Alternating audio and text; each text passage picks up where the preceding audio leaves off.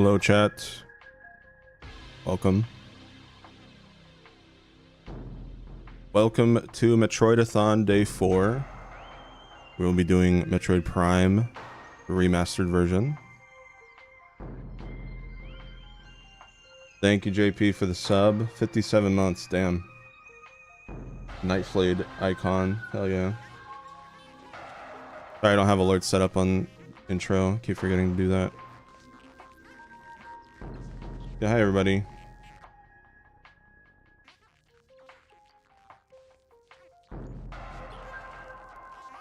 Okay.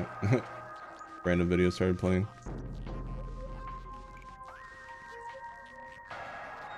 Yeah, how you guys doing?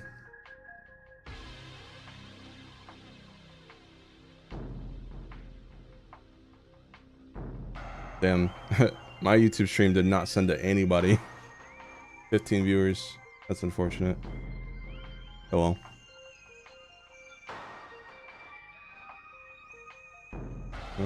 Close out of that. Close out of that. Close out of that. Okay, I think we're good to go. Let me just change my thing here.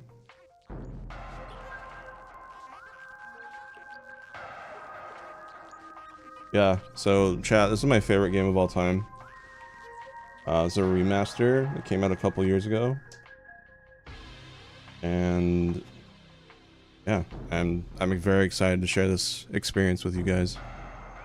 Should be a lot of fun.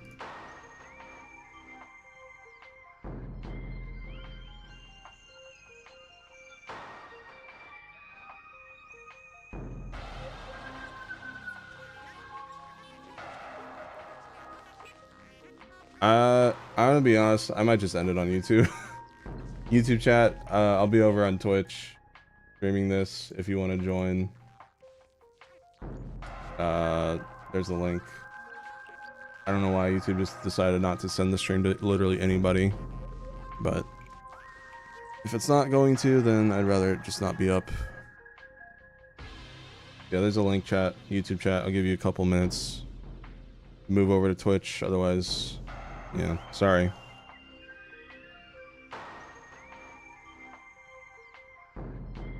YouTube algorithm is just being mean to me today.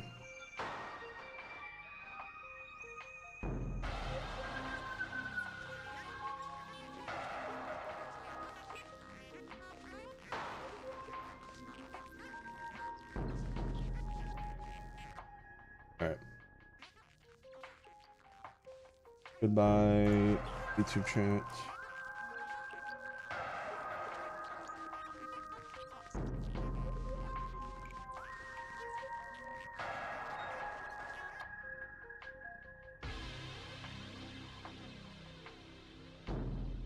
Nine viewers, bro. That's crazy.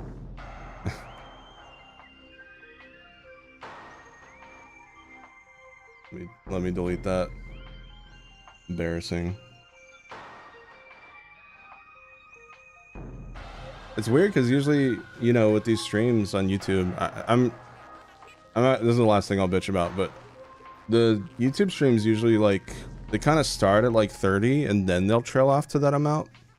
You know, like, oh, as the hours pass, so it'll fall to like 10. Like, that's what I'm used to, but this one just started at like 10. That was so weird. So odd. 5-minute and 17-second stream. Alright. This is why I stream on Twitch, honestly. Alright, let's restore the vibes here. Thanks for joining, chat. Welcome to Metroid. This is my most favorite game of all time. I just spit all over my mic. And yeah, it should be a lot of fun. Is my monitor not switching to the right one?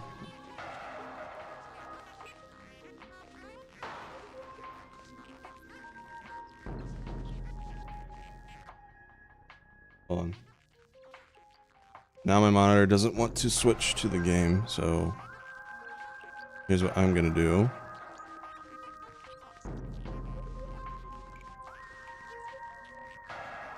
Going to unplug monitor.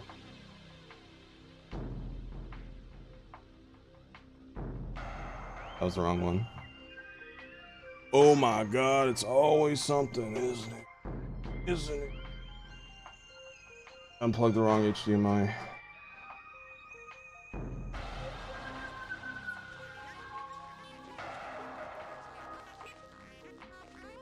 Now I can't find it.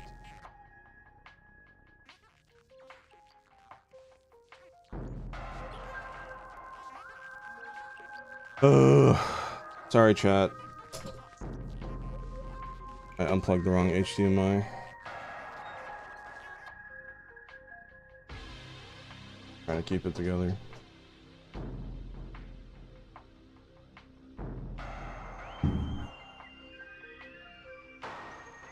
I'll be right back.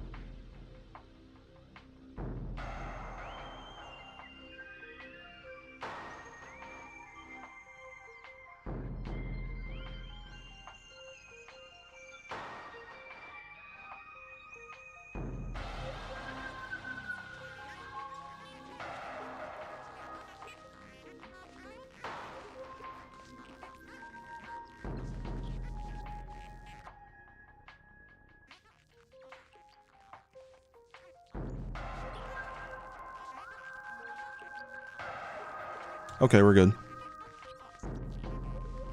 I had to turn my monitor around just to find the stupid HDMI port. They make those things so hard to find. We're good. All right. Thanks for your patience, chat. I forgot about that. Don't worry about it. What happened to my VTuber? Why are you over here, VTuber? Go over here. There we go. God, everything. Just punched my mic and hurt my knuckles. Everything does not want to work right now. I'm so annoyed. Okay, we're good. Miles, get out of here. Miles, where are you? I can't find you. I'm actually there. Okay, can we start the fucking game? Please. Good lord, man. That took way too long. Welcome to Metroid Prime chat. Anyways, this music's a bop. Enjoy.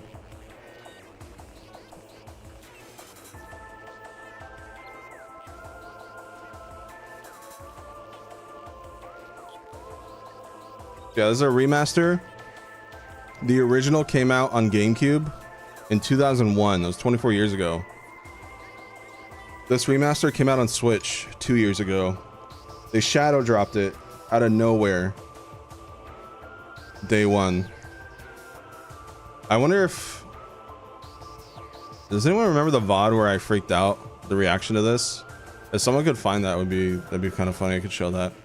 Anyways, let's get into the game. Alright, we're gonna start a new game. We'll just do normal. Hard is just bullet sponges.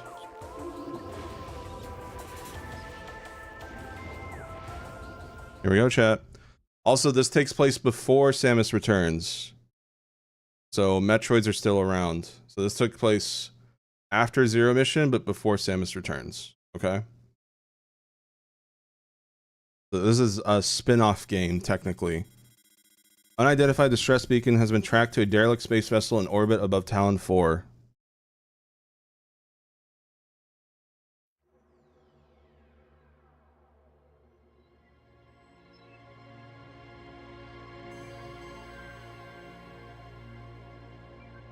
The cosmos. In the vast universe, The history of humanity is but a flash of light from a lone star. Cinema. The life of a single person should be lost in space and time. But among the stars, there is one light that burns brighter than all others. The light of Samus Aran.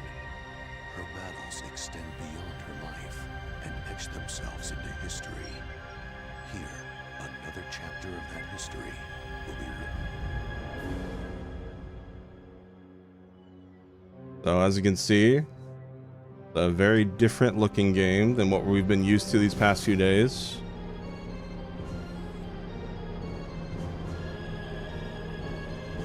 Love that music.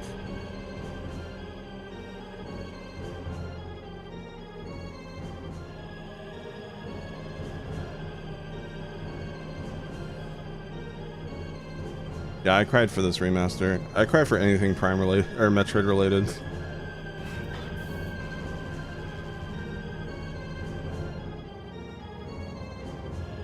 There she is, chat. Full 3D. Non 3DS 3D. Look how good she looks. This is probably what Prime 4 is going to look like, more or less. Maybe a little better. And boom. First person. This was the game that made me fall in love with the series.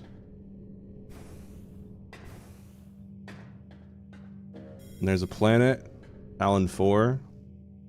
Looks so nice. There's rocks. Invisible barriers. So nice of them to do that. Nah, you can't jump off.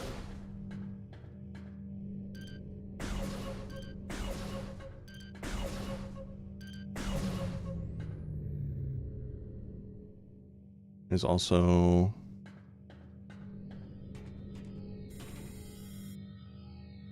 next set of force fields are offline. Need to do that. Okay. The scan visor. So this is how they do lore in this game, but it's also used for stuff like this.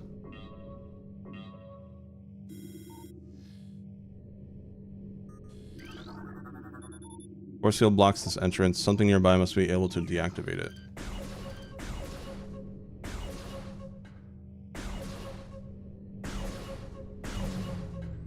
There we go. So right now we are on a spaceship. That's all we know at the moment.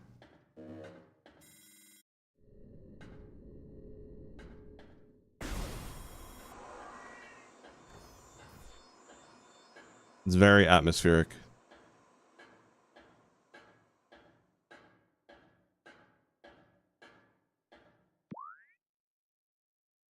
Yeah, that's fine, Tony.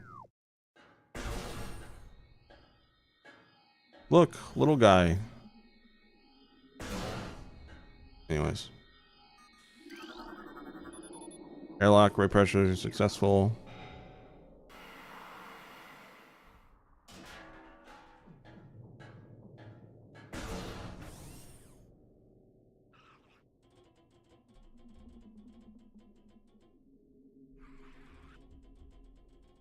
Thank you.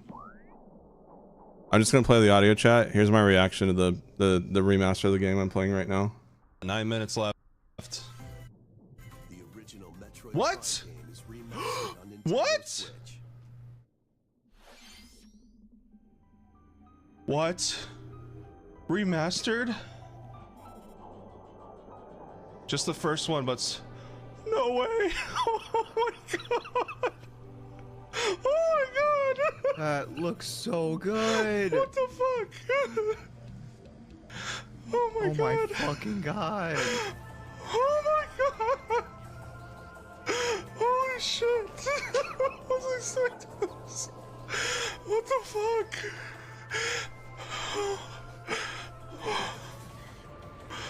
Oh my god, it looks so good!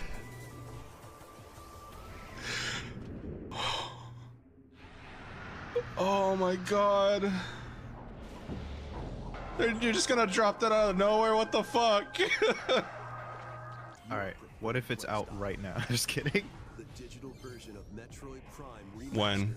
launches on Nintendo eShop later today. What? What? What the fuck? Yep. Insane.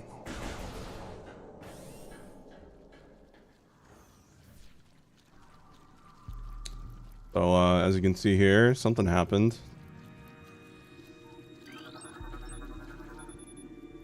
Space pirate status. Death caused by severing of the spinal cord. New creature has been added to your logbook. Parasite. Interstellar vermin. They travel in swarms. Indigenous to Talon 4, a single parasite is harmless to larger life forms. However, they tend to travel in large groups. Forming over potential prey, such swarms can be dangerous.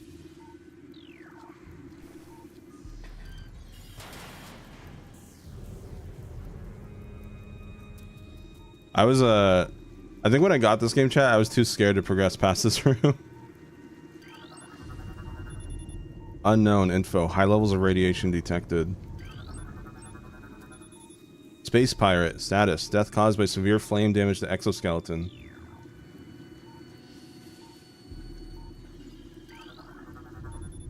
Escape pod entrance. The vessel has already been jettisoned. Evacuation occurred 6 hours prior to your arrival. Biohazards materials. Phase on batch. Destination deck beta.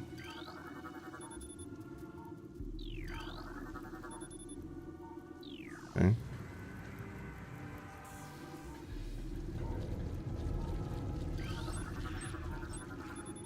Space fire. Death caused by acidic burns to body. Chemical type unknown.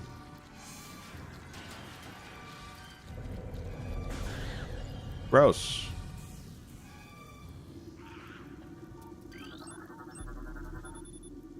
Weak life signs detected. Imprints of large bite marks can be seen on the exoskeleton.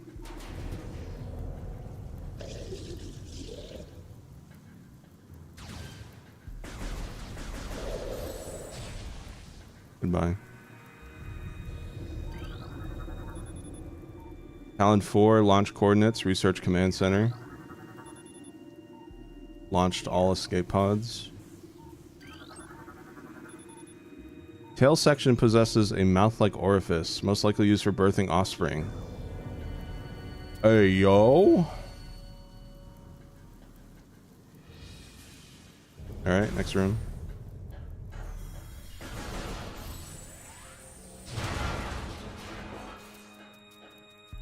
Yeah!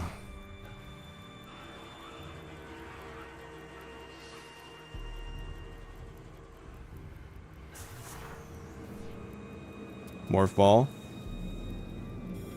I don't know how they did the morph ball in like 3D like this, but they nailed it.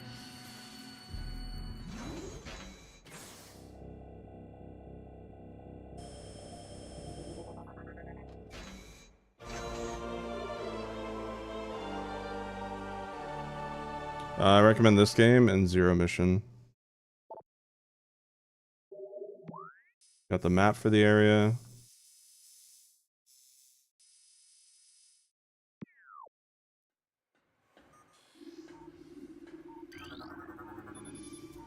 Two Parasite Queen specimens have become volatile in deck beta.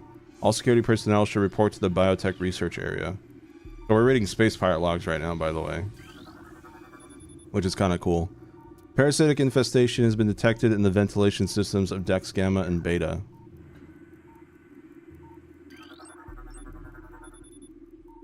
Frigate exterior hull stable and fully functional.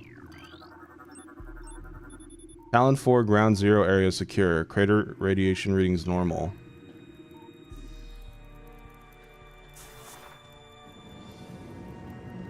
God, this game is so pretty.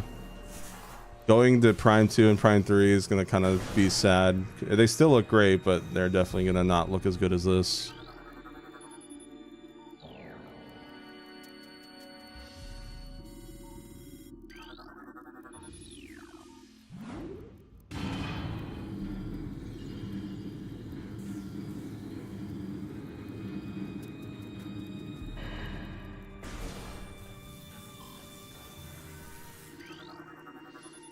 Containment breach and duct beta. All crew report for lockdown. Energy conductor unit has been damaged. Use caution when approaching the arcing electricity.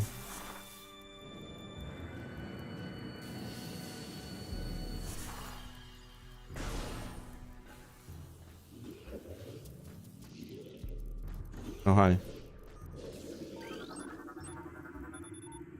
Unknown low life signs detected. This creature appears to be in the state of stasis hibernation.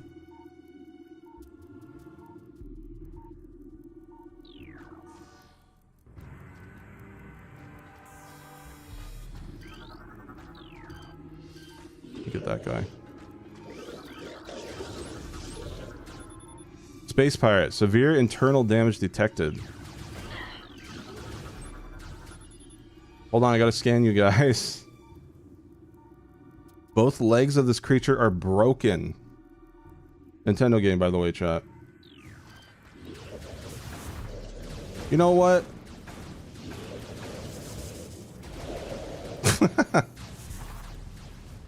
That was mean of me.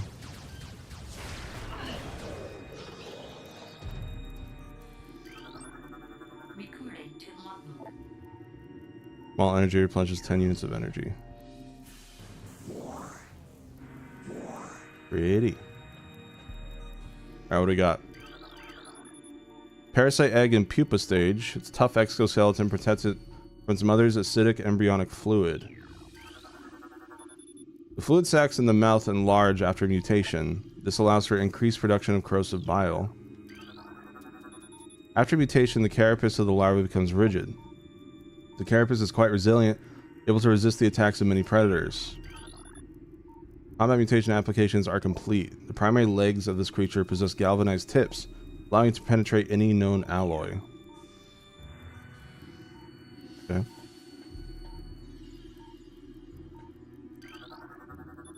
Door has been sealed to prevent radiation leaks. Coils on this ventilation cap look unstable. Entrance. Oh, yeah. Yeah, if you guys want to know where the follow noise comes from, here you go. Trying to find... Where is it? Was it the map?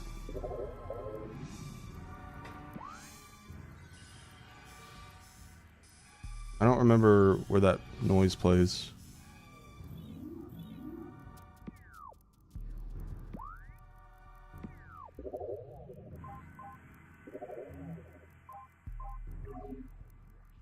No.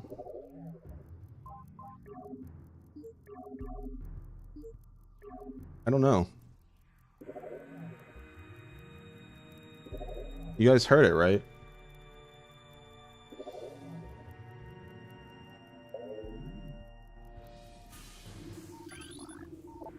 Ah, it's that. The scan visor scroll page, I see. Holy shit, I'm getting so many follows. Oh my god. What? And then I woke up from my dream.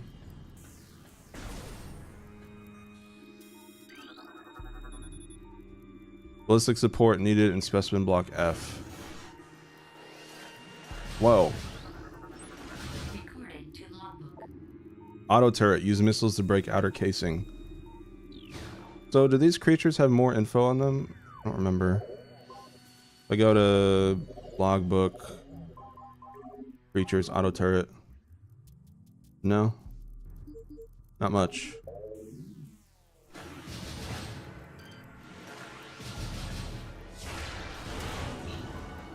There we go.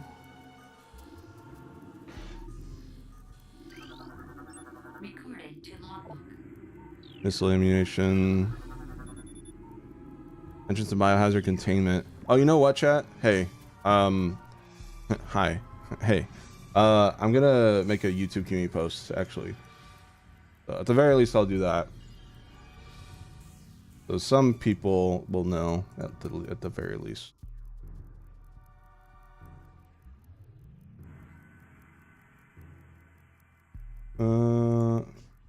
Streaming my most favorite game ever, Metroid Prime.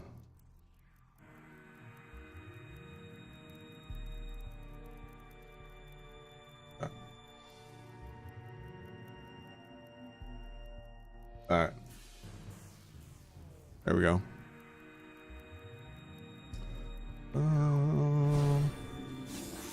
Do you guys like me scanning everything, or would you rather me like go a little faster? What do you guys think? Phase on infusion stage 1, parasite larva diagnostic, mass 1.2, cell structure unstable.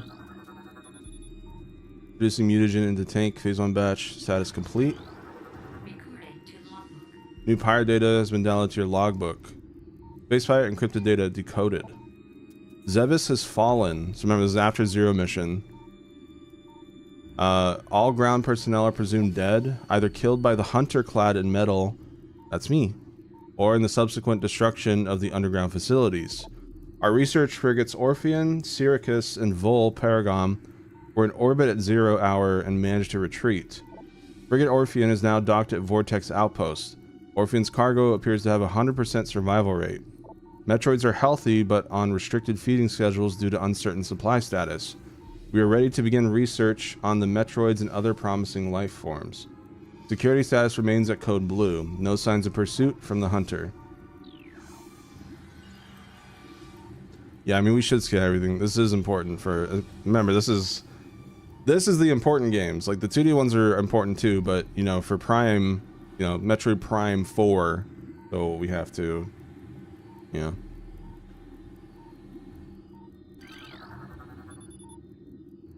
Stage 3, mutation initiated, larva status stable. Auto turret disabled.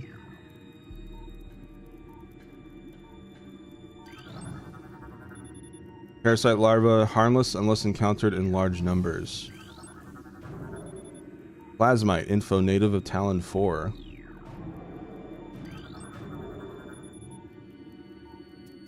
Solitary holding 1, phase on level, xenotropic life form unstable, use caution.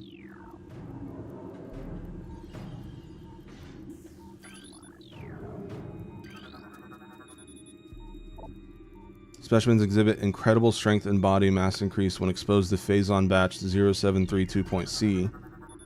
Infusion analysis 12.5. Phase-on batch 0003 increases the acid production in the saliva ducts of parasite larvae. Cell structures failing does not match DNA, terminating infusion sequence. Cell structure failing. So yeah, the space pirates are experimenting on creatures with this thing called phase-on.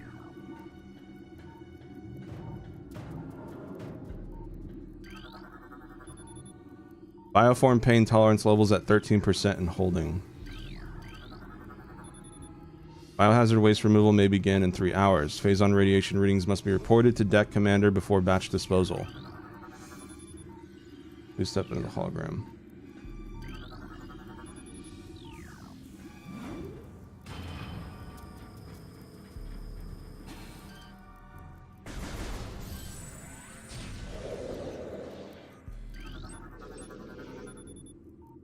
Severe internal damage detected. I mean, yeah, I killed him. Zoomer! Oh my god, it's chat. Whoa. There they are. Plated parasite larva, native of Talon 4. Phase on level toxic. Paramedic seal holding. Whoa. Wait, I must scan you. Brain hemorrhage detected. Creature's aim will be hindered. Avoid damage using quick movements.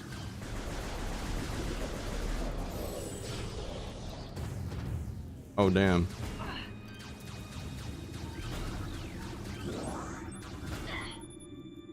Minimal injuries assessed. Maximum firepower recommended. Okay.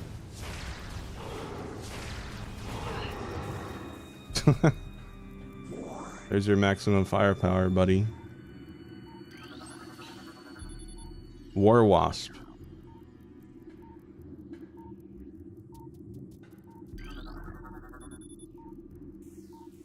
Okay. Shriek Bat.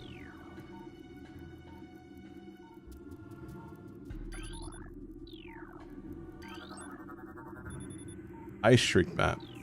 Whoa. That is empty. Acid burns have welded the joints of the exoskeleton. Oh, that sounds terrible. No, just these ones. Goodbye. Gross. Disappear. Thank you. 3203. Hydrogen tank 4. Okay. If we miss some orange ones, it's not a huge deal. They're not important. As important as the red ones. Probably won't read any orange ones unless it's like very... Unless it's lore heavy.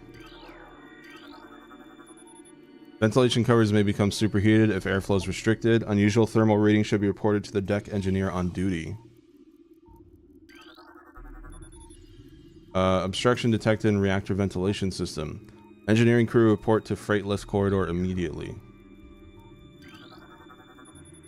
Security codes on auto turrets are changed every other lunar cycle. Using improper codes may result in turret activation. Okay.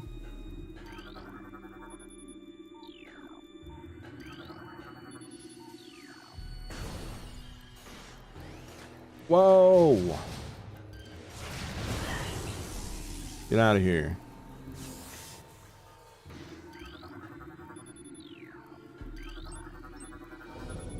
Spacefire. Death caused by severe lacerations to the abdomen. Okay.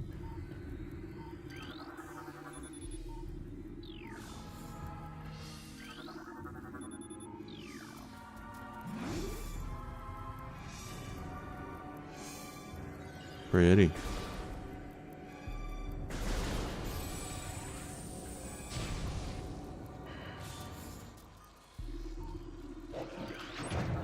Whoa. Minimal injuries assessed.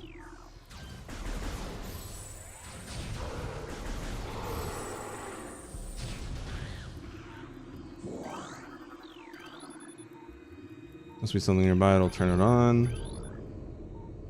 Death cause, same thing. Death caused by removal of internal organs.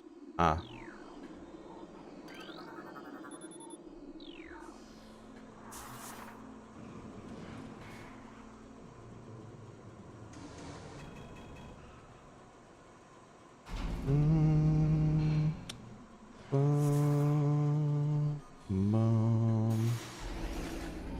Whoa.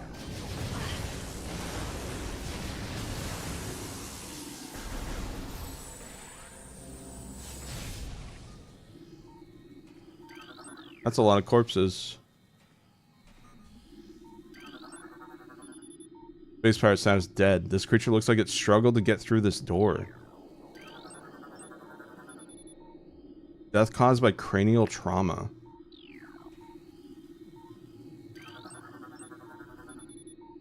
Death caused by severe lacerations. Subjects look like it has been partially eaten.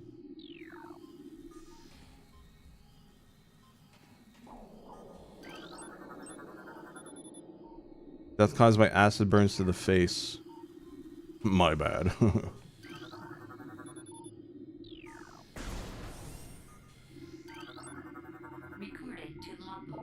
Save station. Step into these stations to save your game and fully restore your energy.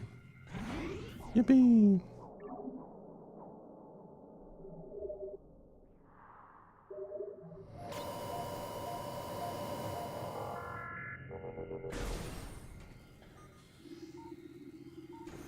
All right.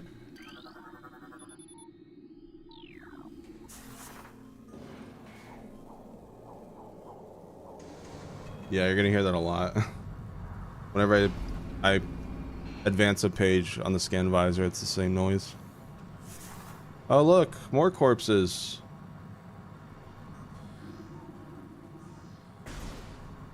It's fine.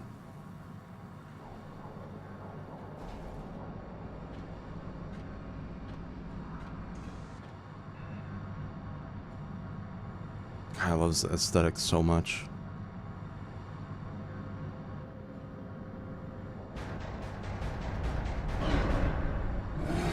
Oh, hi.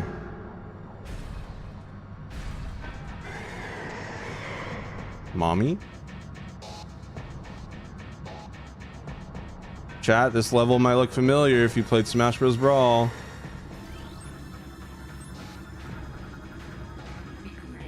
New creature has been downloaded to your logbook. Parasite Queen. Parasite female. Genetically enhanced by unknown means. A weak spot has been detected in this creature's mouth. Use your auto-targeting to acquire this new target. Scans indicate the presence of a potent mutagen. Origins unknown. Creature exhibits the ability to fire weapons-grade blasts of energy from its mouth.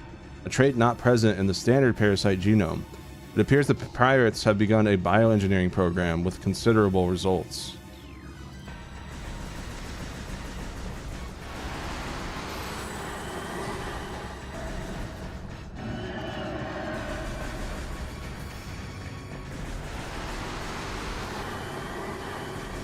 The song's a bop too, by the way. Also, listen to the... You might hear a sound effect in this song that is in Catastrophe. Listen closely.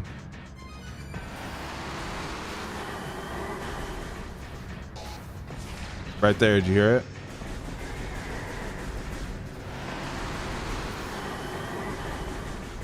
You're gonna hear that a lot throughout the Prime series.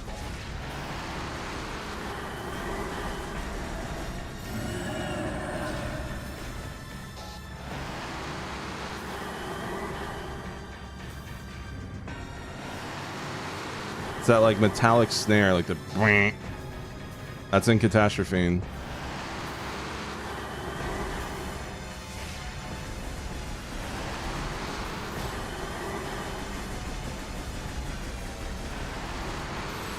Alright. Bye, mother.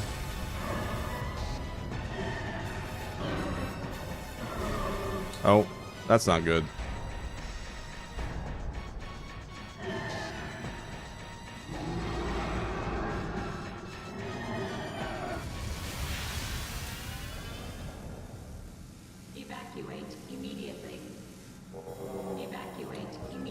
Okay. Evacuate immediately. We have 7 minutes to get out of here.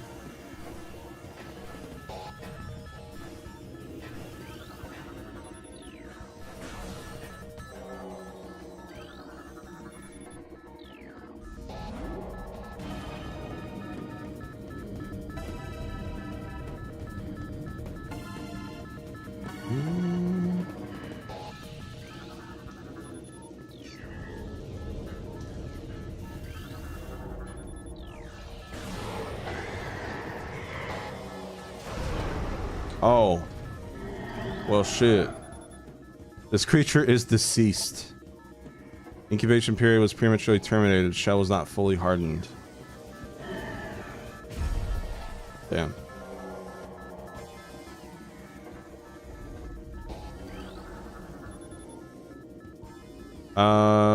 Secure area and terminate specimen.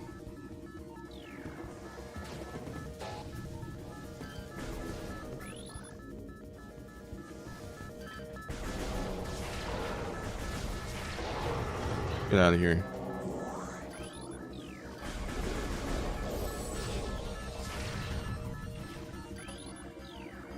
Okay, this is all places we've already been to. I guess we're going in here.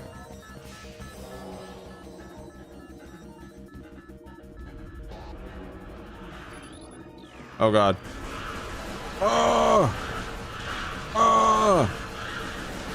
It's all over my screen. Ah!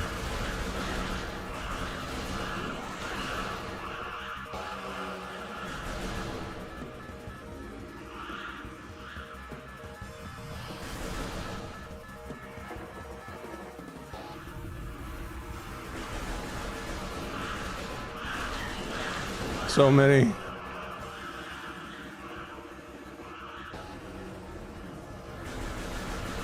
Oh, go, go, go.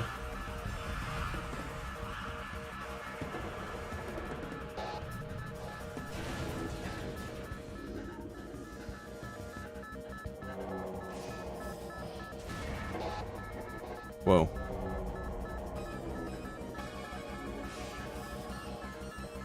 Go, go, go. Go, go, go, go, go. Ah.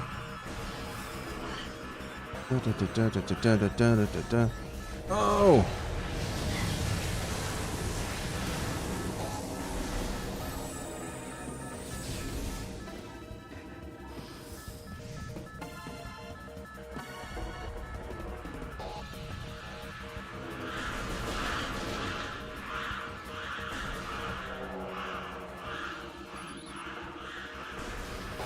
Go, go, go, go, go, go, go, go, go, go, go, go, go, go.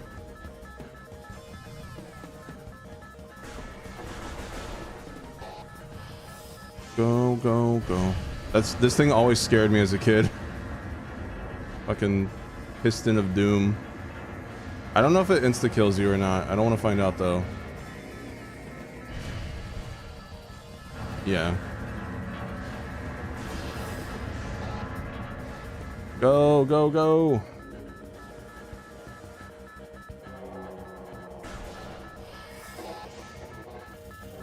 Go.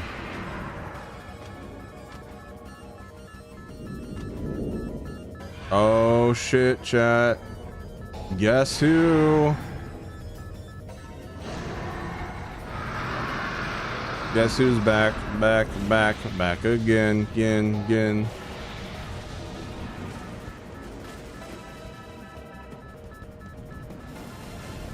Grapple. Wait, scan first. Yeah.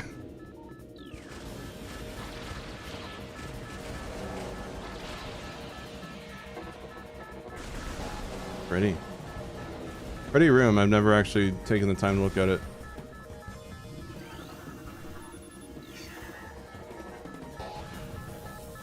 Dun, dun, dun. Dun, dun, dun.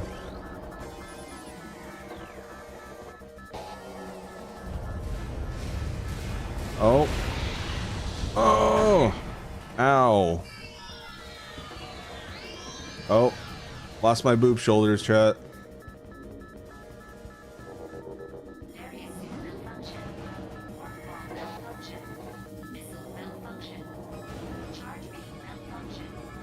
Well, that's unfortunate.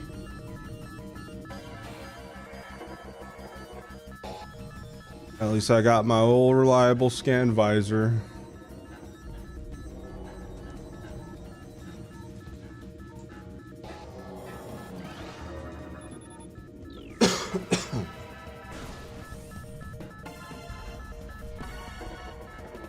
Go, go, go. We got 2.5 minutes, chat.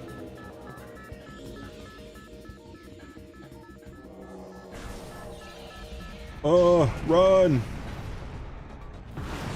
Oh my god, all the corpses.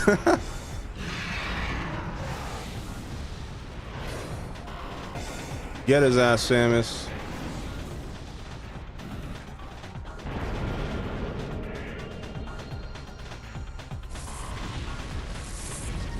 Go, go, go.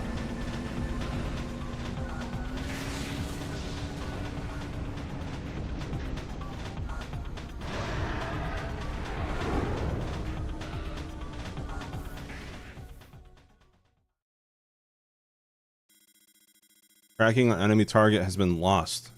Ground-based recon required. Begin landing sequence.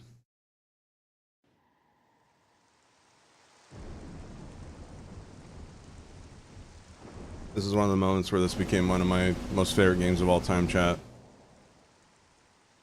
I'm gonna turn the volume up to max here.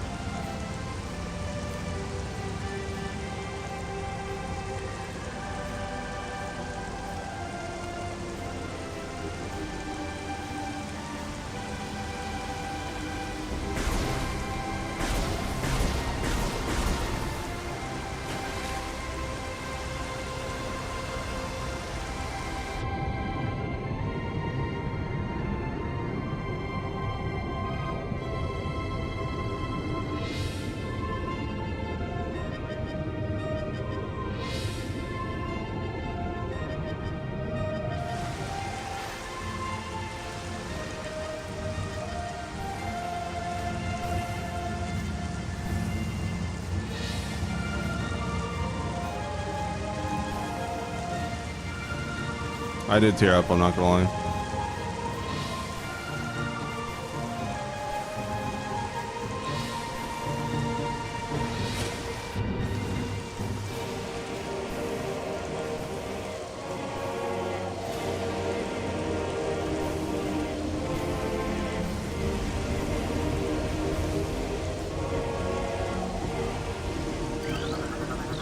Alright, let me turn it back down.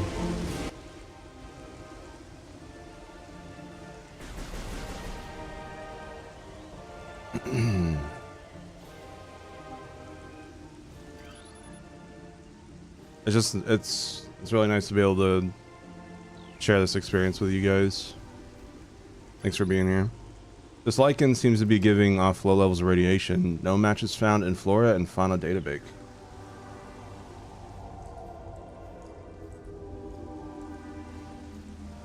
Yeah, welcome to Talon 4. This is certainly an amazing planet.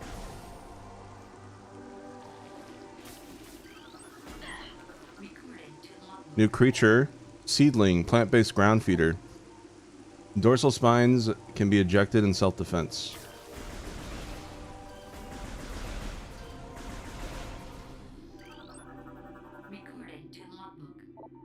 Tangleweed, plant life with basic sentience, retracts underground if threatened. Tangleweeds are only dangerous to small organisms. They are covered in tiny barbs designed to trap potential meals. Tangleweeds lack the strength to do anything more than hinder larger life forms.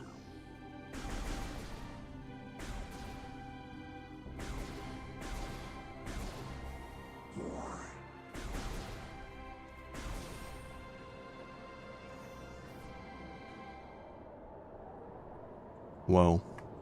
Impact crater.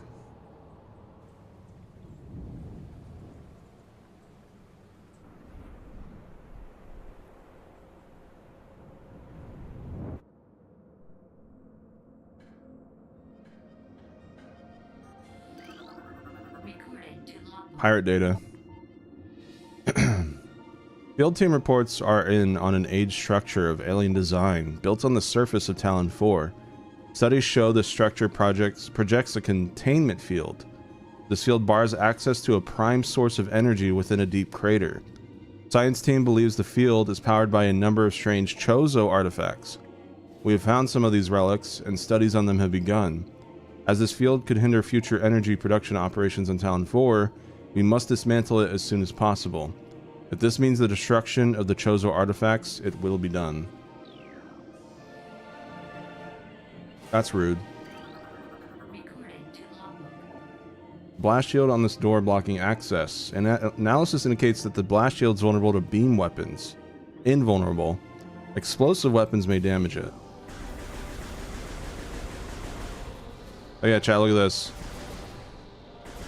Actually, no, sorry, I need the charge beam for that. I'll show it to you later. But yeah. This still looked really good on GameCube, by the way. I mean, you'll get to see what it looked like when we do Prime 2 and 3, but still looked really good for its time. Blorp. All right, let's keep going.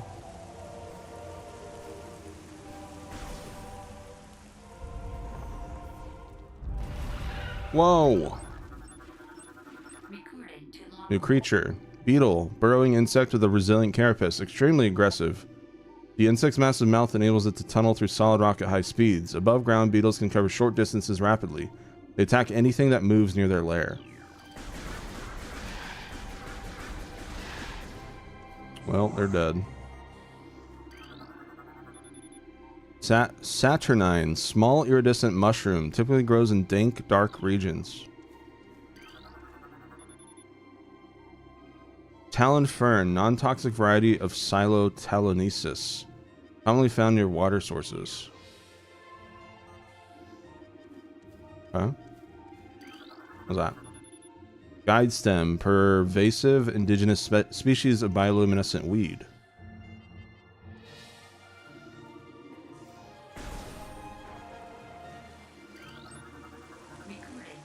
New creature. Sap sac, chemical reaction within sac produces violent explosion when agitated. Because of its irresistible odor and sweet nectar, the sap sac was nearly eaten out of existence. Hi, Crimstalker.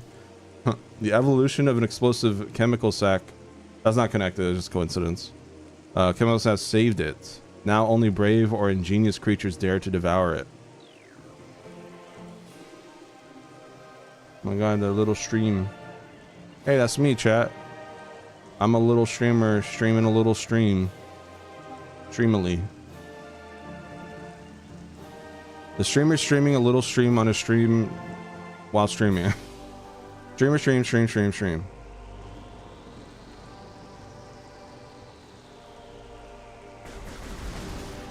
Die. Launches 20 units of energy.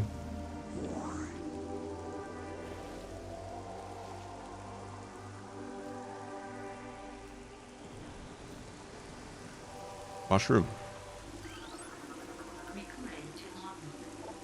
Blast cap. Volatile chemicals within this weed's toxic fungal cap may explode if agitated. The poisonous flesh of the blast cap helps keep it from being eaten. It also detonates its fungal cap when it senses even slight contact. Ew. Ow.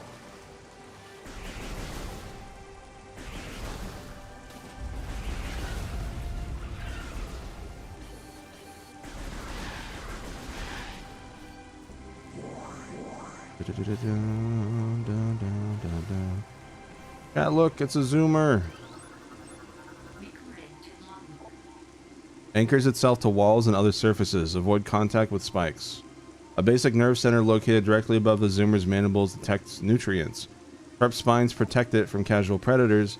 The lack of a reinforced carapace makes the zoomer vulnerable to any indirect attacks.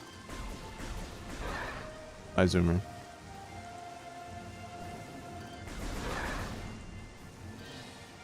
What's that? Gemer.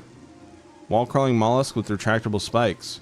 The Gemer is an evolutionary offshoot of the zoomer family. When threatened, it extends lethal spikes and retracts its head deep into its armored carapace.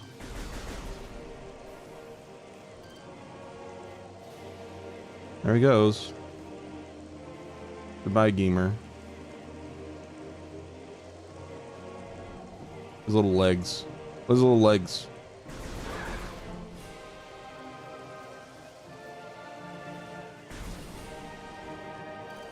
Oh. Blood flower, able to eject toxic spores. Toxins are poisonous even to the blood flower itself. 3 mouth nodules protrude from the stalk beneath the flower, each with a rudimentary brain cluster and the ability to spew toxic fumes at anything within a 5-meter radius. The spores ejected from the stigma at the center of the flower are sufficient to kill this creature if they explode in its vicinity.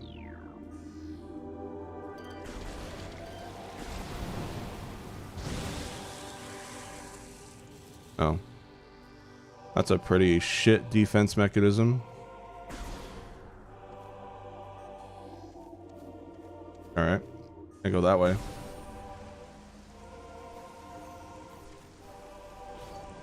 Dun,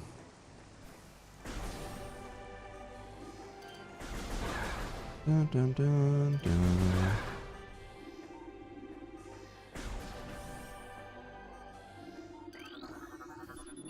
Chozo Ruins West.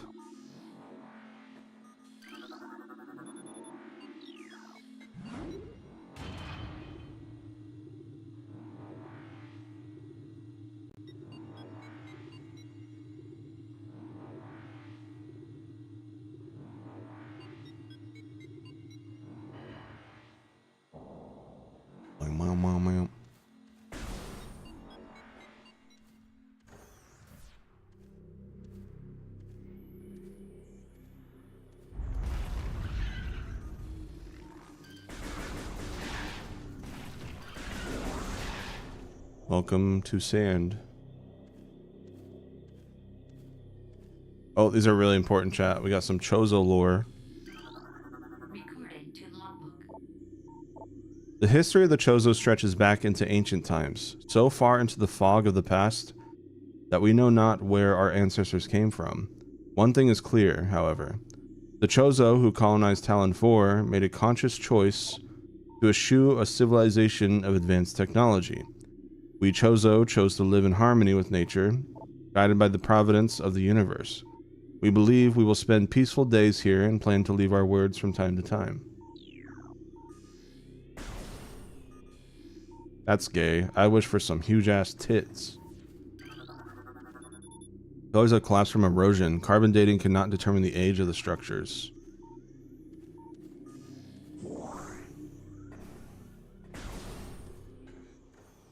I don't know if you guys have seen that meme where it's like, what would you wish for? I wish for world peace. That's fucking gay. I wish for some huge ass tits.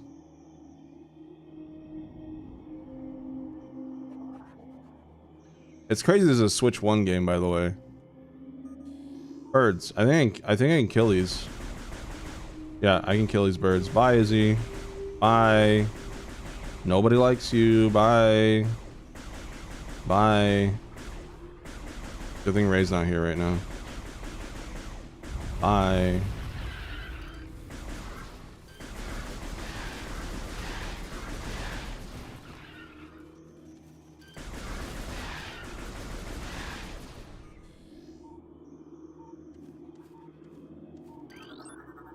Got a hive mine even. War wasp hive. Primary war wasp dwelling. Only vulnerable to heavy weaponry.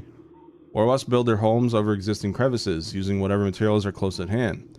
They carry building fragments back to the construction site with their forelegs and glue them into place with adhesives secreted from their abdomens.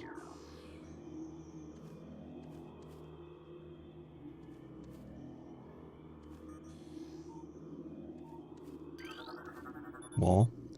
This etchings resemble a bird-like creature.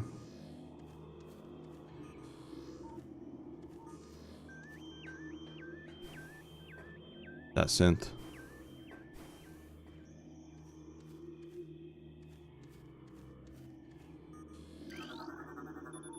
Door can only be opened from the other side.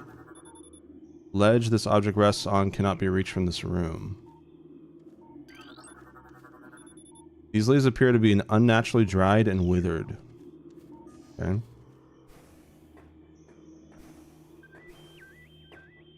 Boobity, boobity, boobity, boobity.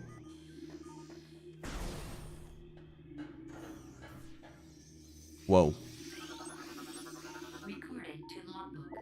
Scarab. Exploding parasites that can embed their bodies in solid rock. Scarabs think nothing of sacrificing themselves for the safety of their swarm. When a hostile life form is sighted, they block its progress by embedding themselves in floors and walls. Embedded scarabs violently self-destruct when threatened.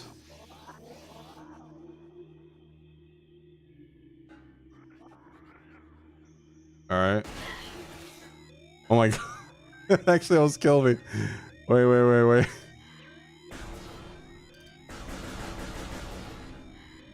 That was not worth the bit.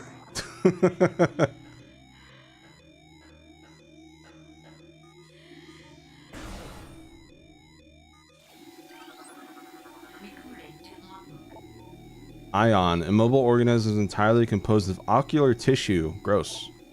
Capable of launching sustained energy beams when active. The ion is sensitive to light and will close shut if a bright flash ignites nearby. I hope these don't deal contact damage.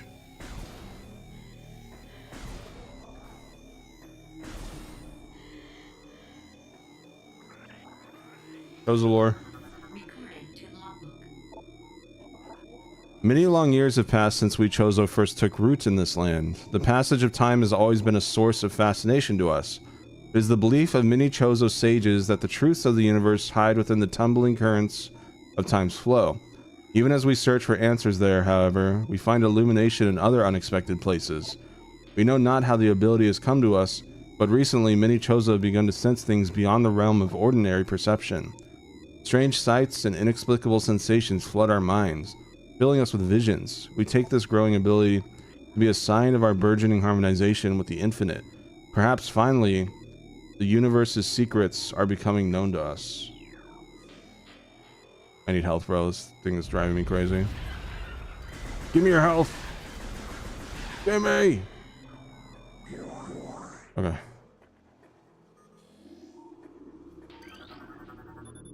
Object resides at the end of a high channel set into the wall.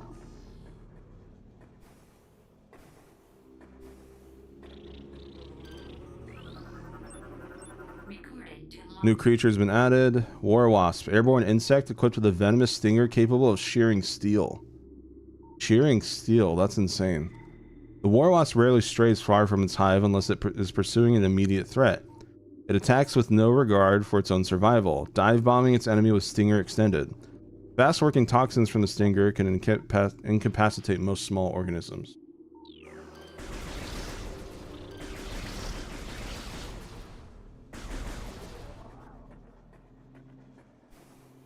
Also chat, look in the bottom left.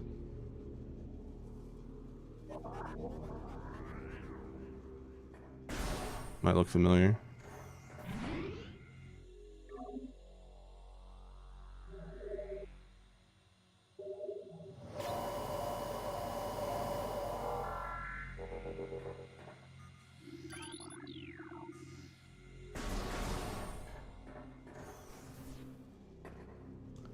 Alright, let's keep going. Puzzle sculpture crafted in honor of Talon's star. The only translatable symbol detected on the sculpture is the word Chozo. Wouldn't that be like a white person makes something and just they put the word white on it? Like, okay. Oh, it looks so weird. I've never actually like studied them in the remaster close up.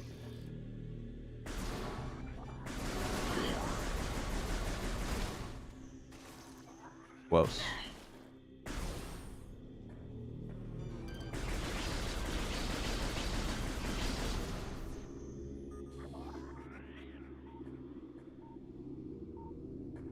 Oh, we got a red thingy. Brimstone wall. A concussive blast may shatter it. Oops. Small tunnel leads back behind the wall. Width of the opening is approximately 1 meter in diameter.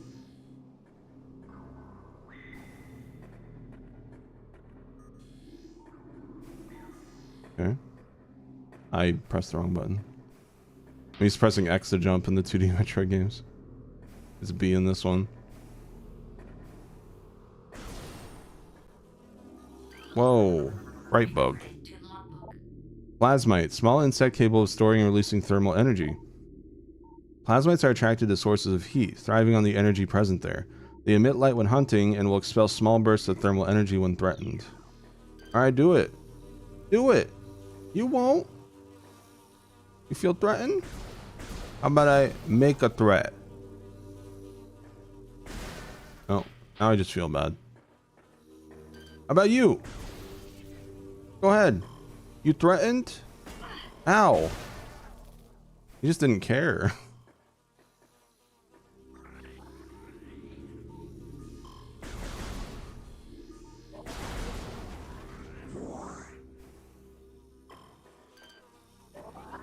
I guess they don't feel threatened by Samus.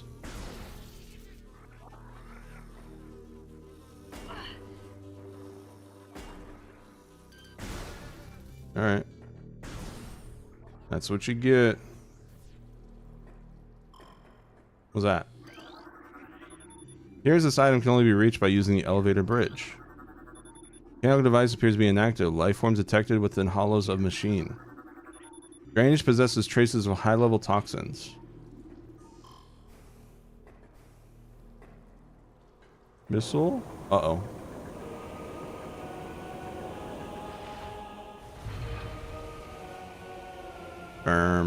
Cat Erm?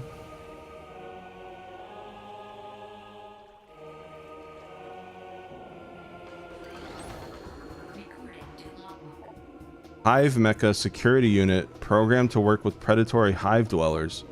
A design flaw makes the shielding on Hive Mecha weak around the access ports. These units are second-generation combat drones, able to interface with organic units at a higher level. They train, shelter, and work with hive-dwelling predators. Unarmed, they rely on their hive beasts to handle any threats. Ram War Wasp, airborne predator, circles its prey and then strikes. The War Wasps are the only species of Talon 4 to evolve a true hive mind. Nesting in damp, dark places, ram war wasps emerge in small groups when threatened and circle their enemy at high speeds, disorienting it. Striking from all sides as a single intelligence, they can fell huge organisms. Also, this theme is a bop.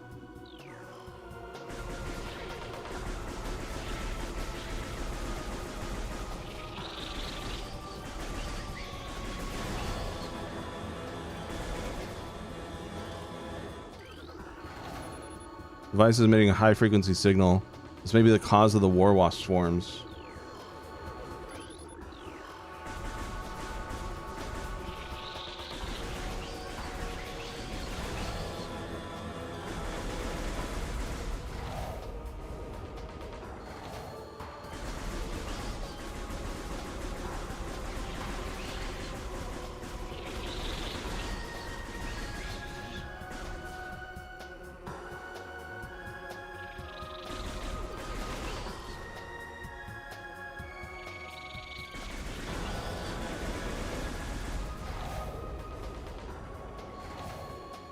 I was always afraid of falling in the water here as a kid.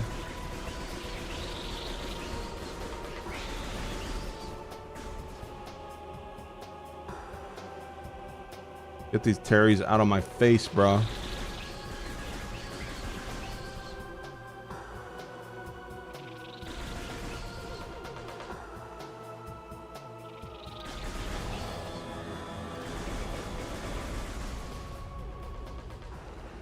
There you go. First boss. Well, I guess second, technically. First boss on this planet. Oh yeah, the animations for getting power-ups in this game are always really cool. Yeah. We got our missiles back. There's the fanfare. I forgot to scan it. Oh well. It's not required for 100%.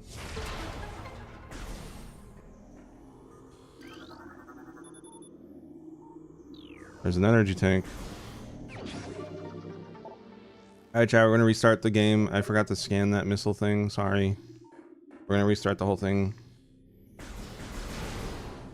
I would play... I've beaten Other M twice. I have no desire to play it again anytime soon. I would have played it for this Metroidathon if we had more time. But we don't. We'll watch cutscenes from it, though. There we go. Energy tank acquired. Oh, well, ain't that convenient? Oh, so nice of them.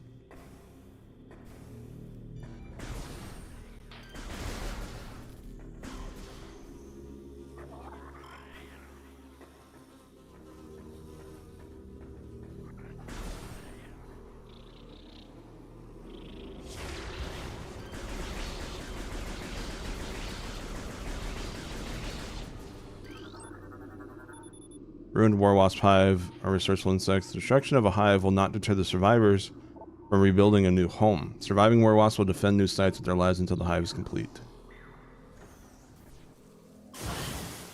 Ow. Yippee. Hey, Rom. Welcome, welcome.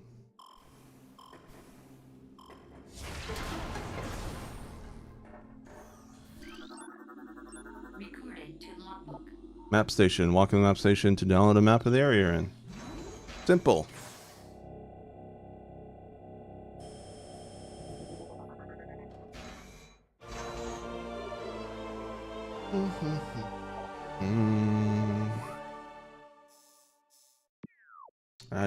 I don't need a map for this game. I know it's the game like the back of my dicks.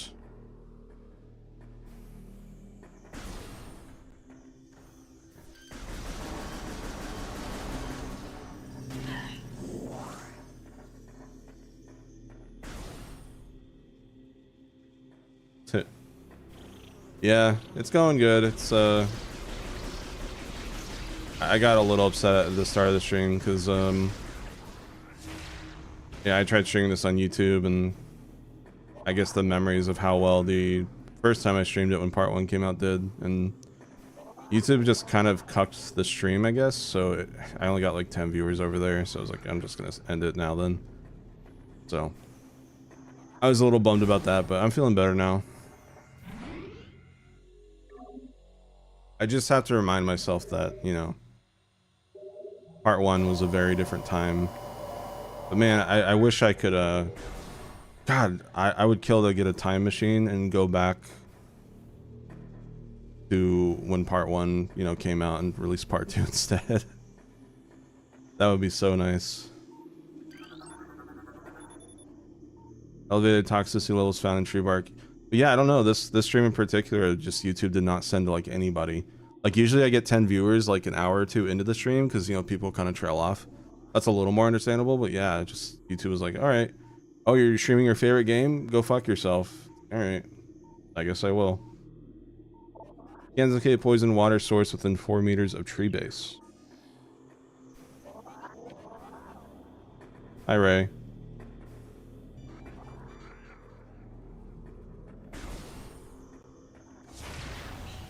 Oh, did you see that, chat? Chat, look when I look for the light, like the reflection in the visor. Watch this.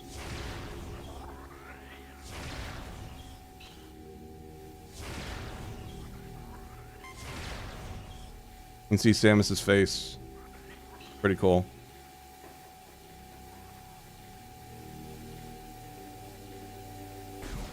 White woman jump scare, true.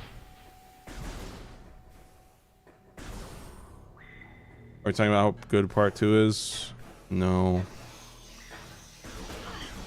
It didn't do well, so that means it's bad, right, chat? Just kidding. That's how it works, right? Everything that does super well means it's insanely good, and vice versa. Like Jake Paul. I'm just kidding.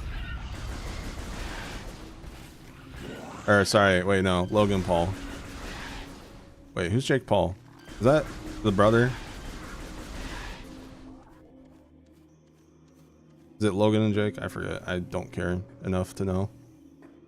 Okay, yeah. Same thing, TBH.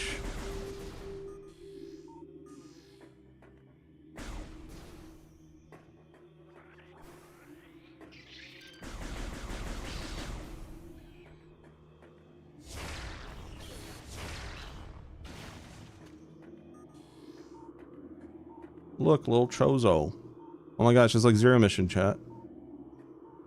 The little Chozo drawings. I never noticed this on the original Prime. I wonder how they look over there. Probably not as good.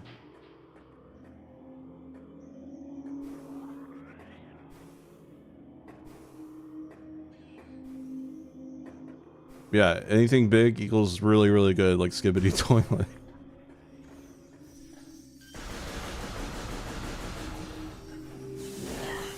Nah. I vented about it a little bit. Both in my friend's server, and then I also vented about... Wow, I actually went the wrong way. I'm a failure. I vented about... Ow. I looked at the analytics for part 2, and it did slightly better than Icebreaker. And I guess just like the thoughts of the fact that like the 4-year project that costs so much money and time and stuff just did only as well as, you know, a birthday gift that took 1 week to make with like half the team. It did kind of get to me a bit. But I guess you can also look at it as it's already reached that same amount as Icebreaker in just a month. And, you know, while things are going to slow down, it probably won't ever reach as good as like as much as 1.5, but you know, it still is doing better, technically doing better than Icebreaker when you compare the fact that Icebreaker is 4 years old and, you know, part 2 has already hit that in a month. So, but yeah, I mean, when you're, you know, when you're alone at 4 a.m. with your thoughts, it's hard to look at it that way. I think the biggest issue with the mod is just the fact that we released it too late. The community changed so much. I saw that, like, that Don't Hug Me, I'm Scared song.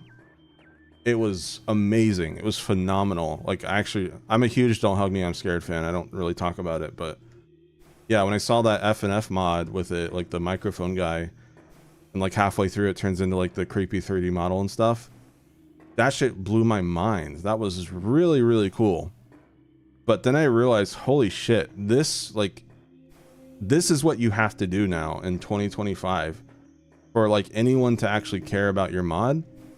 You have to constantly make new sprites. You have to do lyrics, like lyrics across the entire song.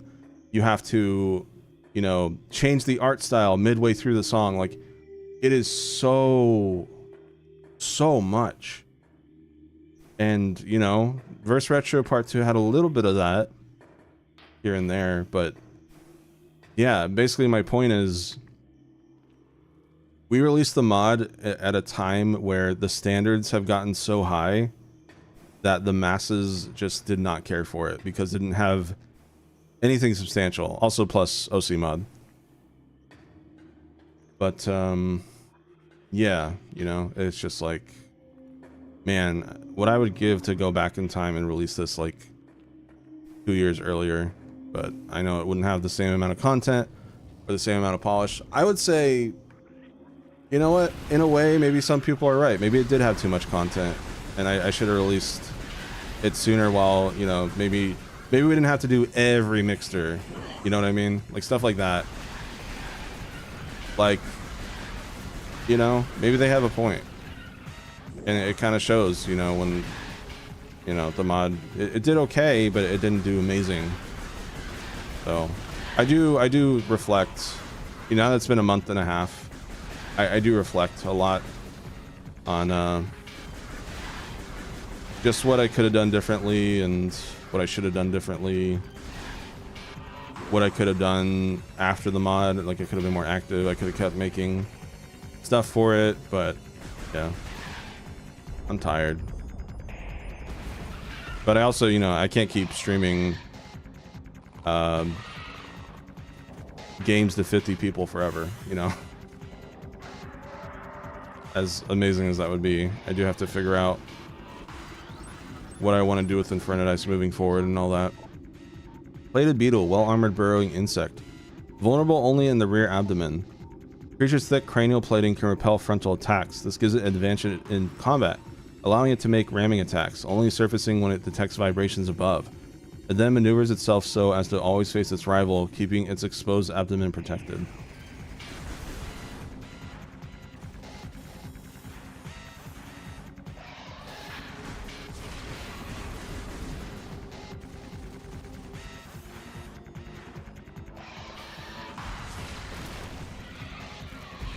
Oh.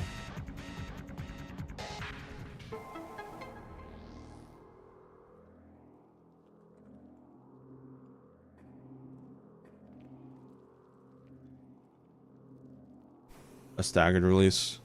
So you mean like releasing like Retro's week and then like Izzy's week and then like that? Yeah, Cam suggested that to me years ago, and I kind of wish I had done that.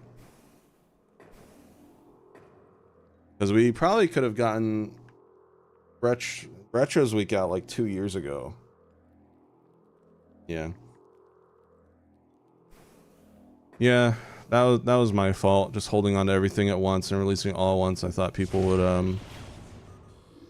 I thought the amount of content and just what was in it people would eat up, but I was wrong.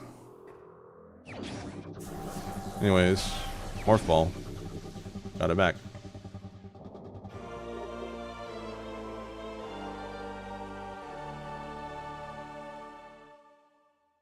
So I also feel like, you know, if we did like Insation's week, right? Imagine we release Retro's week, right? It has Phase 3 Retro, Phase 4 Retro. You know, the whole thing. Oh my god, it's amazing. Imagine how many people complain when they get to Izzy's week and it's just those two songs. Like we released Izzy's week a month or two later and it's just those two songs. I don't think people would be happy about that. That was partially a reason why I held on to it all. But, you know, maybe we could argue that like, oh, we would have done 3 songs then if we had back then, but yeah, I don't know.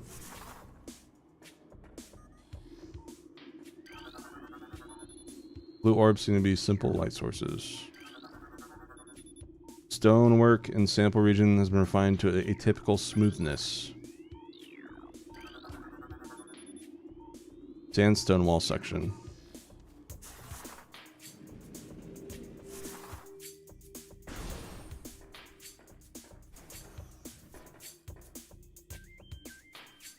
I'm also gonna vote Silk Song.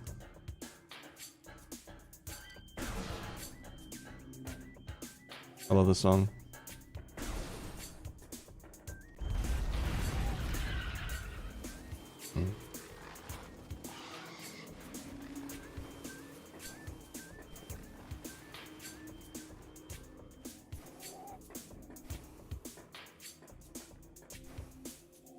Yeah.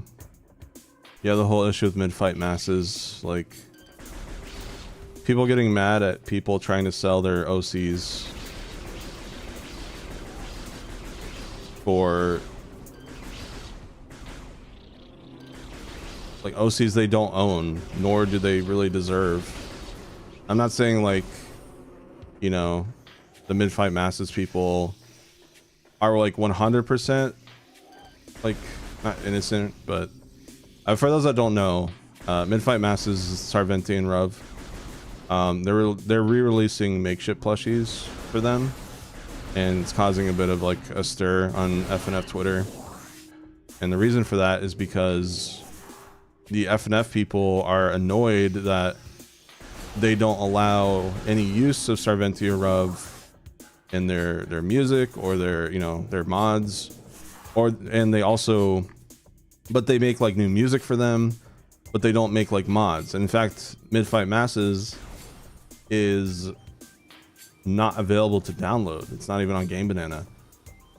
So people are, you know, a little understandably upset that they're still marketing these characters even though they're not doing anything with them.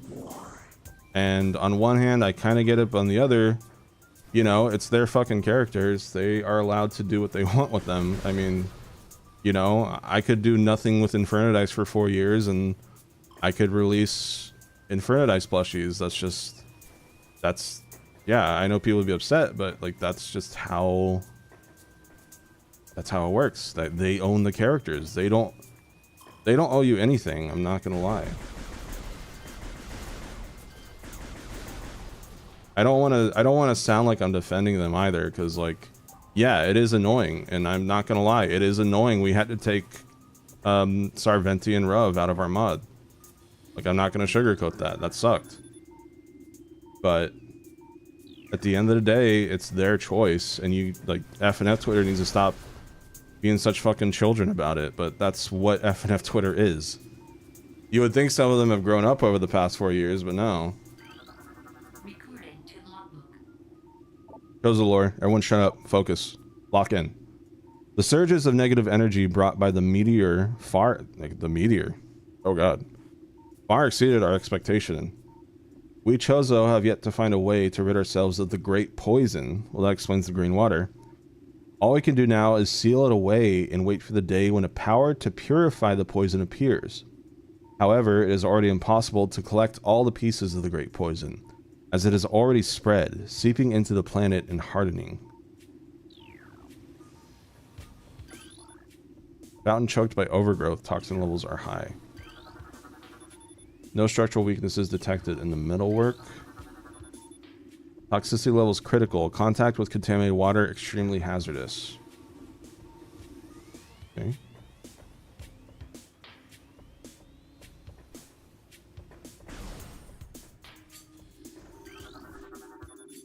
Water analysis readings show unusually high toxicity.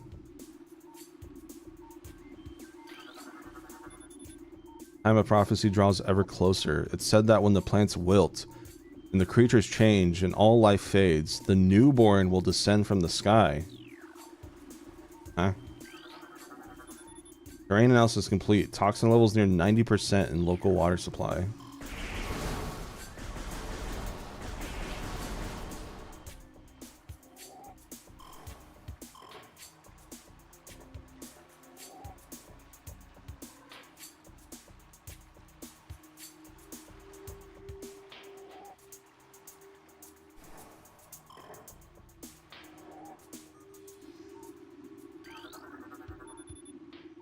When decay flows, the hatchling will walk a poison path to the source. Heat level critical. Oh. Heat level critical. Oh.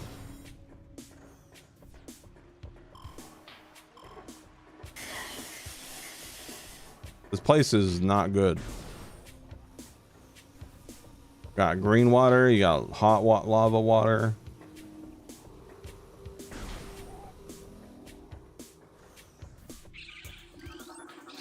Recording to log. New creature, Streak Bat, territorial ceiling dweller. Body temperature peaks at 121 degrees centigrade. Streak bats have high internal temperature, making them easy to spot with thermal imaging. They roost on cave ceilings while hunting for small prey. Fiercely territorial, they dive bomb anything that wanders near. Good job.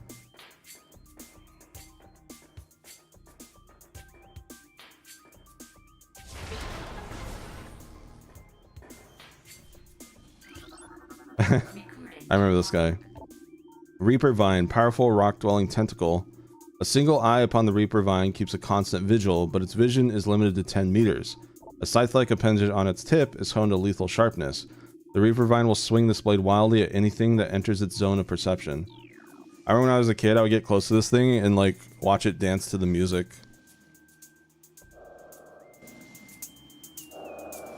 Are you ready, chat?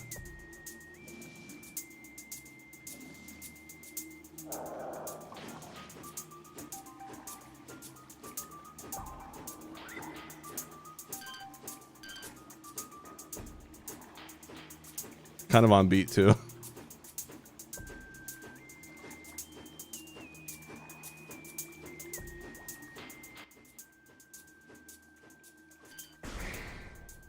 Sorry.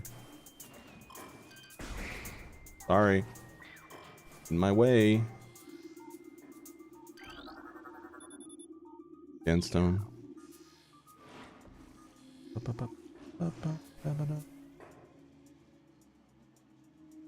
Hello.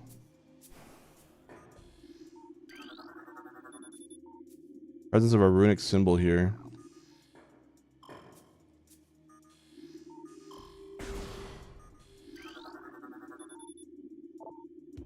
Four runic symbols in this room must be activated.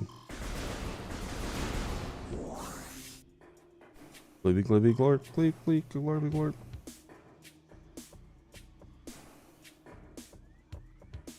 True. I could hear someone rapping over this.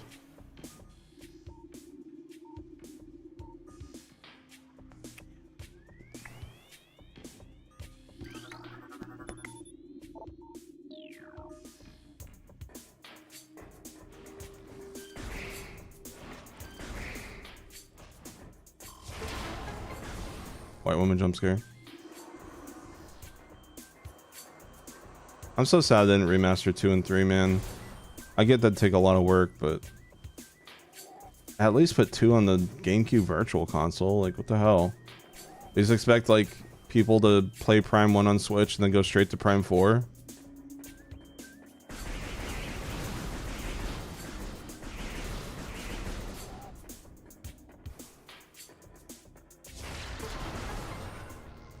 Got a save station.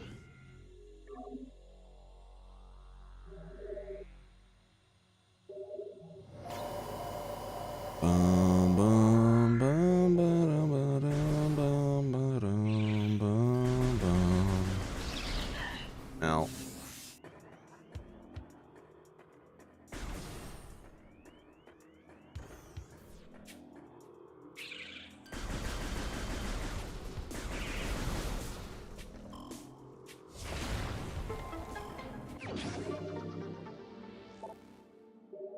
There we go.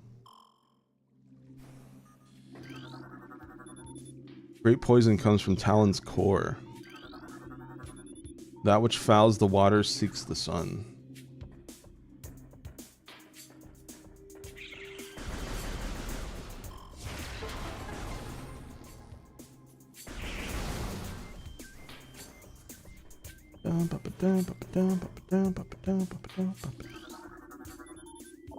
We find 4 symbols. I think from here we can go up here.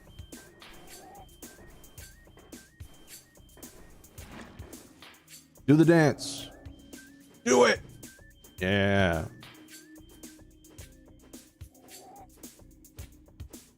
Die.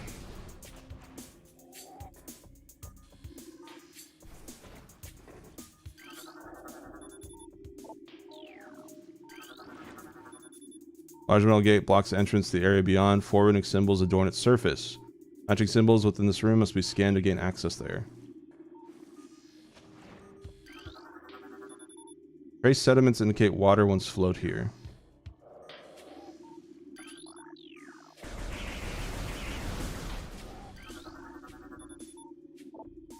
Okay, one more. It should be over there. Move. Yeah. There we go.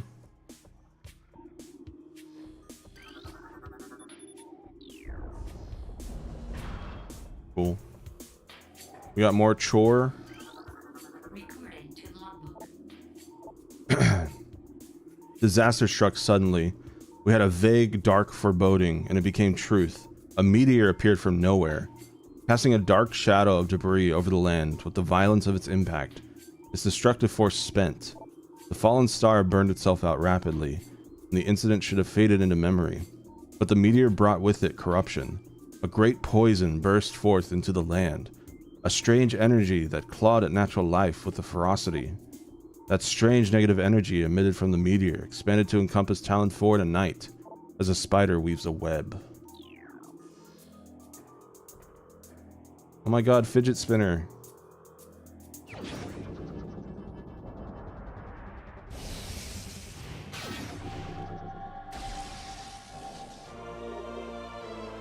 Fidget spinner acquired.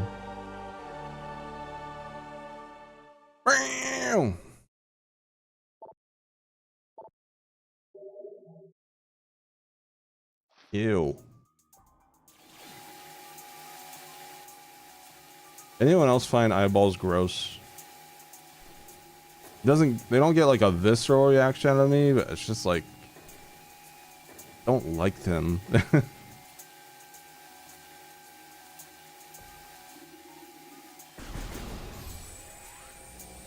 Pretty. Oh yeah, now you can see the white woman jump scare.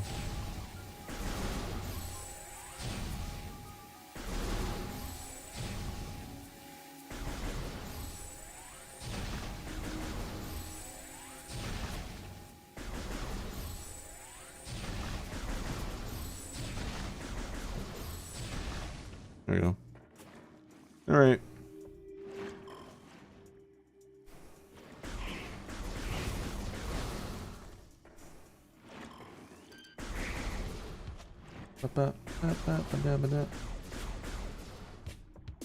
Oh my god, you're right. The eyes are just brain parts, and they're exposed constantly.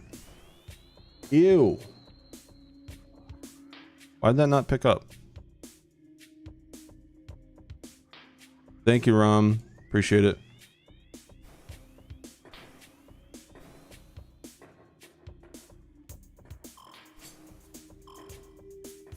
Alerts are weird. I fixed it last stream and now it's not working again. The audio, I mean.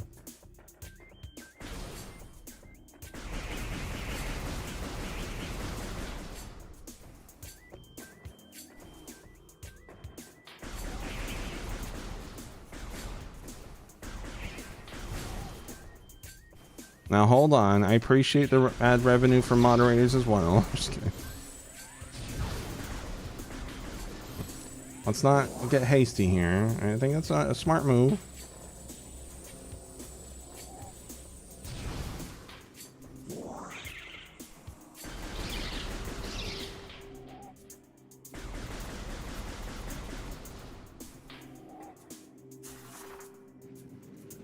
Beep beep beep beep boop. Beep beep beep beep beep boop.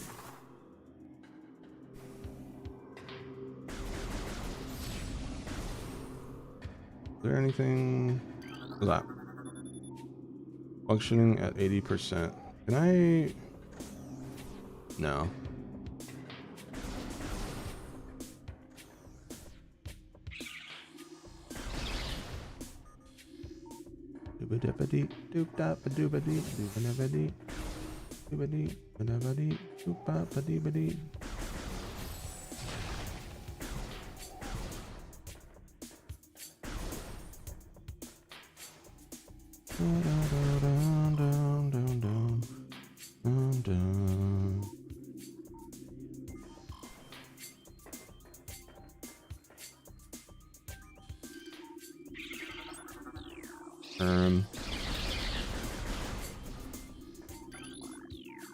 Recording to logbook. Lock system engaged. Secure the area to unlock the door. Chat. This thing used to give me nightmares. I'm about to see it. It was the noise it made and just like how big it was. I couldn't... When I saw this, I didn't go past here for like a day because I was too scared.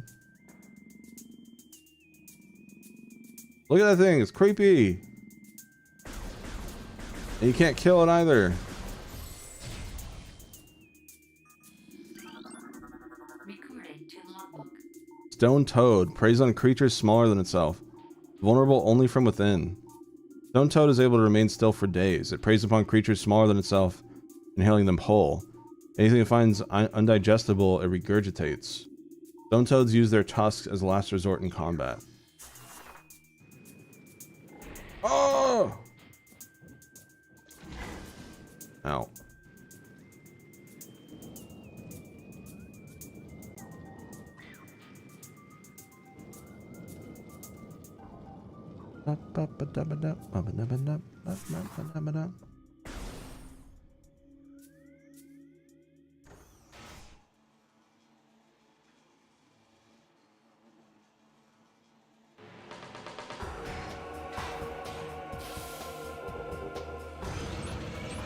Chozo got flamethrowers?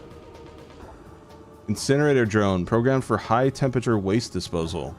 Device schematics indicate a high risk of malfunction when internal power core is damaged. Unit has minimal combat programming but can defend itself if necessary. This drone's intense heat blasts compensate for its lack of battle prowess.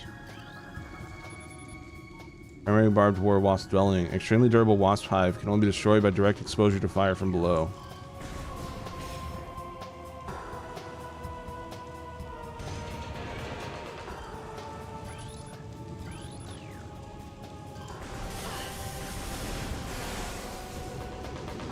Uh-oh.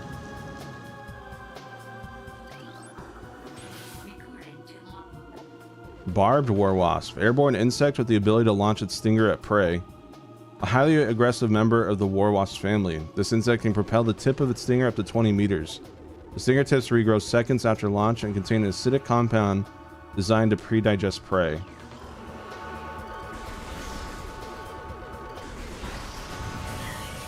Ow. Ow.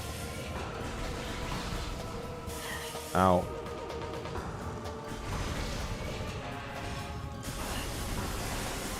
My face.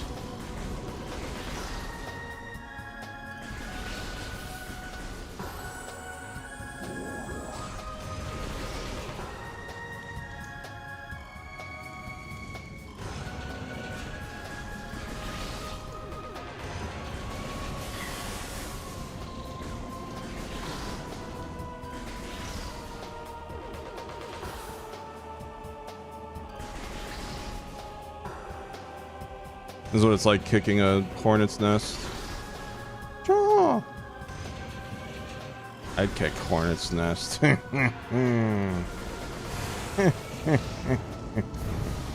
laugh like arachne.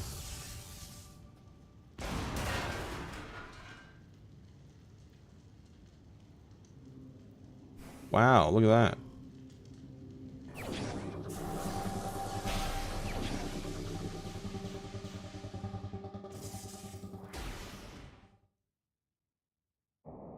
Bombs?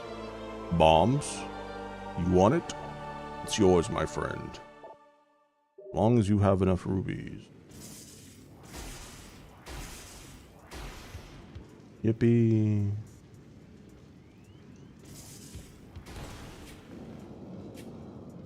Missile. Oh yeah, you also get spring ball. This was not in the original. So in the original GameCube, you had to do this. Yeah, the spring ball makes it so much, especially some puzzles, makes it so much easier. But yeah, they added spring ball to the trilogy for the Wii. Oof. This one is completely destroyed. All of its inhabitants have been exterminated, preventing regeneration. Yippee! Yippee!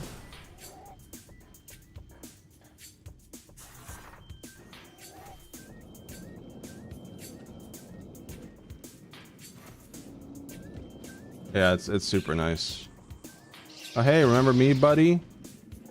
Die! Sorry. Revenge. Basic systems appear to be operational. Device should operate once power has been restored. Recorded to logbook. Enter morph ball slot. The slot's active. Inserting the morph ball and detonating a bomb will usually cause these slots to send electrical impulses that can activate different types of devices.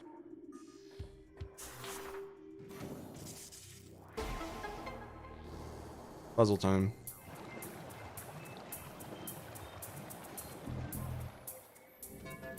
Bum, bum.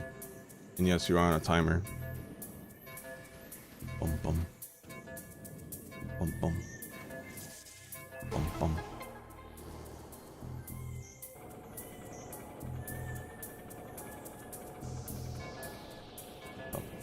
Up up. Up up. Up up. Up up. Up up. Up up.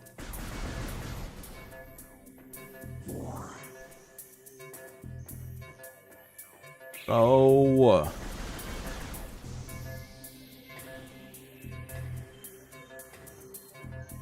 It's true. This is a jiggling theme for sure.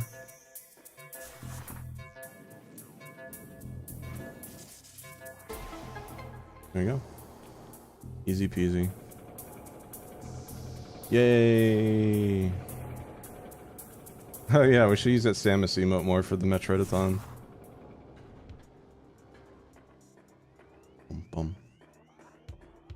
Bum. Bum bum. Bum bum. Alright. Oh, almost missed that. That would have been bad. Lava.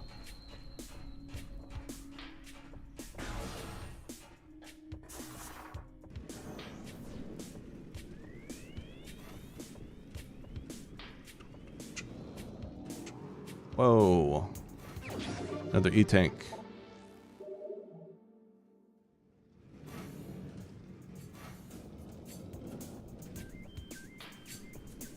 There's a lot of 7TV emotes that people don't know. I think I wonder if there's a way to like link to it. Like if there's a list for the on 7TV like for the channel. And we just have a link in the description or something. Alright chat, I'm giving you a pro tip. You ready? So you might be thinking, oh man, I only have 20 missiles. This sucks. I don't want 20 missiles. I want 25 right now in this game at this particular moment. Well, do I have the tip for you? Check this out. After this room, watch this. So you might be wondering, golly gee willikers, what do? I only have 20 missiles. Watch this. Jump up here. Go morph ball. Bomb. Bomb bomb. Bomb bam. Oh, hold on. Patience, patience. Patience is a virtue. Boom, boom, boom. Hold on. Boom, boom, boom. Boom, boom. Okay, hold on. Let me try. I think that's easier on the other side. Hold on. Boom, boom, boom, boom. Oh my god, bro. Boom, boom, boom, boom, boom. You know what? You know what? You know what?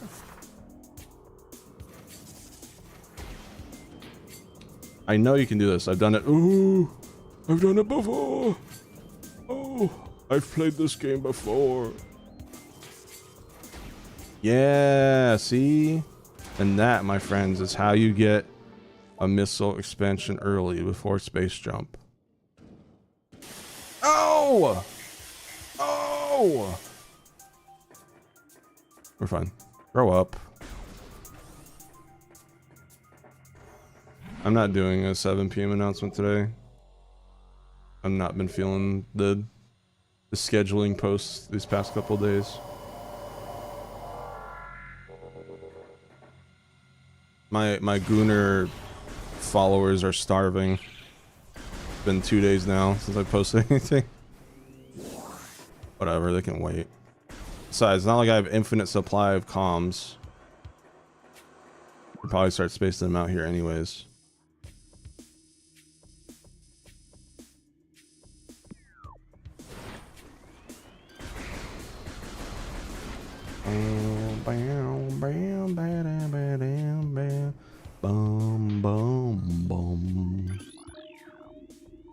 Oh, you do have to.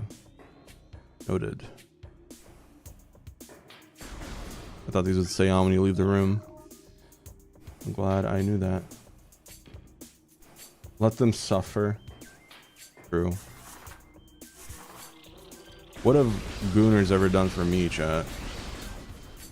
Besides make some really good art of my characters in that way.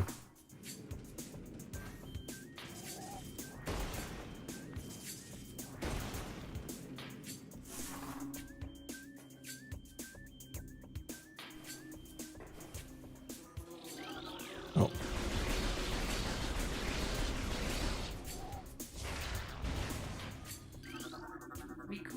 New creature. Venom weed, poisonous plant that retracts into the ground if threatened. Evolved to thrive in the habitats of large organisms. They lure prey with brightly colored leaves, then detain it with tiny barbs that deliver a powerful toxin. Venom venom weebs rapidly decompose anything that succumbs in their midst. Yeah, that's fine. Okay.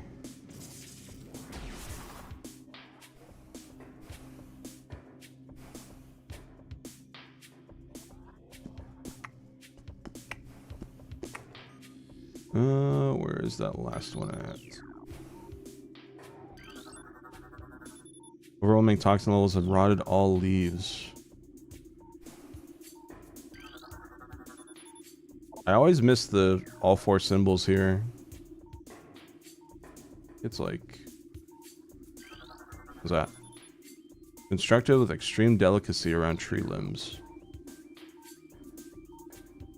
Where is this last one at?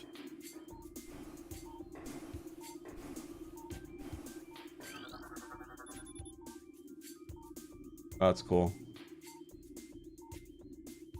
Thank you, Q. Thank Q.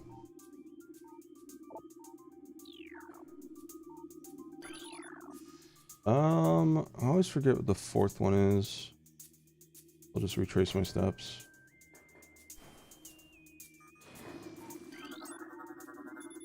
Vast portions of trees' cellular structure have been consumed by toxin distributed through source water.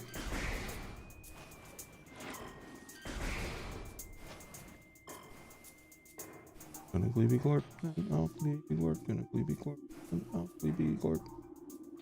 Is it here? And even after 10 replays, some of these runes still escape me. I don't play them back to back. Where it's like... Ah, there you are. Every Tim. Nice. I'm gonna start using those Metroid emotes, chat, during the Metroid-a-thon.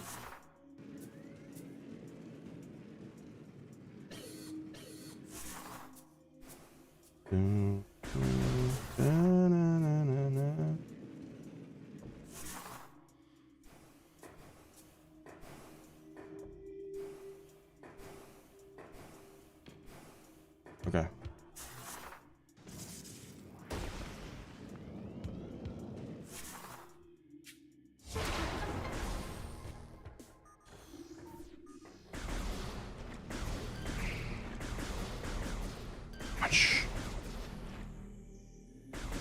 About to get real nerdy in here.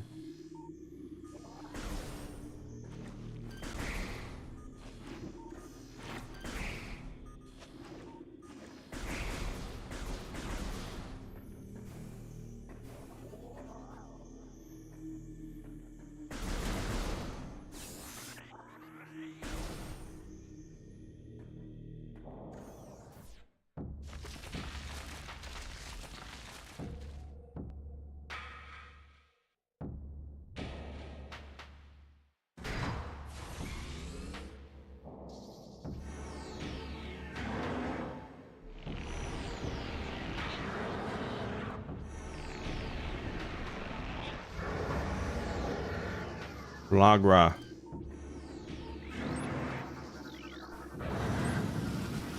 Recorded to logbook.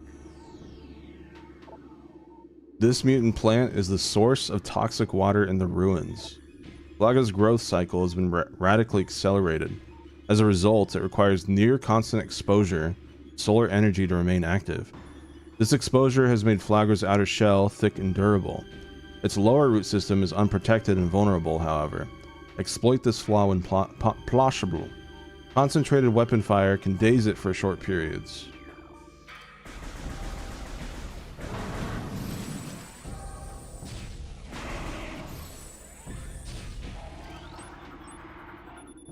Mirror ray used to focus sunlight on a creature. It looks like it can be tilted, possibly to take it offline.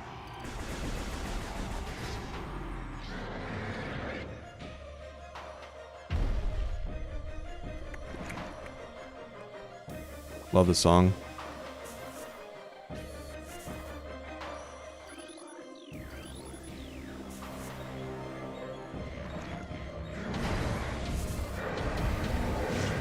Ow.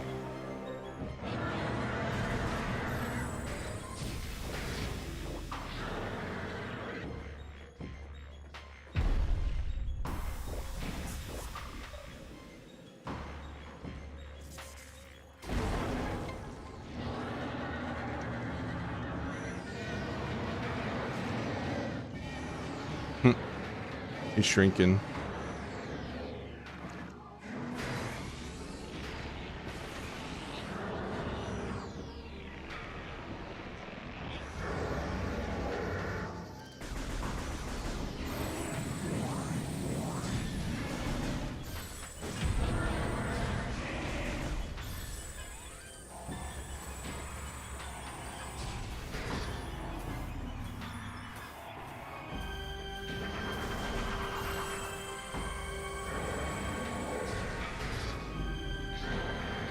Bye-bye.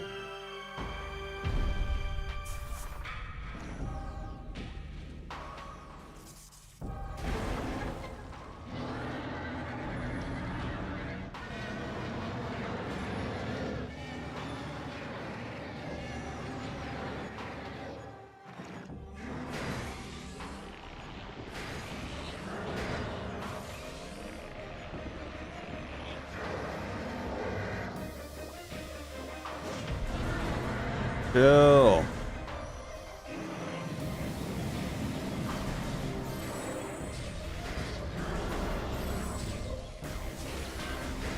Hey, he knocked the light back.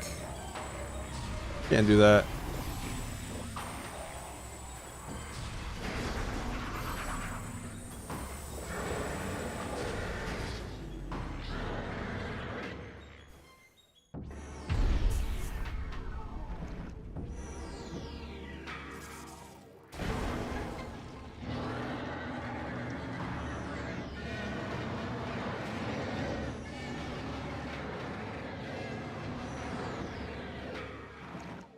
One more.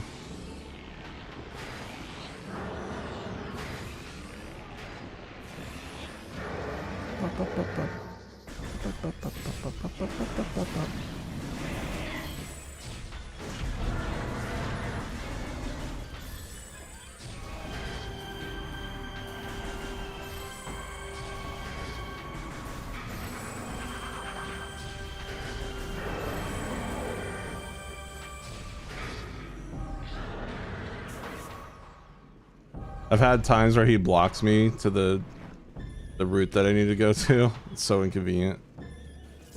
I got lucky here.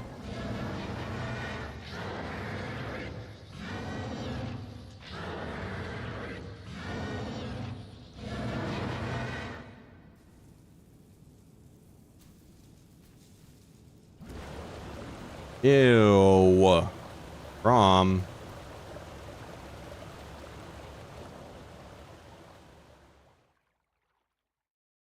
And with that, we cured this area of green toxic water. Chat, it's Retro shirt. Damn, it looks really nice in the remaster. I want this in real life. Like a medallion. Yeah, now we can swim in the water. Yippee!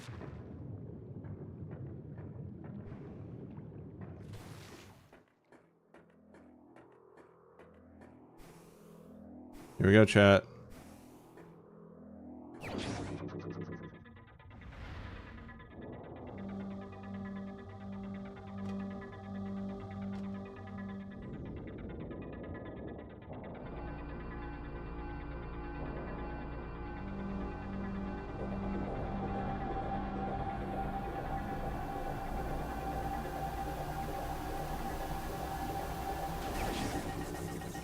We're back, baby. Booby shoulders are back.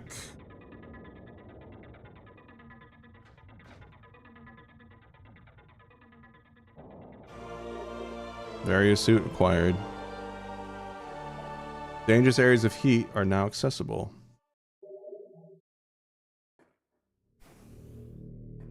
All right.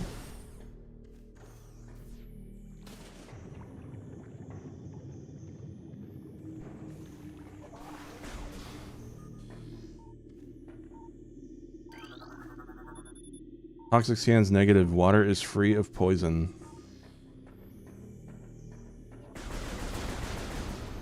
Oh, need to scan that. Recorded to logbook. Ultra energy replenishes 100 units.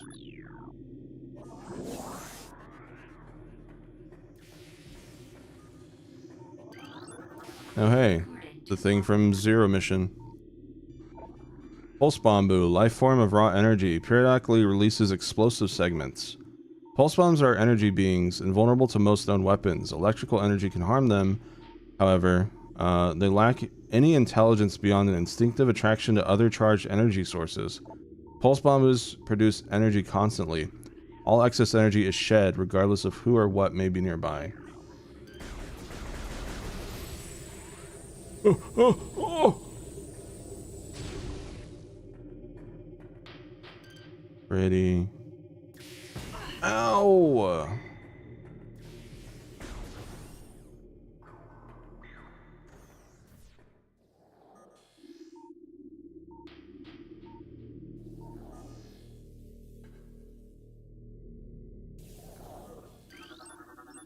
Recorded to logbook. Oculus, wall crawler that generates electric pulses.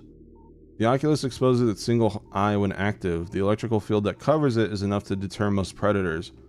If the Oculus detects anything capable of presenting a real threat, it retracts into its impermeable shell. I guess I'm not a threat.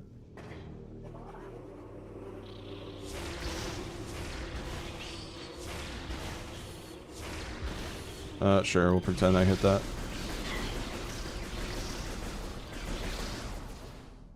We got more chore, chat. Recorded to logbook. Chozor. The cries of this dying land echo in our ears as we Chozo watch the great poison seep ever further into the living pulse of the planet. The dark energy sinks into the trees and waters, devouring all life. Peaceful beasts die by the thousands. Some creatures survive, but their forms grow as twisted and evil as the force that fell from the sky. Many of these mutated monstrosities remain small enough to do little harm, but others grow enormous and threaten our very existence. One such beast defiles our sacred fountain, disgorging poison from its foul form, replacing pure flowing water with cascades of creeping death. Even in the face of such horror, we Chozo do not turn in fear. We are all that stands in the way of this great poison, and it is our duty to contain it. Well, you didn't really do a good job at that.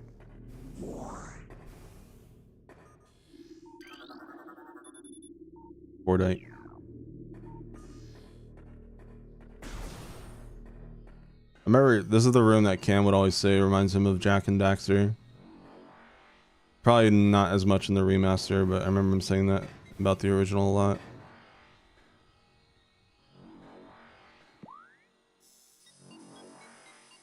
Beep boop beep boop beep boop.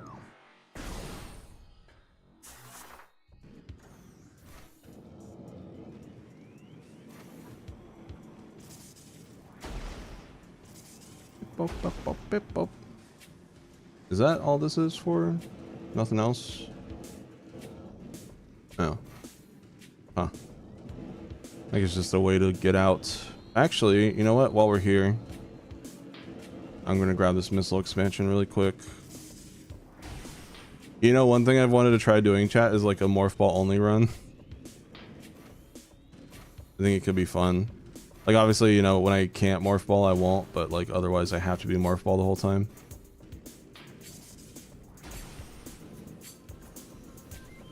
I wonder if this is a good strat for speedrunning, actually. I guess it probably depends. I don't know what speedrunners do for this game. Alright, we got missile expansion here. There we go.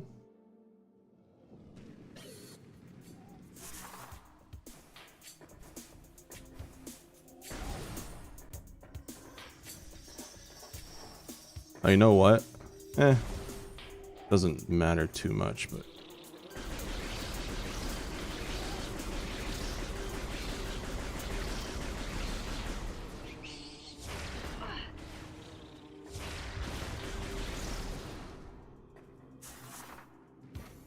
Alright, we'll get this missile expansion, then we'll head back.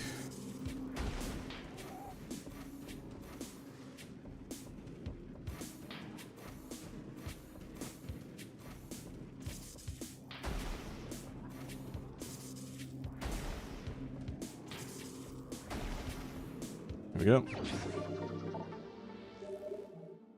Whoa, new follower, oh my god.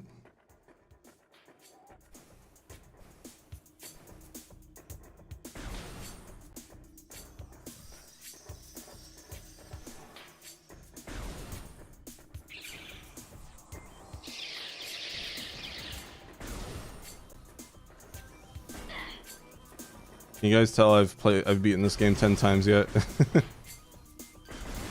Throughout my life.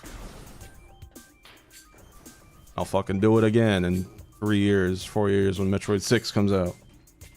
Nah, I don't know what the fuck they're gonna do after Prime 4. It's a little scary, actually. I don't want to become an F-Zero fan. Or a Star Fox fan. Or a Jack and Daxter fan.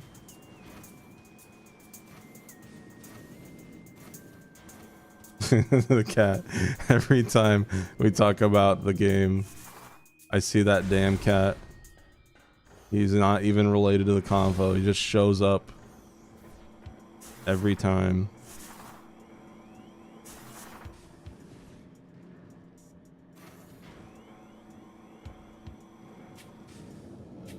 Don't be ratchet. I said no.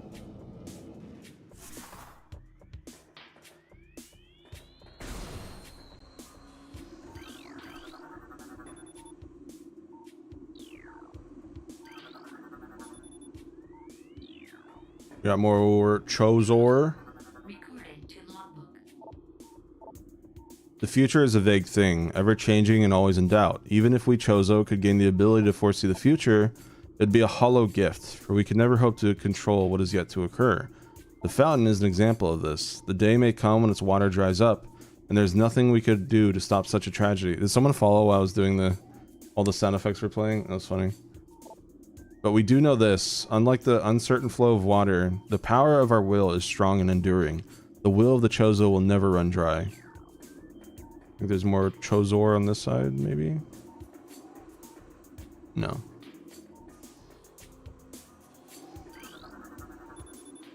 Dun, dun, dun, dun, dun, dun, dun.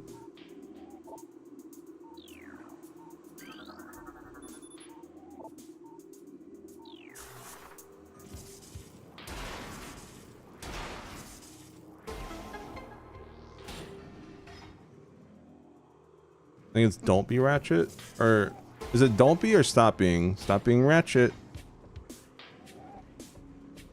Because she basically interrupts herself. I think it's don't be ratchet.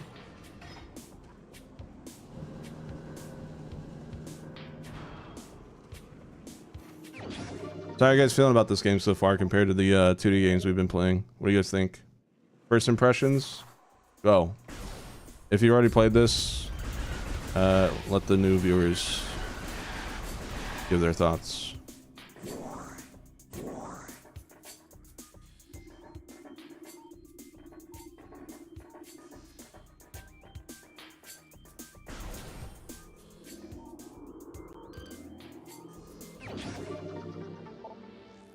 There we go.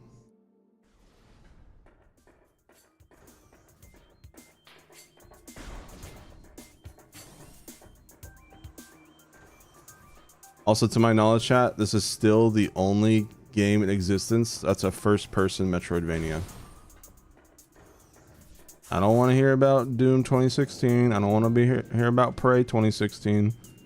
Yeah, they have elements, but they're not true Metroidvanias. Grow up. This is still the only one that's ever done it. Stop it. Stop being Ratchet. Ah, okay. Without thinking of the Transformers cartoon outtakes that's coming out, Ratchet. Bum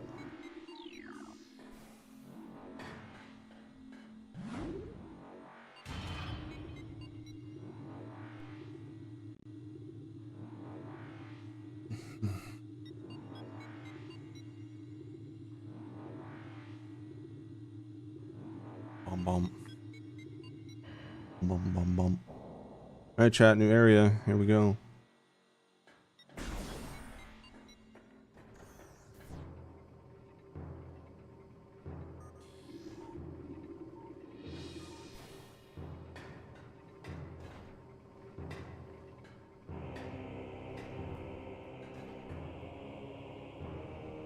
The song might sound familiar.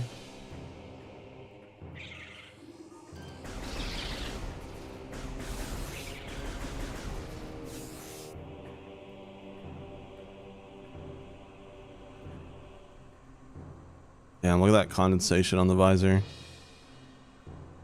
So cool.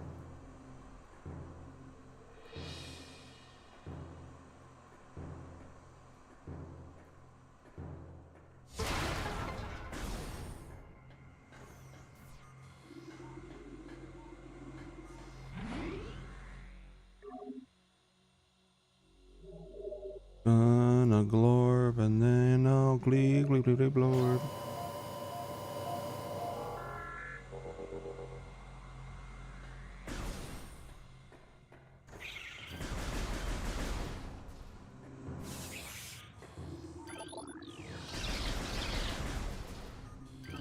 Little guy. Recorded to logbook. Grisby, subvolcanic carrion feeder. Carapace can be breached by missiles. Grisby's carapace has been fused together by superheated air. This barrier stands up to everything but concussive blasts. Its intelligence is limited to instinctive scavenging patterns. Okay. Sorry, bro.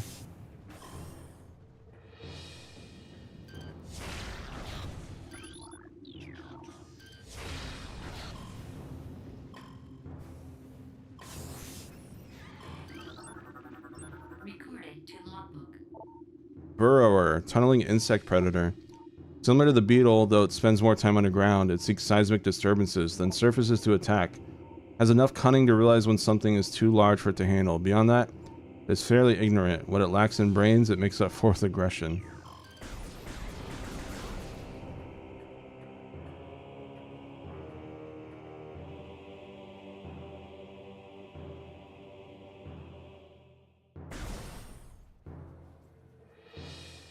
I'd say Symphony of the Night is the most Metroidvania. Symphony of the Night, things like Portrait of Ruin, Aria of Sorrow, those are like the most.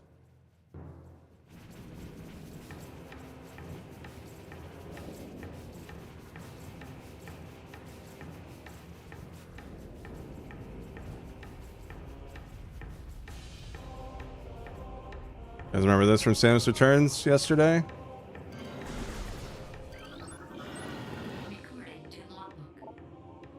Magmor, fire-breathing serpent that dwells in lava. Magmors prefer extreme heat zones and are susceptible to frigid attack forms. Sightless, they navigate the lava currents using their sonar receptors. Magmors have a keen sense of smell, enabling them to pinpoint targets with startling accuracy.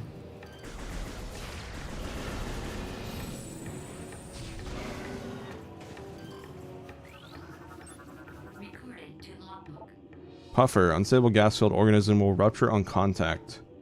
Puffers fill their bodies with lethal metaviprium gas and float about in search of food. If ruptured, the gas within the puffer is violently released. Despite their fragile bodies, puffers are aggressive hunters. The gas cloud they release upon death is often fatal to the creature that brings them down as well. Crap.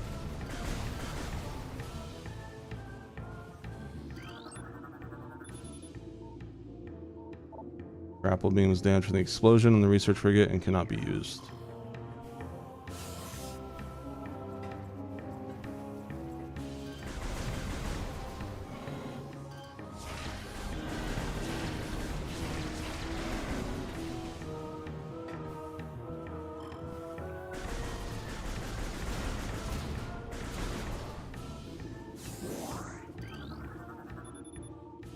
Sandstone.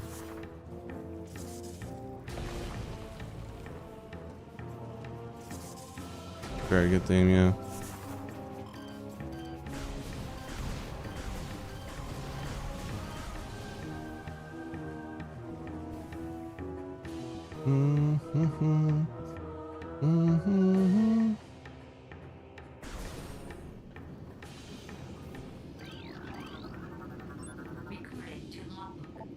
Triclops. Hard-shelled creature with powerful jaws. Triclops is a hunter-gatherer. It collects small creatures and bits of foodstuff, then deposits them elsewhere for later consumption. The hard tripartite mandibles it uses to move earth and rock are quite strong and difficult to escape once ensnared. Ah! Wait. Ow. He's so mean. Eat bomb. I think as a kid I didn't know I could kill those, so that part was really hard for me. Not getting caught.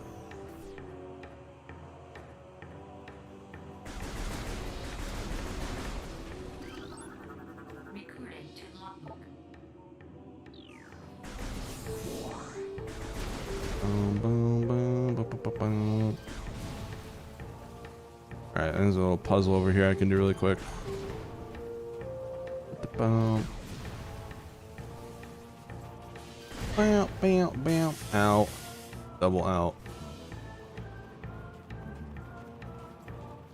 There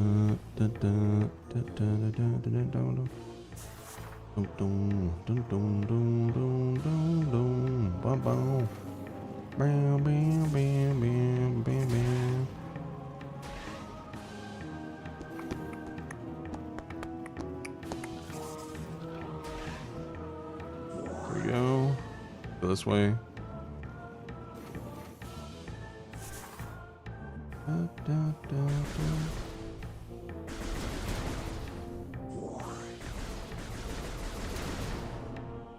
Ready.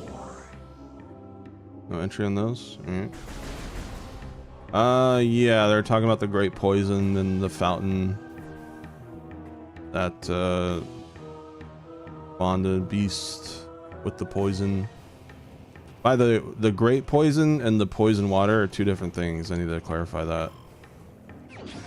I feel like they, unless I'm misunderstanding, I feel like they should have maybe used a different word for the green water, because the great poison is something else, but I'm not gonna say what it is.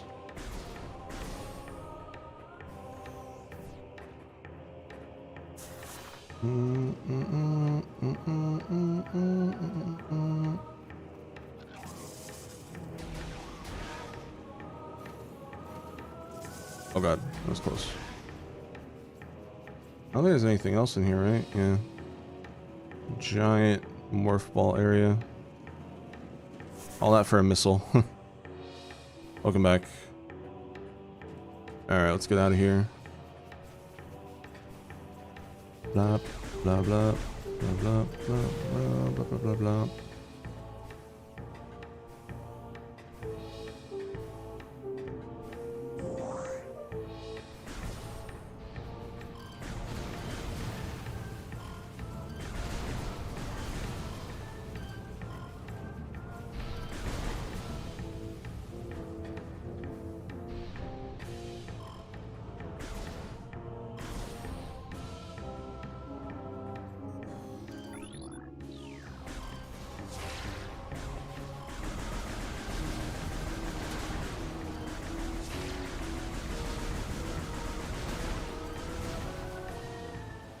Yep.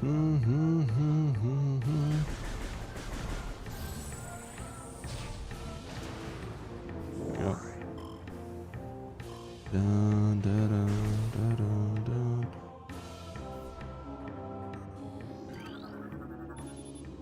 Bendesium frame.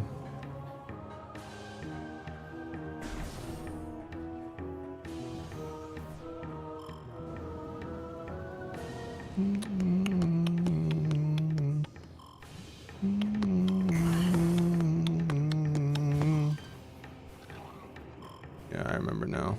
We'll come back this way later.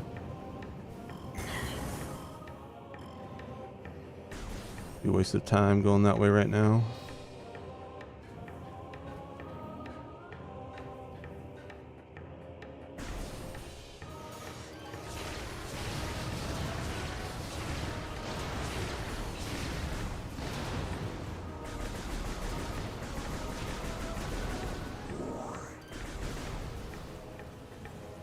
Blorp, blorp, blorp, blorp, blorp, blorp, blorp, blorp, blorp, blorp.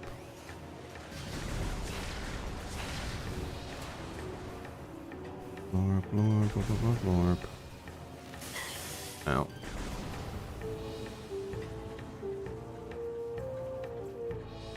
We got some space pirate lore though.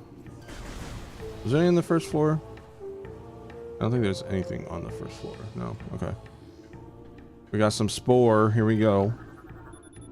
Report any sign of magma predator activity. Security Central at once. Local crystal formations possess low phazon residue. They do have high value to the monks of Grandheim, however. Recommend processing of crystal for that market once phazon operations cease. The funny thing about this, chat, I think I remember watching a video about this.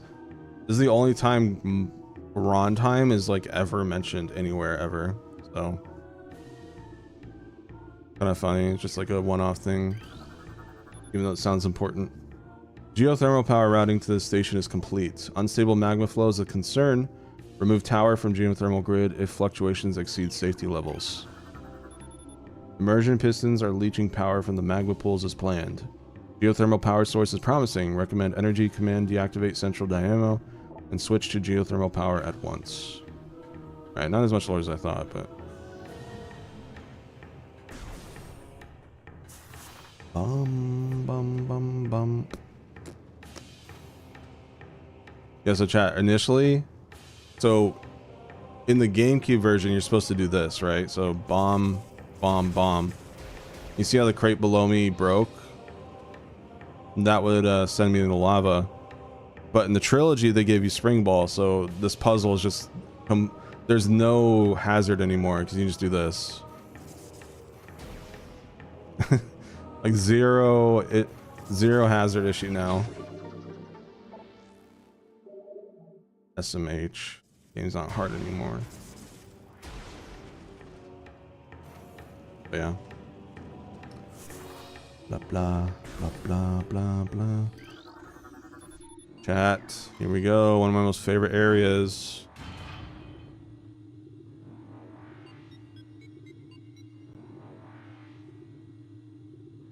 Second reason why this is my favorite game of all time.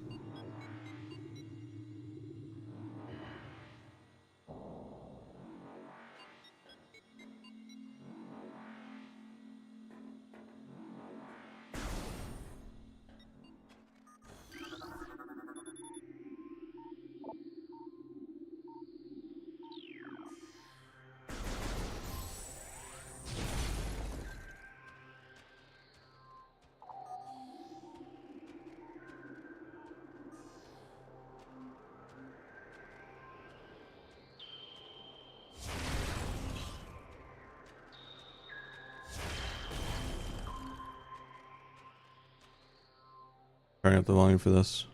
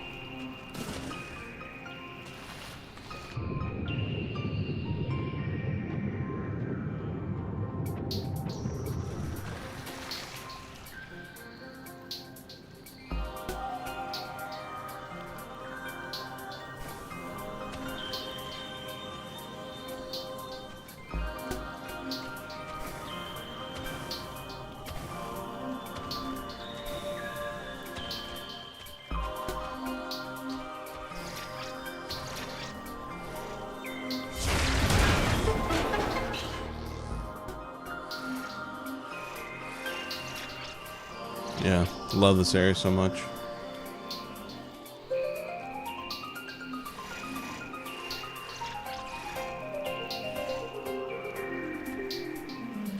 The harp goes hard.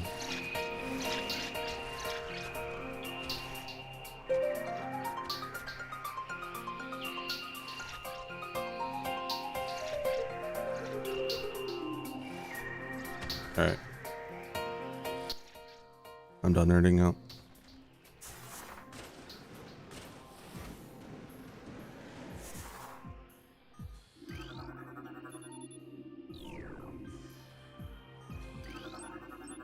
Recorded to logbook. Crystallite, territorial cold weather scavenger. Shell of a crystallite reflects beam weapons. Can only be cracked by concussive blast. They hang upside down in an ice cave during their larval stage. Moisture runs off its body and forms the hard ice shell, which the crystallite retains for the rest of its life. Well, it's dead.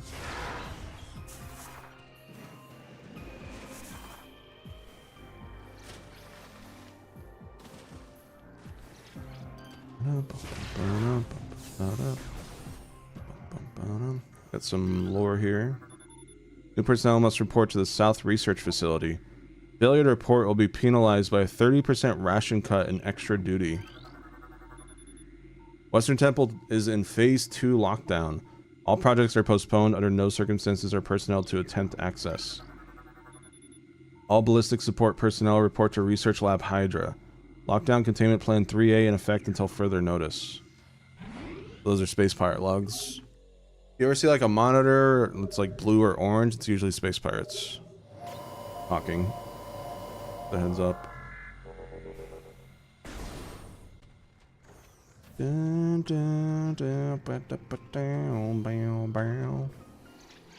All right.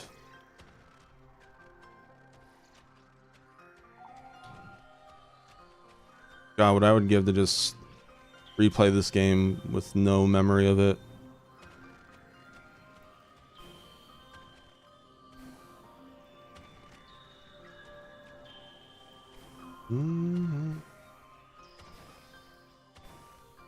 Hey, I've been a good Zerk. Alright.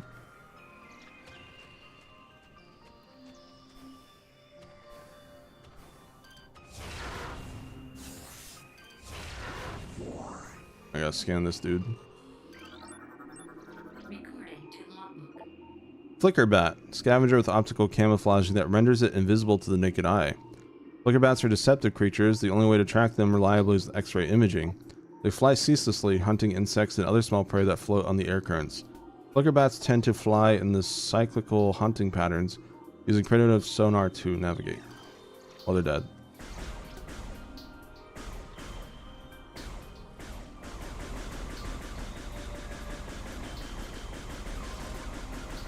Dead. Yeah, I already beat the game. Get good. Recorded to logbook. Scatter bamboo. Pulsing tendrils of energy extend from the creature's body. Like all bamboos, these creatures can only be harmed by electrical energy. Proximity to these life forms may result in electrical visor interference.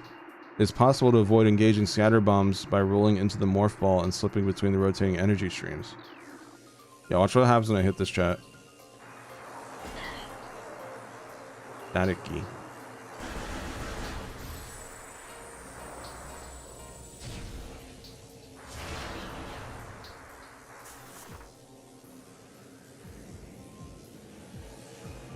There we go. Ow. Close enough. Oh yeah, these guys. Oh no. Oh no. I forgot about something. Oh no. I'll show it later. Now's not the time. I have a little Pendu. Recorded to logbook. New creatures. Baby Sheegoth, Glacial Predator. Ice shell protects vulnerable dorsal area. Young Sheegoths grow a resilient shell of ice on their backs, which serves to protect a layer of vulnerable flesh. With this being their only weak point, baby Sheegoths will turn quickly in order to not allow predators the opportunity to strike at their backs. Powerful hunters, they fire bursts of ultra-cold gas at potential prey, then feast on their frozen victim. So this is a baby, by the way. Look at this. Ow!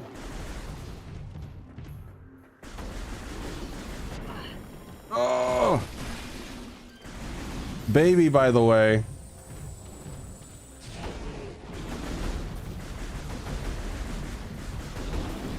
Also, watch when they die.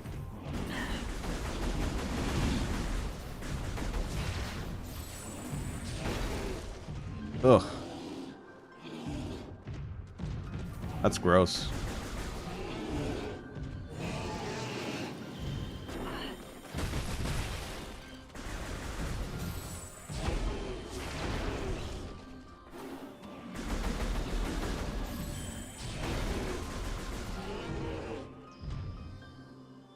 Yeah, sometimes they roar when they die.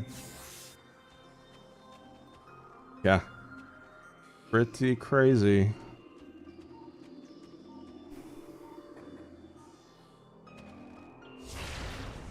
Can't do that.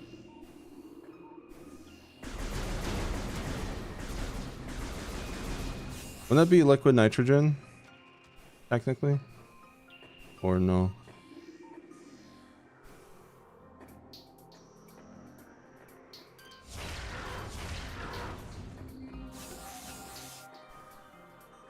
I think I almost missed the Chozo lore somewhere. In this room. Is that this room or a different room? It might be a different room. Could be in that icy area as well. Well, if I'm missing one, I know where it's probably at. Recorded to logbook. Well, whatever. It comes out as a white, breezy gas, okay? Ice burrow are adapted to sub-freezing climates. A hardy life form, the ice burrow is adapted to the frigid climate of Phendrana.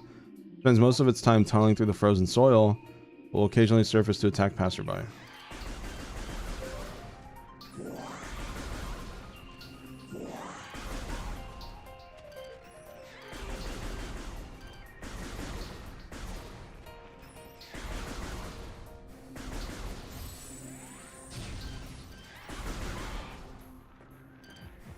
Bunch of nerds in chat.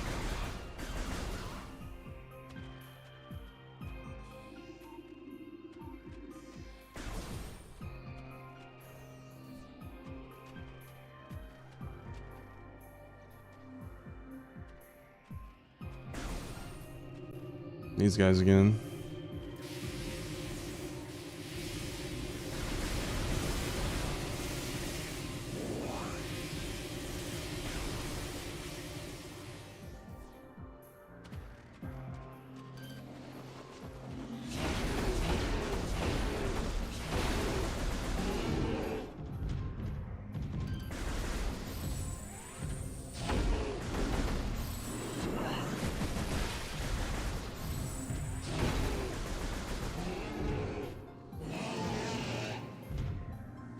Calm down.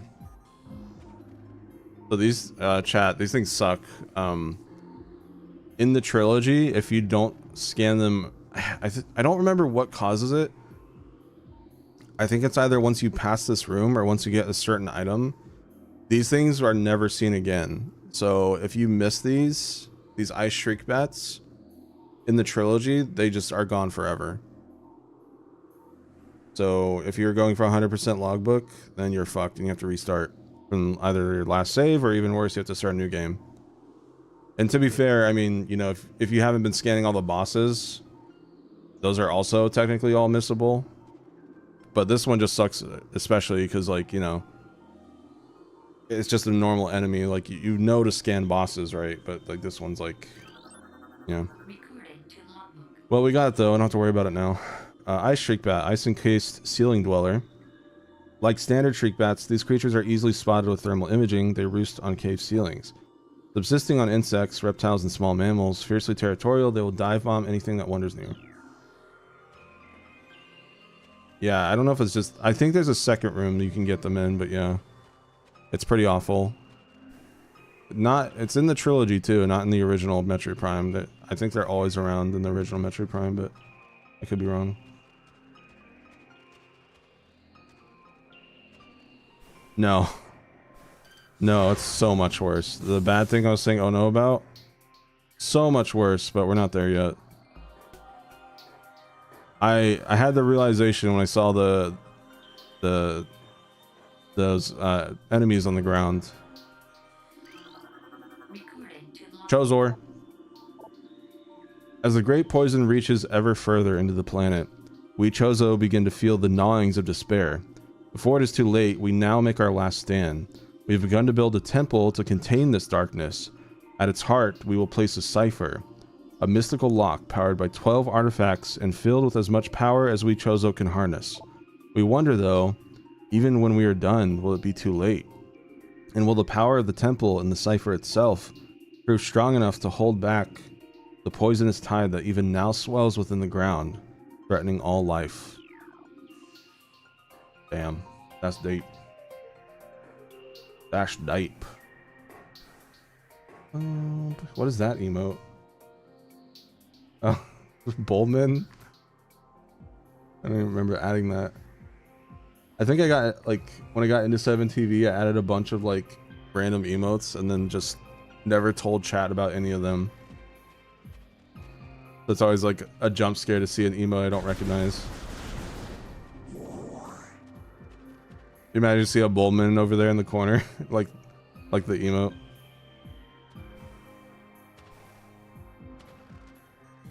Da, da, da, da. All right, let's keep going.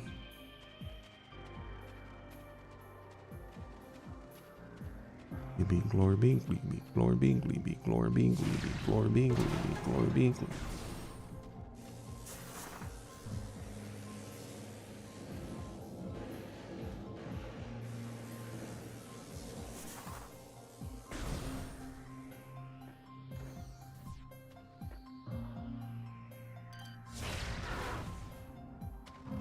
Glory be, glory be, glory be, glory be, glory be.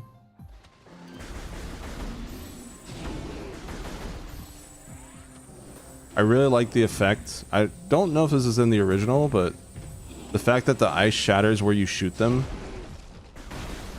really cool. Ugh, so gross.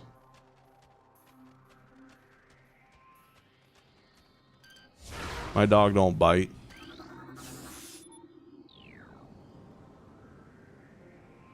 All right, chat. Are you ready for a new item that has not been in any of the other Metroids yet that we've played?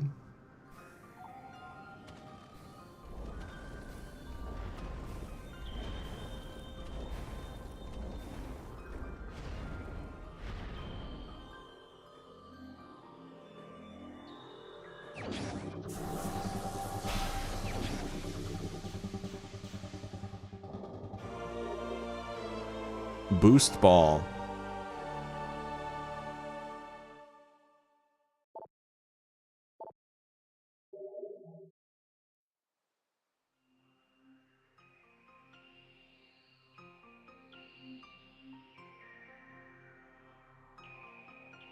I see that Chozor.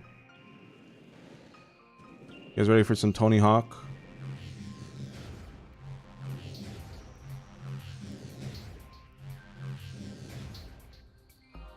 Forgot they made the trail blue in this one. In the original, it's orange. I don't mind it though. I have no strong feelings towards one way or the other. Chozor. So many creatures suffer beneath the blight upon the land, and we Chozo are no exception. But for all of our pain, we can at least believe in the promise of the future. We have come to believe that a time may never come when we can once again open the door and banish the darkness we've contained. Even so, our vigilance will forever remain. We believe that on some far-off day, the Savior will come and continue what we have begun. For that Savior, we will leave our ancient weapons and armor. The soul who can gather them will be the entrusted one, the only being who can reverse the evil that grows here. I wonder who they're talking about.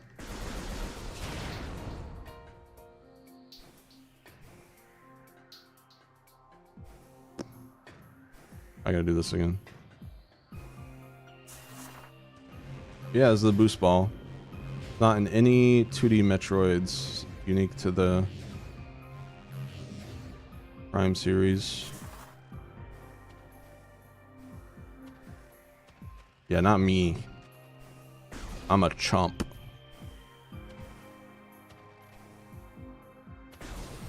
Bum, bum, bum, bum. Bum, bum, bum. Bum, bum. Doo-doo. Whee! Ow! Oh.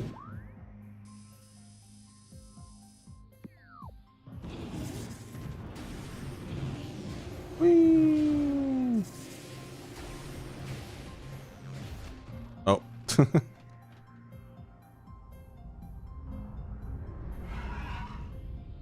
Oh shit.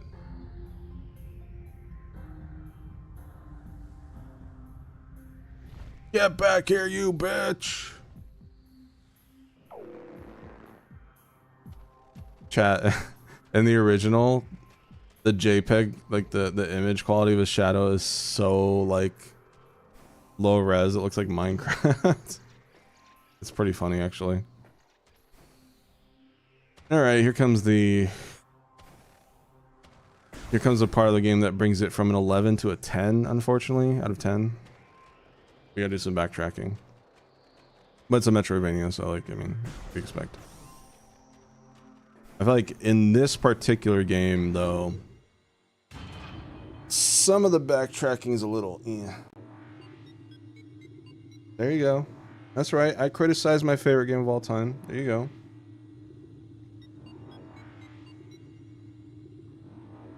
I know not everything's perfect. The world's not perfect. It's still a 10 out of 10. But since I know where to go, we don't have to worry about me wandering around for 2 hours. Unless I get stuck here for a million years. Excuse me. Oh, excuse me. Ow. Ow. Oh. Where? This way. Bow. Bow.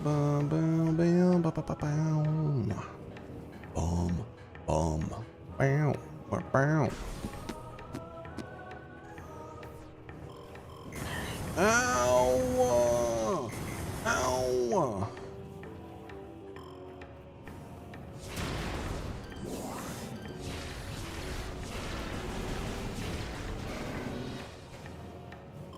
Little guy.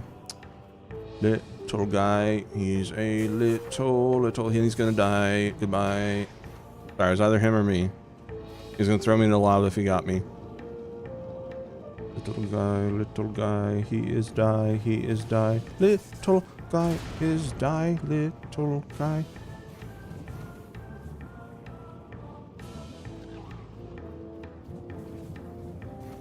Pretty morph wall puzzles, very interesting.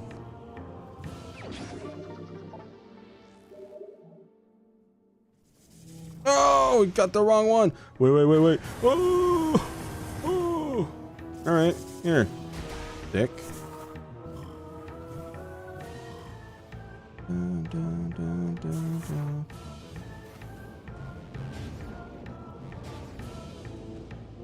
Wait.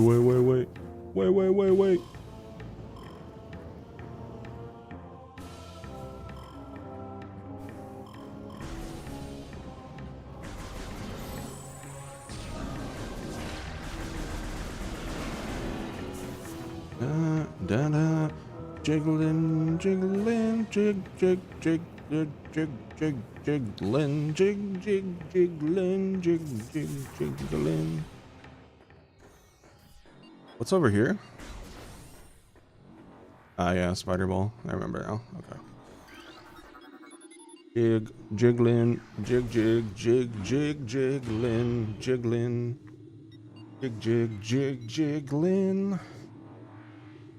They call me the Jiggler. I jiggle with the force of 1,000 jiggles.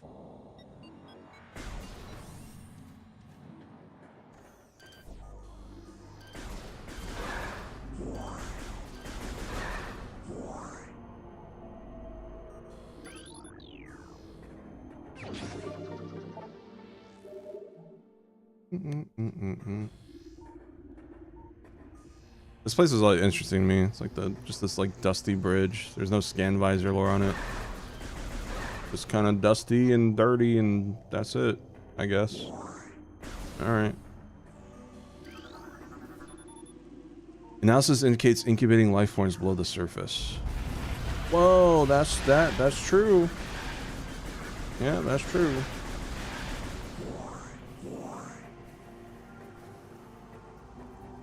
Dun, dun, dun, dun, dun, dun, dun, dun, dun. Dun, dun, dun, dun, dun, dun, dun, dun, dun.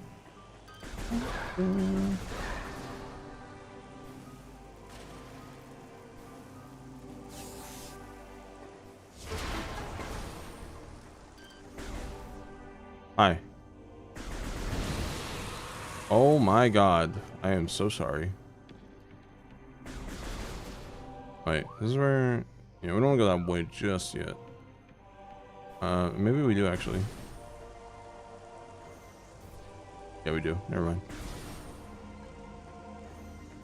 Oh my god, he took a wrong turn? I thought he beat this game 10 times. And look where we are, chat. This might look familiar.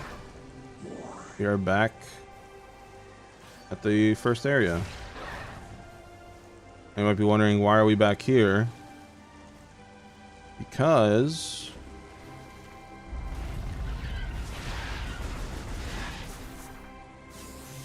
Boom. Look at that. Actually, I need to scan this, possibly.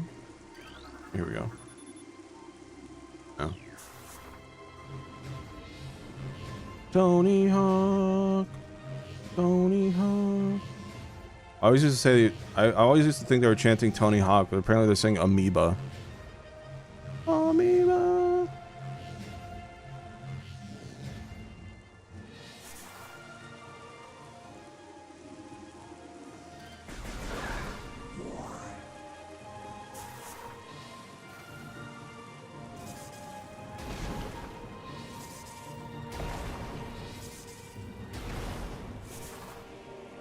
I think one of my most favorite rooms is about to show. Yeah. Like, it's just a hallway, but man, it's just so pretty. It even looks good in the original. What was this room called? Gully. Yeah, I love this hallway.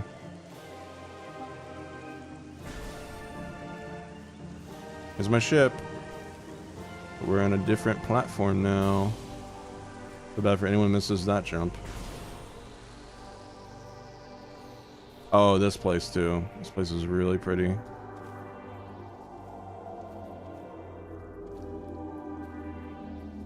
Man. I wish light and vegetation was real, chat.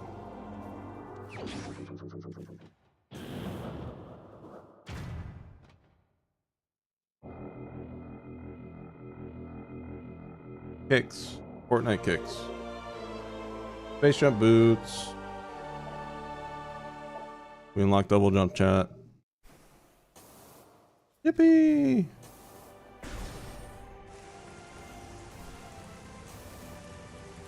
Da, da, da, da.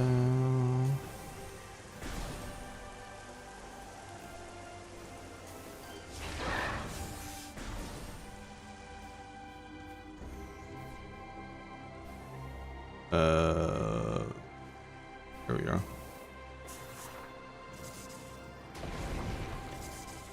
They were going to, and then Nintendo was like, "Oh, let's only if you make her Switch only." And Fortnite doesn't do console exclusive skins, so rip the deal. That is confirmed. Fucking Nintendo. Wait, I don't want to go this way. I don't think there's... I mean, I could go that way. It's not a huge deal. They're both about... They both take about the same time to get back to where I need to go, but... I've never actually timed the two. I kind of want to one day, see what... For my casual speedruns.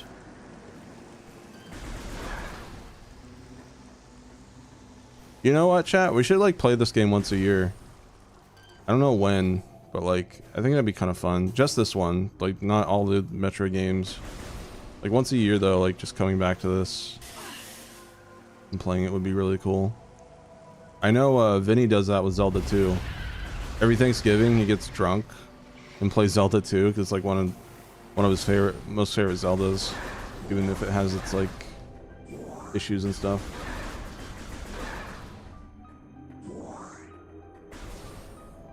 All right, let's go back. I hope they bite the bullet like Sony one day, and we eventually see Donkey Kong Bonanza on Steam in like 10-15 years. Imagine. Pikmin 1, yeah, that'd be fun. I love Pikmin 1 just because you can 100% it in like 5 hours. That's the wrong way. 4 hours if you're good enough. Yeah. I haven't played it since the remaster came out. It was like 2.5 years ago. So I want to give this one more love. You know, hopefully each time I play it too, we'll have a bigger following to introduce the game to. I want as many people to know about this series as possible.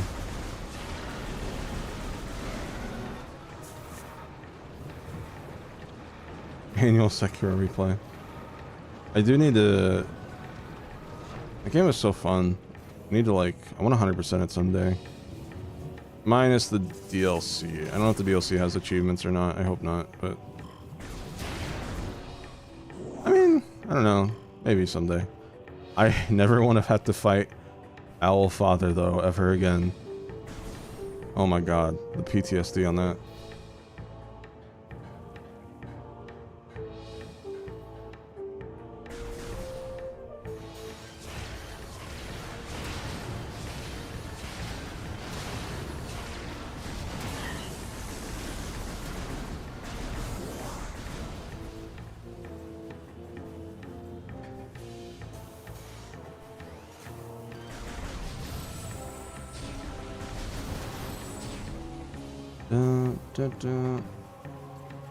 It's not too bad.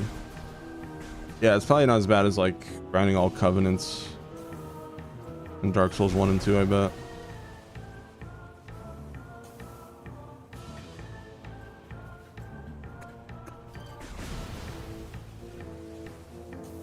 Now we have space jump. We can go up here. We got some stuff. Collapsible suspension bridge is functional but lacks power. New research. Standard spinner device. This generator belts of the spinner can be activated by a rapid rotational force. Use the boost ability of the morph ball when inside a spinner to activate the device.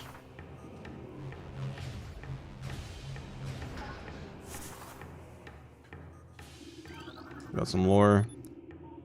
I know it's not lore.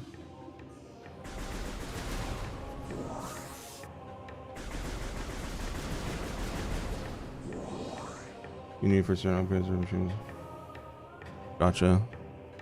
Yeah, I'd like to do that someday. I'm not gonna lie, it's been a really crazy past couple months with these like day one releases, and even like Death Stranding, like even though I was a month late to Death Stranding 2, like playing that and then Death Stranding 2, and then after that it was like Pokemon X and Y with Legends of Day, and now I'm doing all the Metroid games for Prime 4. Like, I'm really hoping after Resident Evil Requiem, things kind of just slow down a bit. Oh yeah, we got a Chozo artifact, chat. Pretty early on. This is the artifact of strength, the second of 12. There you go. Now. And honestly, I'm gonna be honest, I don't... Maybe I'll play through Resident Evil 7. Because I never did that one, I just watched Mark play. So maybe I do a casual playthrough.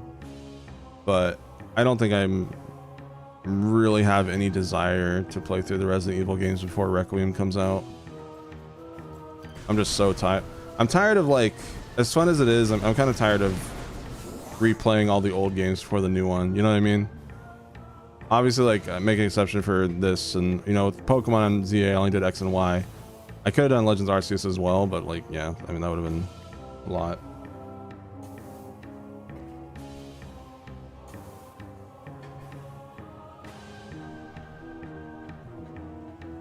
Yeah. There are moments, though, where things will slow down just in terms of, like, seasonal. And usually, like, after January, February, March through, like, May is pretty slow. And then, like, sometimes there's a good, like, summer game, like Splatoon 2, stuff like that. Then August, September has, like, a couple. And then, like, October, November is, like, the big ones. And then December, it slows down again. January has like 1 or 2. January, February. In fact, I don't think January has anything crazy notable. So, which is good because I'll be gone for 8 days of that month on vacation. I'm gonna if I get like bored. Okay, so I didn't really want to do 2 weeks of winter vacation, but basically the idea was like, okay, let's do 2 weeks, and then, like, you know, Cam can visit for the second week. But then we found out, oh shit, he's got his grandparents' 50th anniversary, so he won't be able to make it. So for lack of a better term, I'm kind of, no hate to my parents, but I'm kind of stranded there for 2 weeks. I do like 1 week, fly in 5 days, fly out on the 7th day. So yeah, since I'm there for 2 weeks, I will probably, if like my parents are working and I have absolutely nothing to do, I'll probably stream on my laptop. You know, we'll do like some Switch games for starting the beginning of January. But we'll see. Depends on like their internet connection and all that too, you know.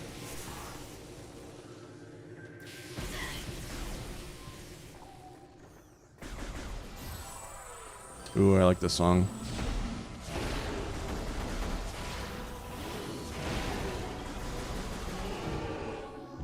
New guy.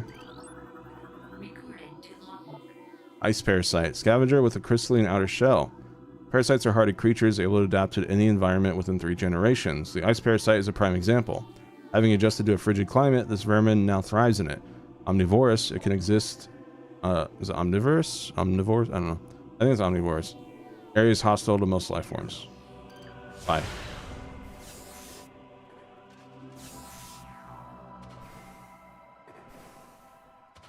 You fucking cheapskates using RetroSpect Pet because it'll show up in chat even though it doesn't show up in... Oh my god, fucking brokies. Just kidding.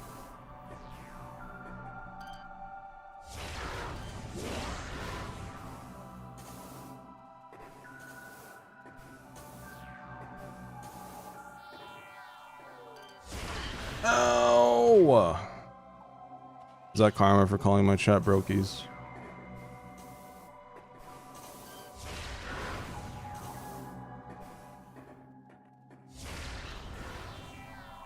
I like ice. I don't like walking on ice, but I like ice.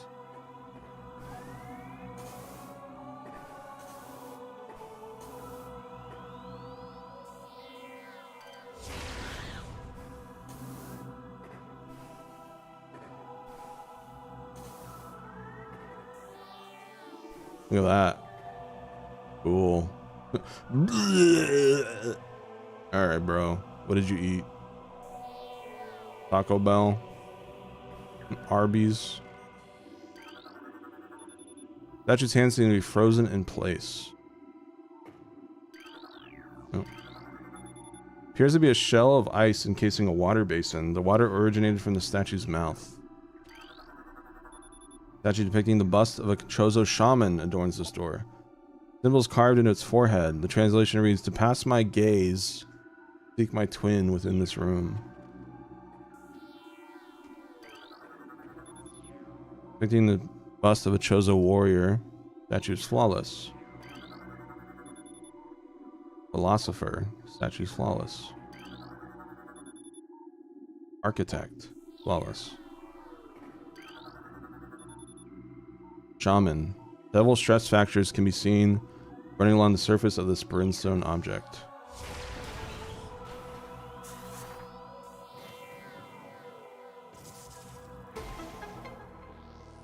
Hi, Ninja. I want to say hi, Ninja.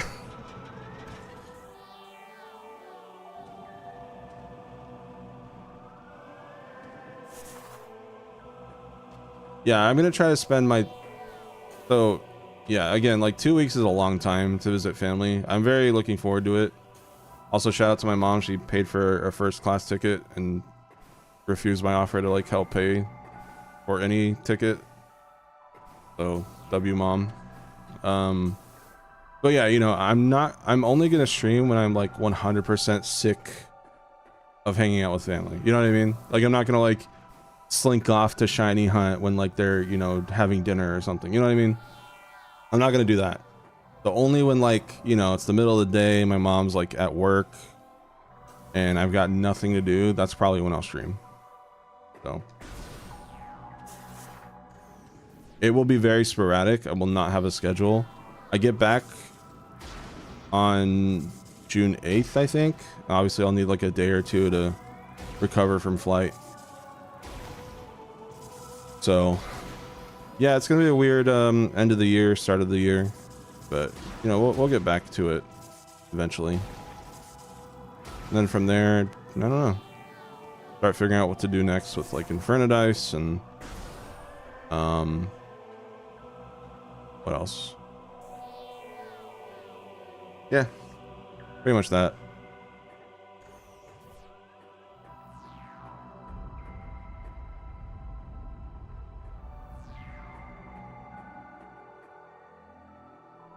Ooh. What? Oh my god, bruh.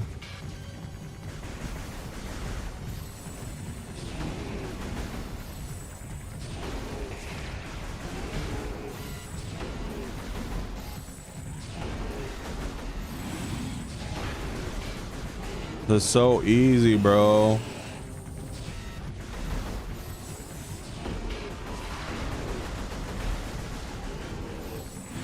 So easy.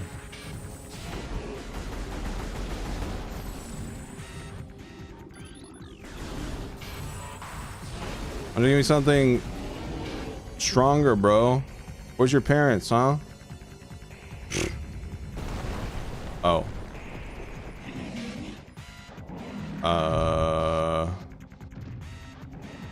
Nice doggy. Oh!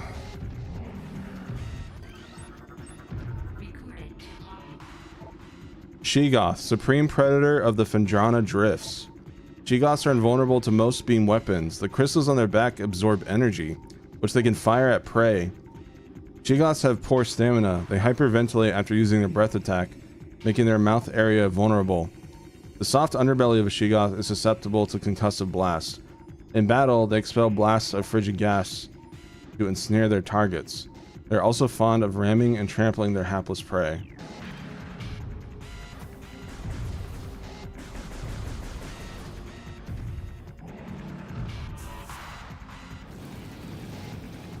That's close. It's such an interesting boss because it's like the only boss where you need to kill it with morph ball bombs.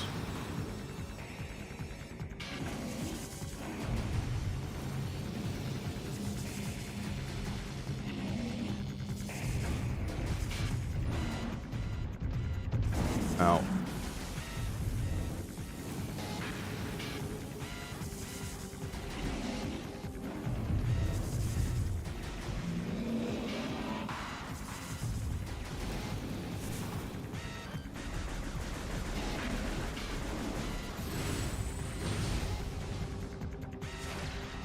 Oh, missiles work too. I didn't know that. I thought it was only bombs.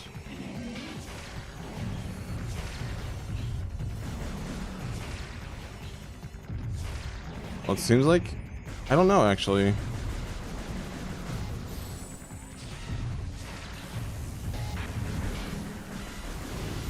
Oh, maybe it's when it's hyperventilating.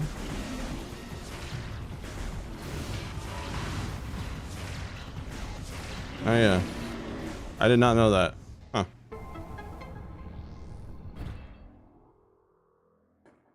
Anyways, chat, remember when I said, oh no?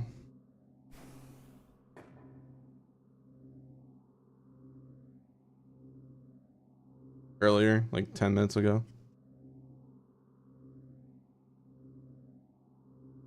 Give me 1 second.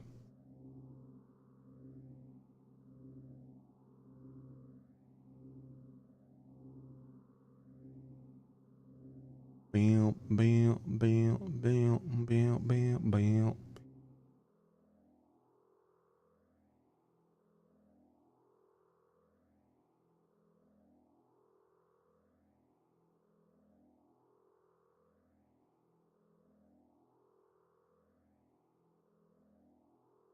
I said, oh no, because I forgot about this.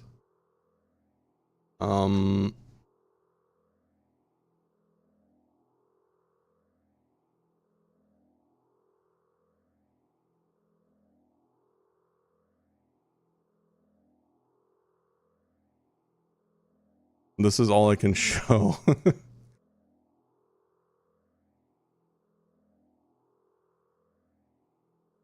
Yeah. So that thing we just killed. Look, I can explain. All right. It was a custom character, and I was like, you know, it'd be cool to see a Sheegoth like this, like an Anthro Sheegoth. So, yeah. Mama Sheegoth, there she is. And you know what's funny, chat? That was a while ago, long time ago. Not super long, but like probably at least 1 or 2 plus years. I forgot about them until we played this just now, and then I saw the baby Sheegoth. I was like, oh no. The memories came flooding back. It's like forgetting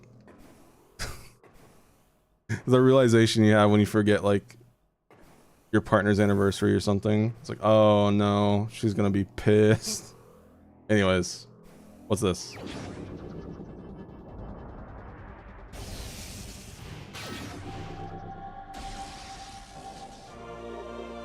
Wave beam. That might sound familiar. Open wave doors. So chat, check this out. Look at that. Move your hand. I'm gonna move my VTuber down a little bit. Not blocking as much. A little better. I really need retractable shoulder thingies.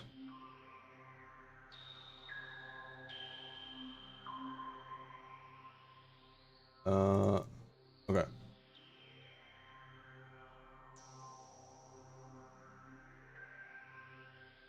Yeah, wave beam. So chat, what's cool about this game, unlike other Metroid games, you can switch between beams. Look at this.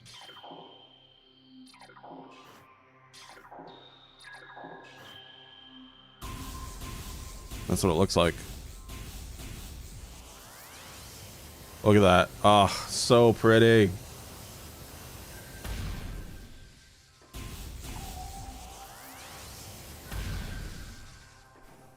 Very cool.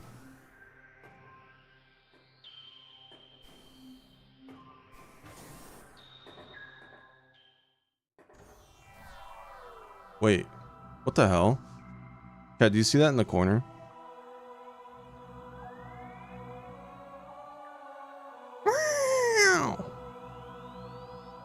Get Miles jump scared, idiots.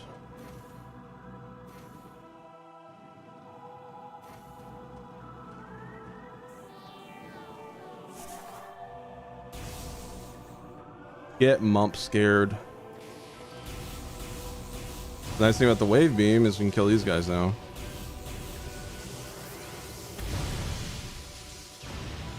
I hate this job.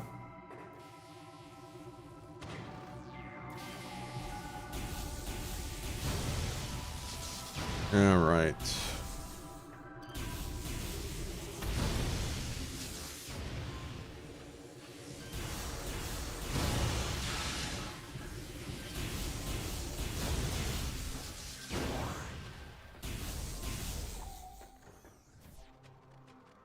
Bum bum bum bum. Bum bum bum bum. Bum bum bum bum. Bum.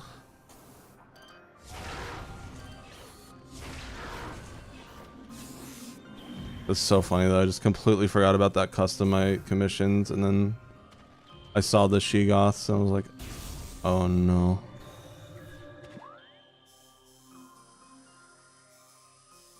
You haven't called in 2 years. I could explain, babe. Explain to these children, you beard. Wait. Oh.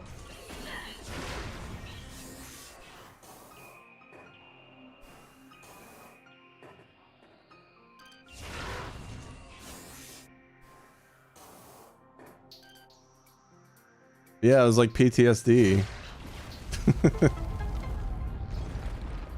Like unlocking a repressed memory.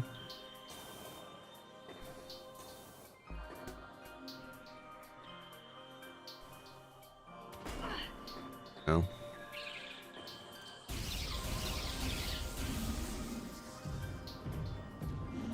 Oh yeah, you know what's cool, chat? Check this out. Watch their bodies when I hit them with the wave beam.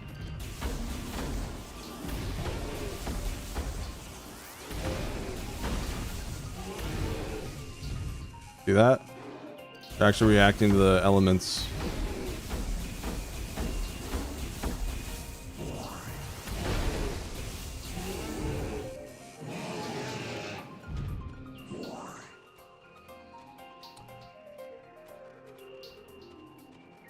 I'm sorry I commissioned your mom hot. Look, it was a moment of weakness. It was years ago. Leave me alone.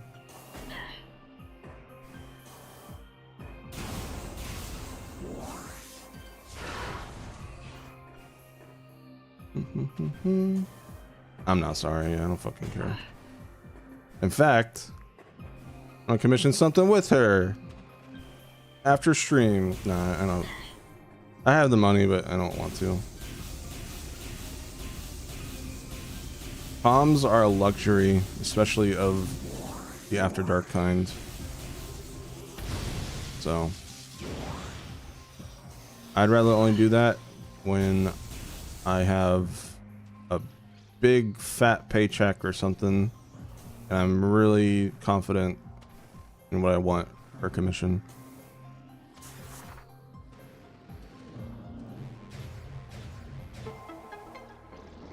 Water.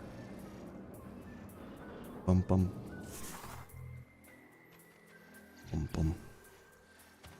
Bum bum. Bum bum. They're sick of my shit, bro. Why do you think they don't draw my commissions anymore? Nah, they're just busy. Other things. I know Bones is busy. I'm sure if I asked Panda, they'd be willing, but like, eh.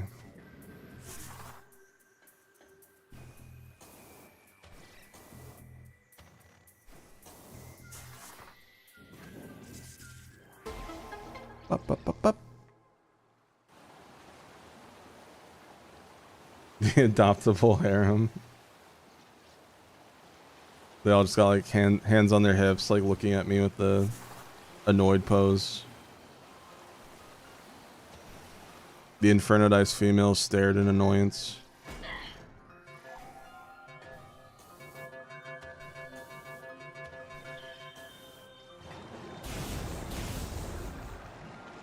I'm gonna go here. Oh, I botched it. Damn.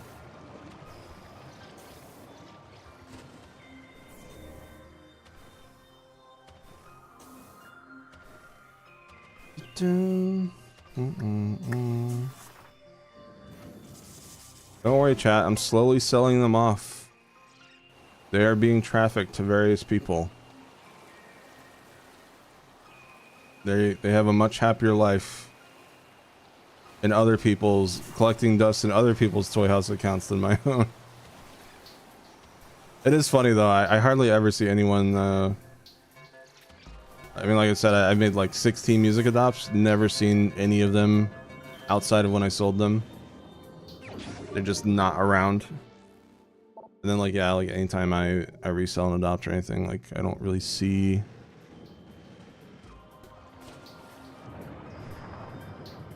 them ever again.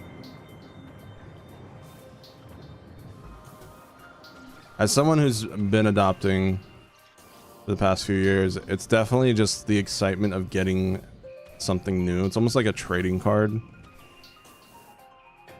And then that excitement kind of wears off and then you don't do much with it. But at the very least, I can say that I've used quite a few in like Inferno Dice and stuff. And I even gave one a really prominent role and lots of attention and stuff, which was Nightflade, so. Boy.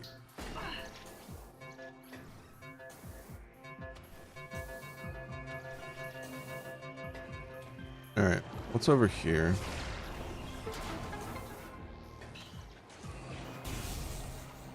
Save point. Floor? Schematics for Research Lab Hydra access. To access Research Lab Hydra, proceed through the wave doors to the south. Schematics for Glacier 1 Secure Zone access. Personnel bound for research area, proceed directly to checkpoint. Yeah, I mean, they only have like one line. I don't feel like I did them justice, but it's to build the world a bit and just have extra characters. Isn't just the Infernalings or some background character doesn't say anything at all. Why I did that.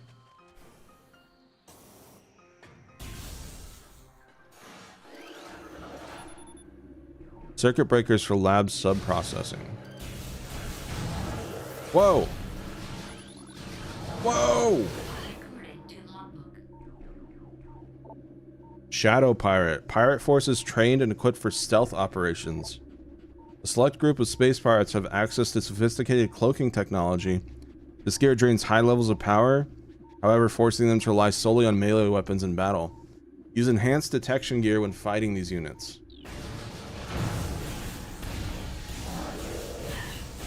Oh, he's never cornered me like this before.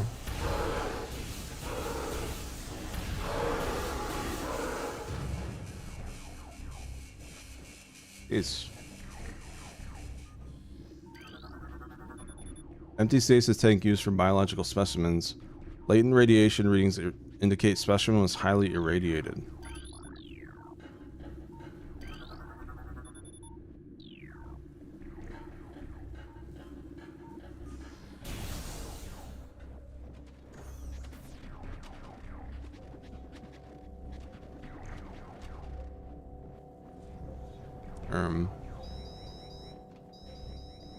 Defeat enemies to unlock doors.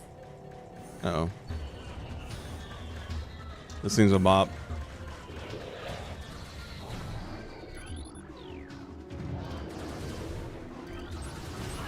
Recorded to logbook. Space Pirate. Sentient aggressor species well trained in weapon and melee combat. Space Pirates wield galvanic accelerator cannons and forearm mounted scythes in combat. The species seeks to become the dominant force in the galaxy, and their technology may help them realize this goal. Ruthless and immoral, the pirates care little for the cost of their ambition. Only the results matter, and they take these very seriously.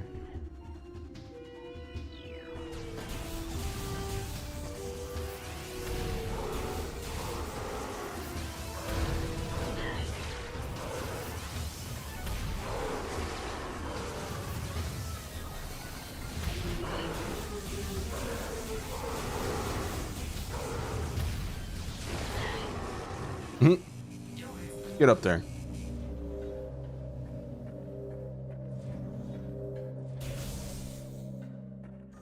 More lore. Project Titan specimen is immobilized in quarantine cave. Relocation is recommended due to increased violent activity.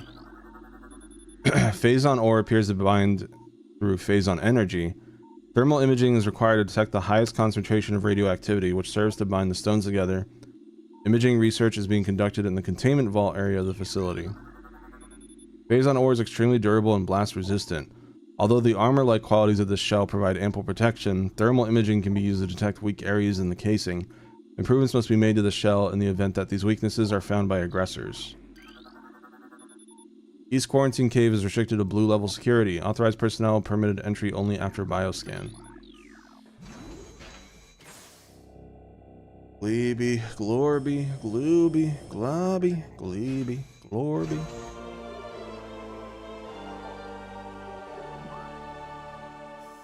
Alright. Got the map. Glorby, glorby, glorb, glorby. Glorby, glorb, glorb, glorby. Out.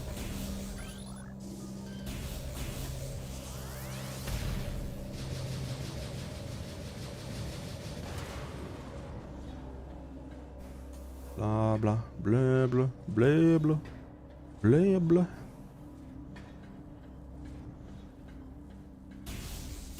Lots of lore up ahead, chat. Strap on.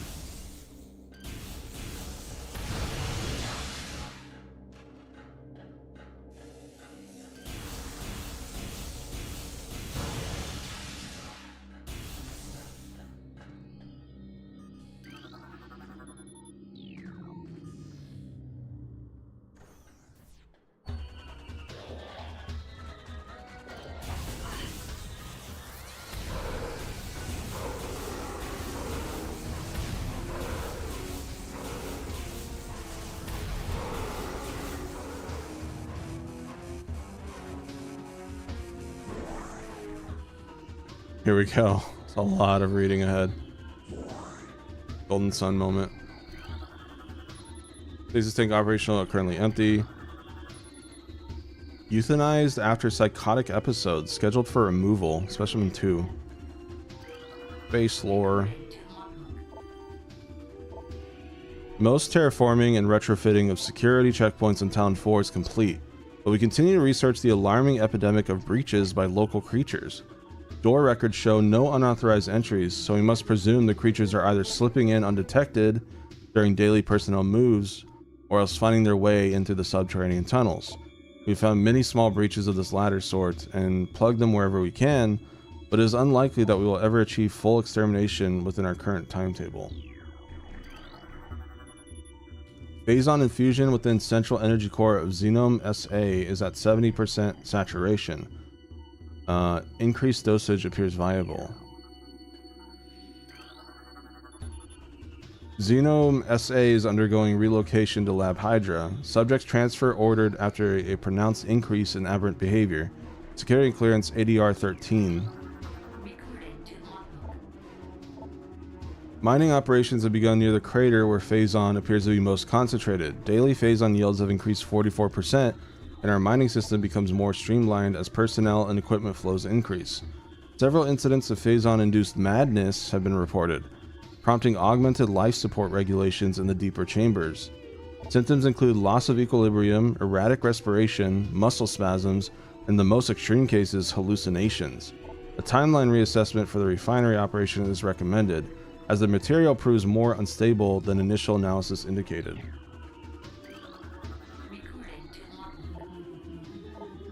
We have codified the newfound energy source's Phazon, a V-index mutagen of which we have very little reliable data. Indications point to a meteor of unknown origin expelling Phazon into the environment. This material appears to possess the power to mutate organic life forms sufficiently to withstand its poison. These mutations appear promising, with abrupt evolutionary leaps appearing in single-generation reproduction. Plans to establish a full science team on Talon 4 are being finalized. Life signs normal, pulse at 140%, mass increase of 4%. Currently empty.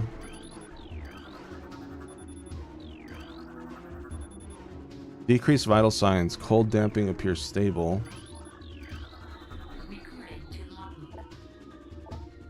Our initial tests exposing Talon 4's indigenous parasites to Phazon appear to be successful. Increases in strength, size, and aggressiveness are common in all test subjects, as well as unforeseen evolutions like additional poison sacs within the abdomen and the appearance of a second ring of mandibles in several subjects. These creatures were chosen because of their resilience, and it appears possible that, given through exposure to Phazon, they may one day be able to survive on any planet we transport them to. Our methods will have to be refined. We currently have a 100% extinction rate after the 4th infusion period, and most survivors of the 3rd infusion stage are so violent and uncontrollable that they have to be euthanized. Even still, we remain hopeful that further experimentation will result in success. Phazon fluid bath levels at 70%, checking diagnosis per procedure, blah blah blah.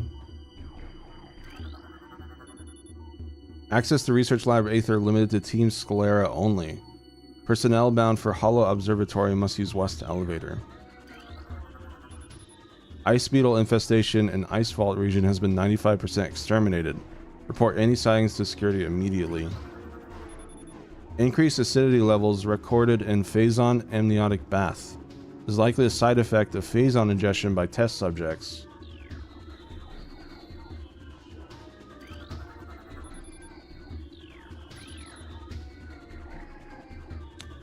Alright, that's it for this floor, I think. Oh, one more. Stasis tanks operate at 40% capacity. Temperature regulation errors have been rectified as of 12, blah blah blah. Alright.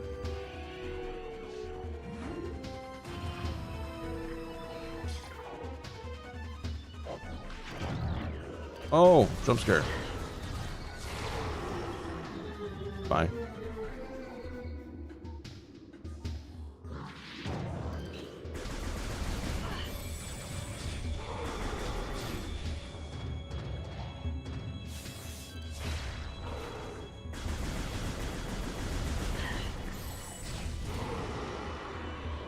Eviscerated. Or incinerated, rather.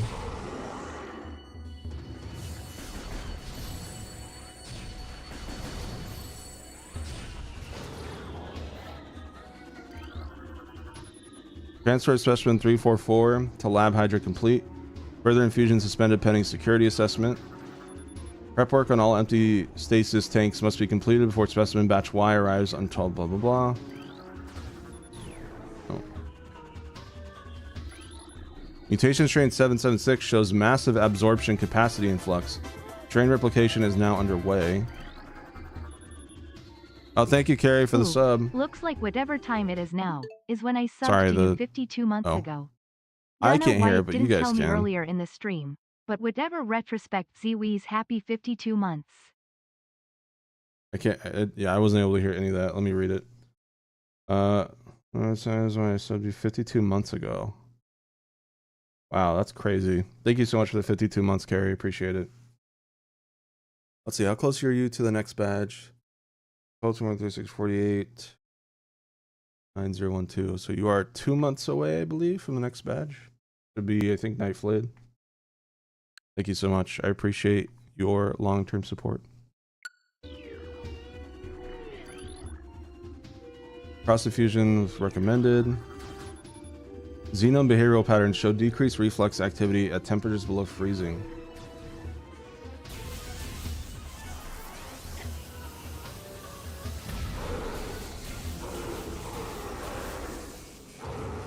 There we go.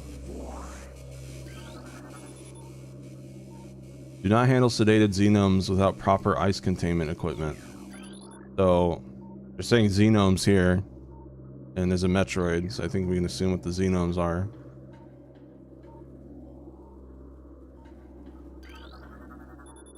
Tissue samples from stasis tanks must be hand carried to Lab Hydra for analysis. Notify security of all material moves. Viral pathogens found in several xenomes have been traced to Phazon batch 1664.Z. Terminate all subjects. Strain has been successfully replicated. We have named it Strain Vertigo, a mutation of beta xenomes processing. Daily decontamination is now required for all personnel working in Lab Aether. Optimal absorption mutation has led to unexpected degeneration of internal organs.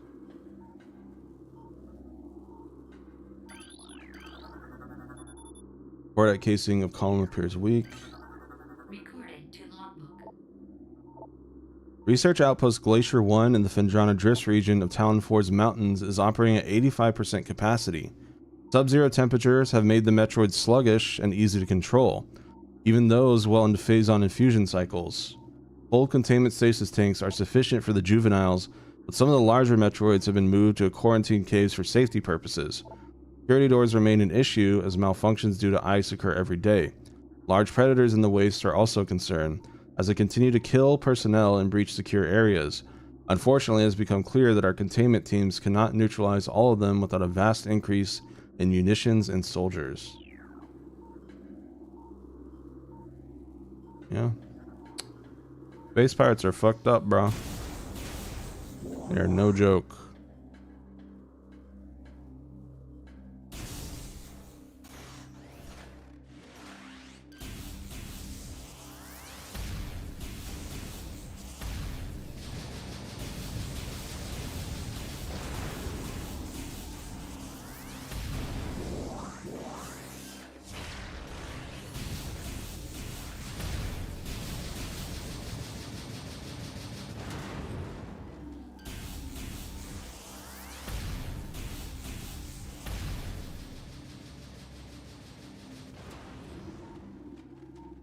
Okay.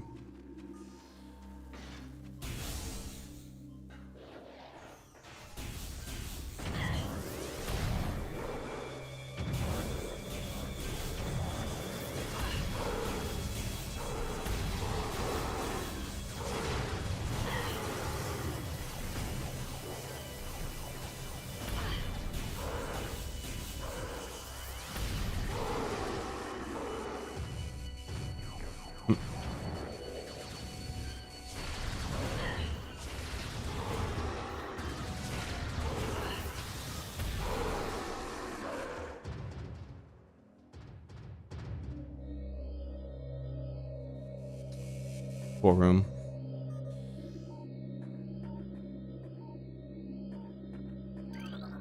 Recorded to logbook. Phase-on mining is underway. Several garrisons have been established and terraforming of the Choza ruins is underway. Security systems are operational and the science team continues to make progress in their biotech research.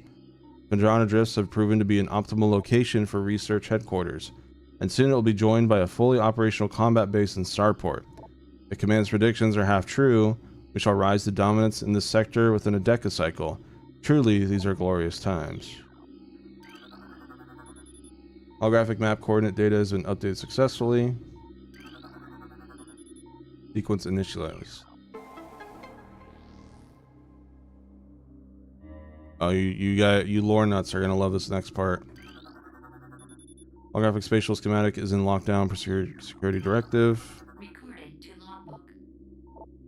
Scans of the spiral sector detected a massive energy spike emanating from a Wanderer-class planet identified as Talon 4. Scout reconnaissance was immediately dispatched to the center of the spike, a landmass at heading mark 40.08.02, returning with planetary samples and atmospheric imaging. Analysis shows the energy source to be an unstable radioactive material of enormous potential. We are unable to form an accurate risk assessment of this time, but we are unlikely to find an energy source this powerful again. Analysis will continue, but currently Town 4 appears to be a viable secondary headquarters.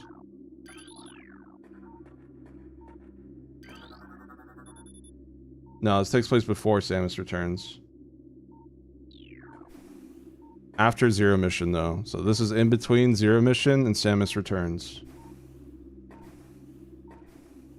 And that's Prime 1 through 3. They're all after Zero Mission, before Samus Returns. Upper node of astronomical holographic projector is retracted and inactive. Projector. Holographic projector extensions are currently inactive and need to be manually rotated. Use the spinners at the base of the projector to move the plane.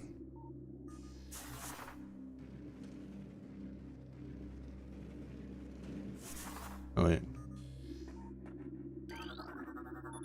Lower node of astronomical holographic projector currently... Why can't I say projector normally? Projector. Projector. It's projector.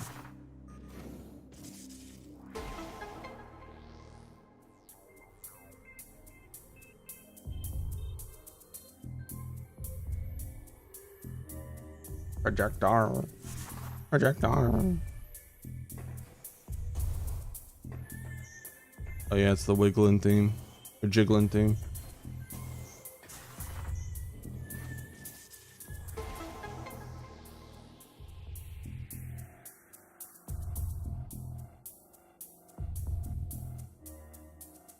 Bum bum. Lower note of the struggle projector, holographic projector functioning normally. Bum bum.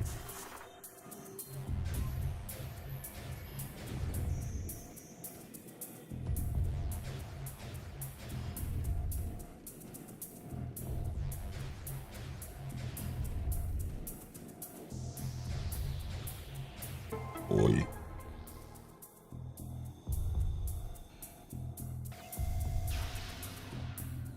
Look at that.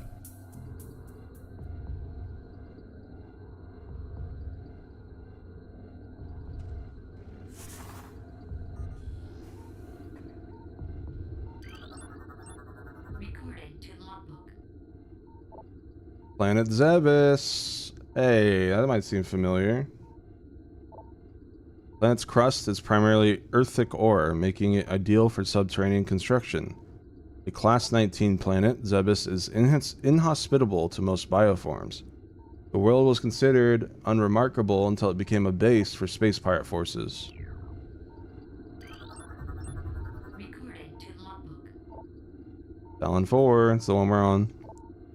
Ecosystem studies indicate that Talon 4 was a biological paradise prior to the impact of an extraterrestrial object, but remains of the biosphere is slowly fading due to the exposure to phazon radiation. At current rate of decay, Talon 4 will be a barren Class 13 wasteland in 25 years. Wow, that's crazy. Planet Billium. Quarantine. Atmosphere is rife with meteorolysis, a sentient gaseous global exterminator virus. Okay. Ore mine. An uninhabitable wasteland savaged by nuclear dust storms and constant seismic upheavals. I love the concept of like planets in space and stuff. That's what I loved about Mass Effect, was like going to the planets and shit. It's so cool. Twin tabula. Planet is best known for twin fever, a disease caused by a viral strain native to twin tabula. In the early stage of the disease, victims suffer from double vision. When the twin sight fades, the victim is near death. What the fuck? Bro, the Metroverse sucks.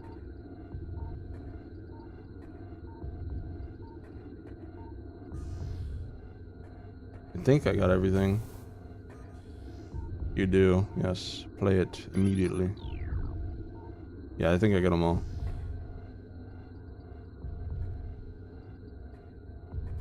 Yeah, I love space and shit, man. It's just so cool. The fact that it's real, you know, too, you know what I mean? Like, you know, the fantasy, magic and stuff, like, you know, that's obviously not real, but like the fact that this is a possibility and we just haven't seen it yet. That's what I find so fascinating about space.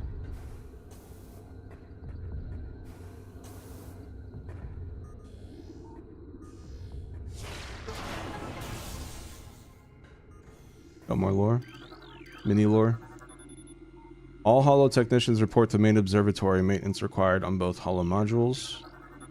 Chief Astrogation Officer feels our current dual Holo projector system is obsolete. Please review and advise.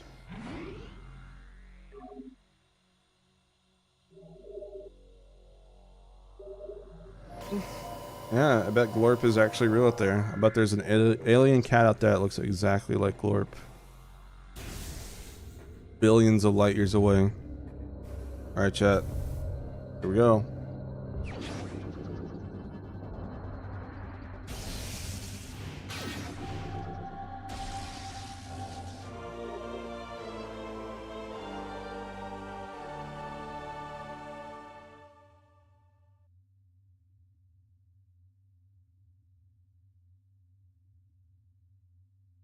Oh.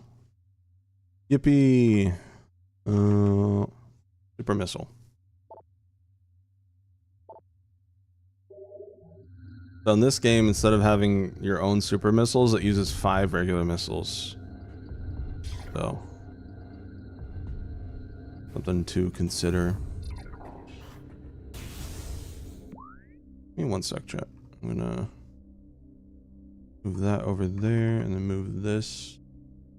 I'm also gonna go pee. We'll be back. BRP.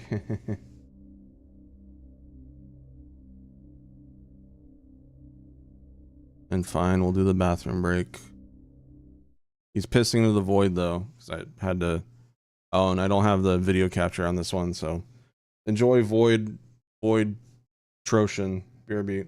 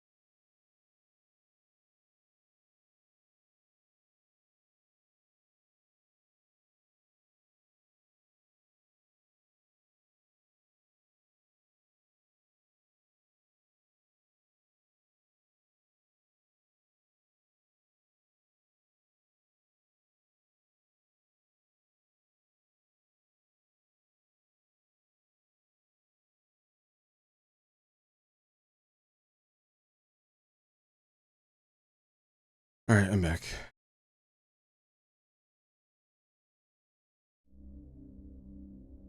All right. Can't tell if we're making good time or not. I mean, reading everything definitely slows things down a lot, but I think we're doing okay.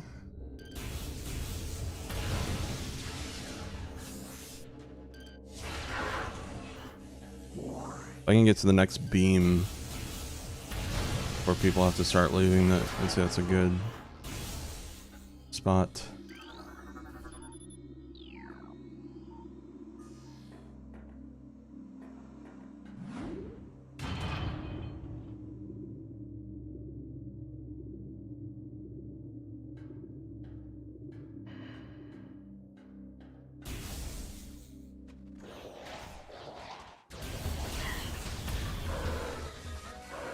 Oh yeah, watch Super Missile on a pirate. Watch this. Boom! Yeah, that's right. Chill up there.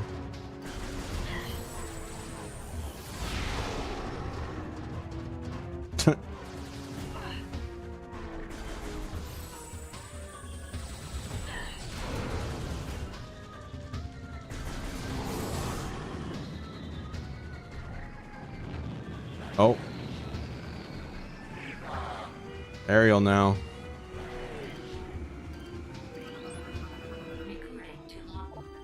Flying pirate. Pirates trained and equipped for airborne assault. Flying pirates are extremely agile in the air, but the heat signatures of their jetpacks can be tracked with thermal imaging. While their missiles are extremely potent, their jetpacks can be even more so. If the pack fails, they'll make a suicide strike.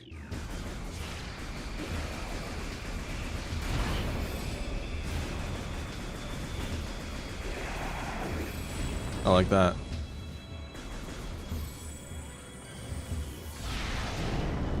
Oh my god. Super missile, calm down.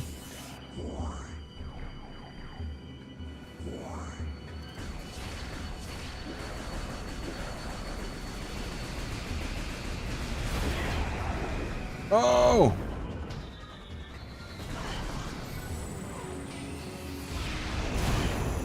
Double kill. Hell yeah. Hell yeah.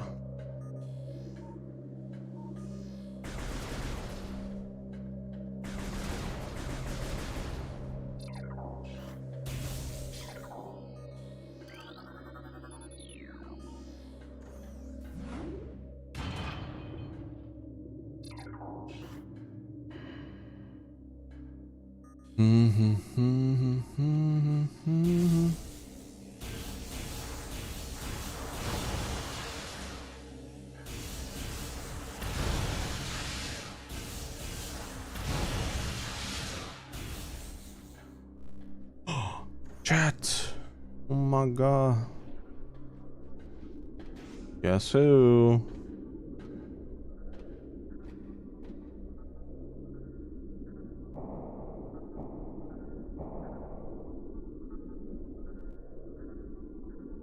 It's Samus.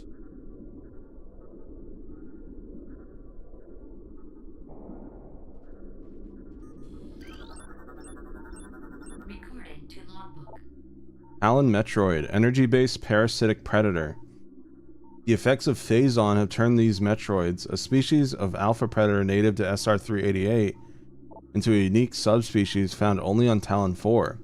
A Talon Metroid will latch onto its prey and drain energy, growing larger as it does. The only way to shake an attached Talon Metroid is to enter Morph Ball mode and lay a bomb. Oh!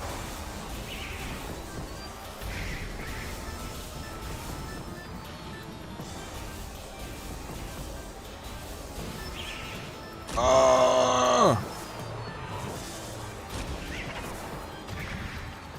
Dead. Whoa! Chill.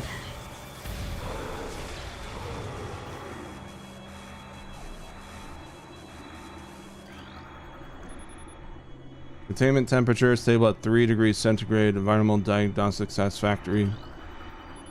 Metroid brain scan results in. Studies show accelerated activity in parietal lobe during hunting cycles at temperatures above 10 degrees centigrade.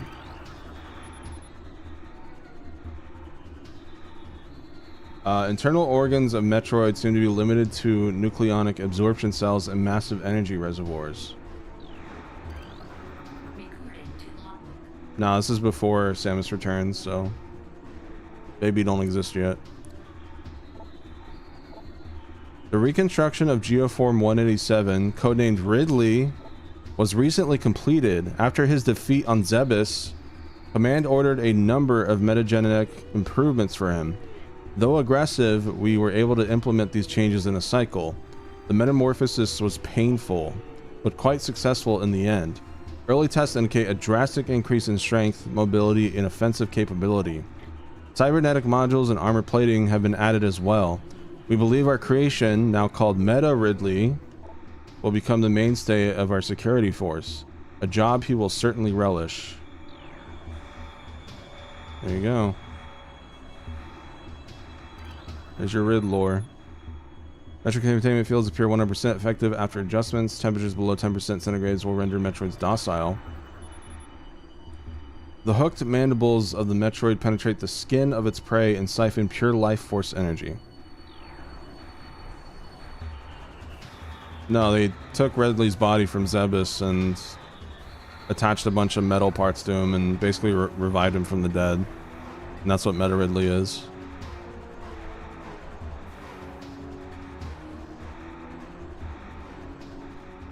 I think. Let me... Yeah. Yeah. They recovered his corpse from Zebes.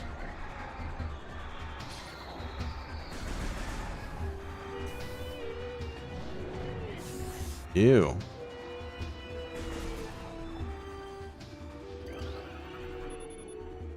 As energy-based creatures, Metroids show immediate mass increases upon energy absorption. Recording to logbook. Confidence is high regarding Phazon applications. We know enough about Phazon now to begin combining it with Space Pirate DNA. The codename for this venture will be Project Helix. Preliminary studies indicate that Phazon infusion could produce radical new pirate genomes. Benevolent mutation levels are high in current test subjects. Phazon madness isn't concerned, but refinements in the infusion process should reduce or neutralize the odds of mental degeneration. All guards must use ice containment gear when transporting Metroids. This includes sedated specimens and those pronounced dead. In the event of a Metroid attack, repel creature with missiles set to maximum concussion. Okay.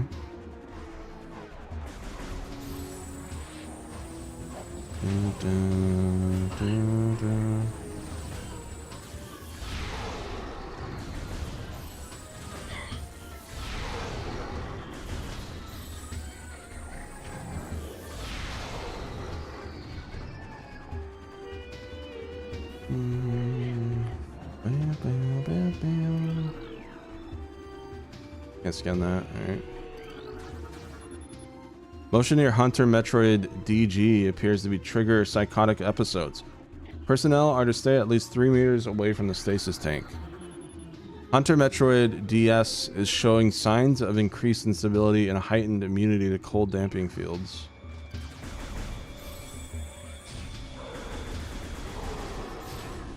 There we go.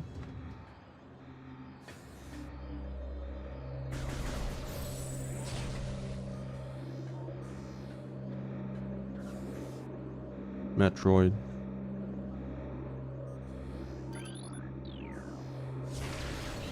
Yippee!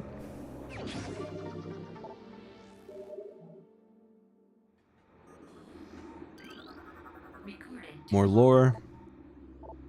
Metroid Dissection continues to provide more questions than answers. Our research teams have isolated the energy conduits that run from the invasive twin mandibles to the energy core in the creature's quadripartite nucleus, but the manner in which a Metroid actually extracts the life force from its prey remains an utter mystery. The victim does not lose blood or any vital fluids, and yet the Metroid extracts energy. Identifying this energy is our central problem. It takes no physical form, and yet without it, the victim dies. We will continue to research this matter, as the isolation of this life-giving essence could be the key to our ascendance. Quarantine specimen exhibits highly aggressive behavior. Its body structure, composed of phazon aura, appears nearly invulnerable. This has rendered our efforts to train and discipline subject useless. East Quarantine Cave has been secured. Specimen reigns in the quarantine area. All experiments suspend pending pacification. Studies of Metroid biology continue, though with limited progress. It seems likely that we will be much more successful using the Metroids for our means rather than trying to reproduce their powers. If they could be adequately tamed, we would have no need of a proper understanding of their metabolism. A small force of disciplined Metroids could wipe out entire armies, and once we find a way to shield them from cold containment weapons, they will be invincible. Furthermore, if we could then harvest the energy they consumed, we'd have a near limitless source of power at our disposal.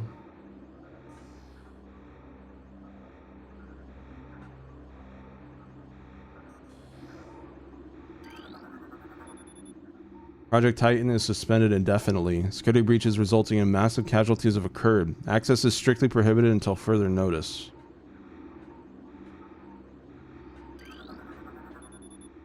Tank holds the remains of Experiment 7526. Conversion of elite pirate unsuccessful. Ew. Metroids infused with phazon strain vertigo are thriving. We feel they could be Class 1 energy harvesters if proper submission measures are employed.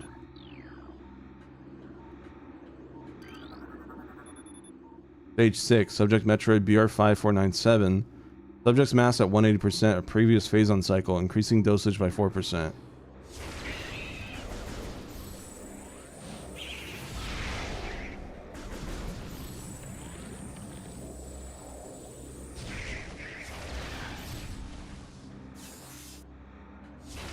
I don't like you, I don't like you, I don't like you.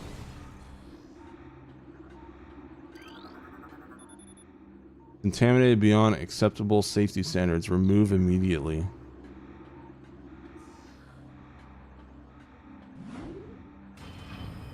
Oh yeah, it's better. It's better to do this when the lights are on, because oh my god.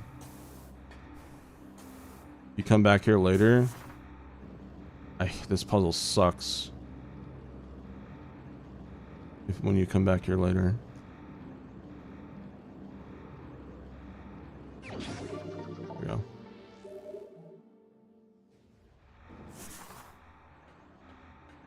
All right.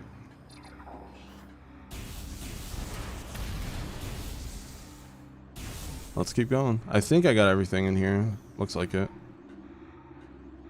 More or less. Blow that up because it's fun. Don't think I have you yet. Ice beetle. Growing insect with an ice reinforced carapace, adverse to heat. This member of the beetle family is adapted to life in the sub-zero temperature in the Finjan drifts. Throwing a thick ice shell over its entire body, the ice is extremely resilient, providing the ice beetle with extra protection and augmented digging capabilities. Yeah, how'd that work out for you, buddy?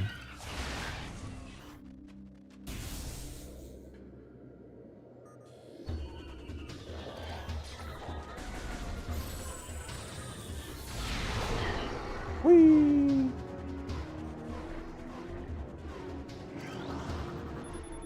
Testing of thermal imaging software complete. Commence download to tactical visor prototype for field testing. Central take control circuit connection terminated. Ooh. Hey.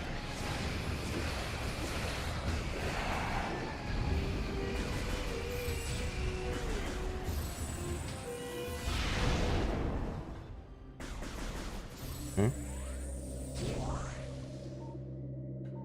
Nothing else up here. This unit supplies power to the containment force field at the bottom of the room.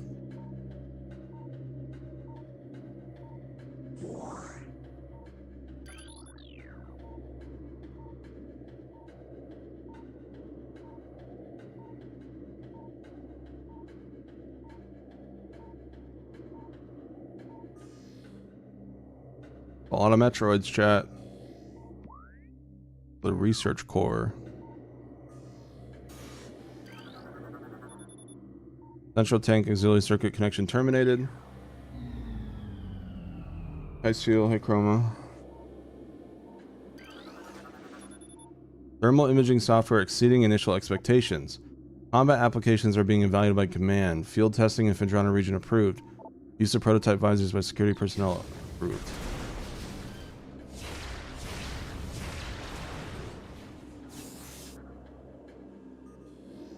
All right.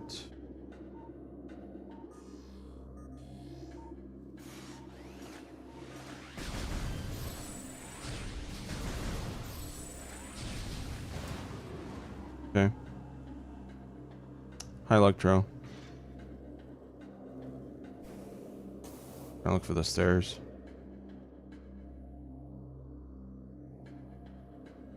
Boy.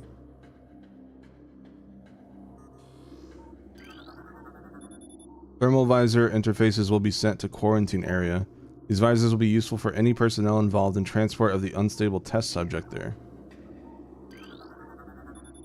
Inform command that thermal vision tests will begin soon. Abnormal heat traces stand out against their surroundings when looking through the thermal imaging spectrum. I think that's everything, more or less. Central tank main circuit connection terminated. Ready for another new item, chat? That's not in any of the other Metroids we've done so far. Here we go.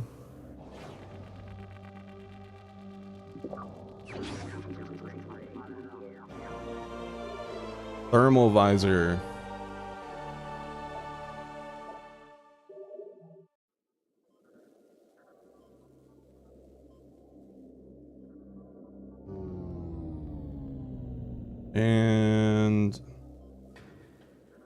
And it's dark.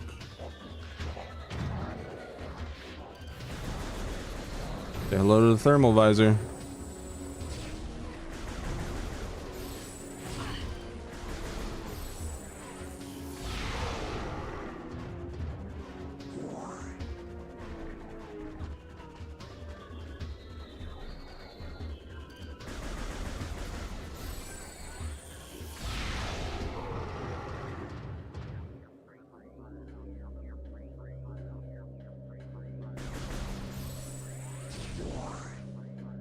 Also, chat, you know what's cool? So, thermal visor, look at my beam when I charge it up. That's when I shoot it. Watch when I charge it.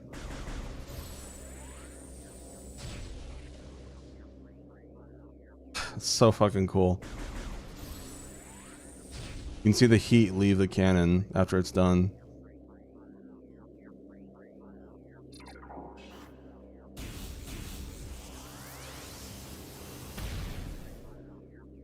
Yeah. I do, okay. This is my one gripe. My one gripe with the remaster. I don't know why, but for some reason they decided to add a fuck ton of motion blur to the thermal visor. That was not in the original. I don't know why. Like, it's fine, but like it just doesn't feel necessary. I don't know why everything is so blurry. If you look at the normal game, there's no blur at all in the original.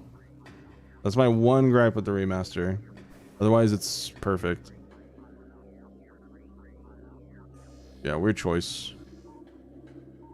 Anyways, look how fucking dark it is without the thermal.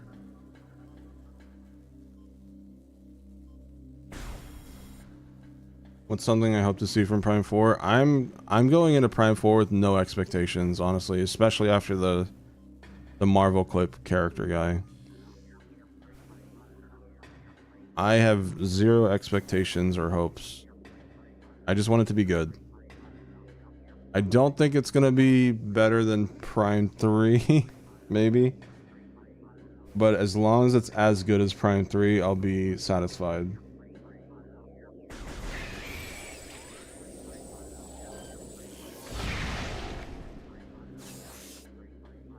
I'm running out of Yep. Quippy guy, for some reason, they wanted to add him.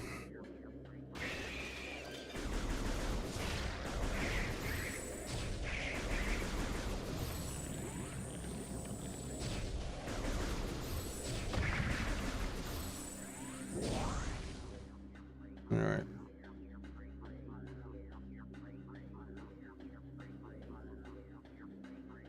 Yeah, same ninja. Look, as long as like he just doesn't really become relevant after the first 30 minutes of the game. If he like still says some stuff here and there throughout the game, that's fine. But as long as he's not like there the entire time, you know? Then it's whatever. I'll deal with it.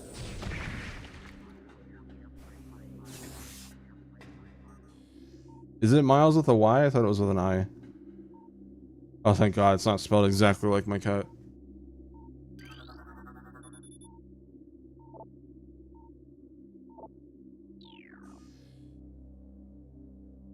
Okay, chat. This actually looks like something from a horror game. Like, look at this. Like the slow flashing orange. That's like actually kind of eerie.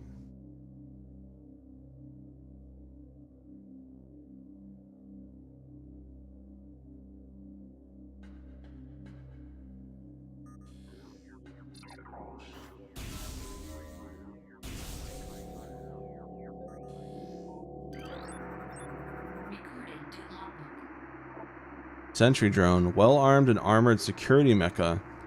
Sentry drones have limited intelligence but do their assigned task well. Being machines, they are susceptible to electrical attacks.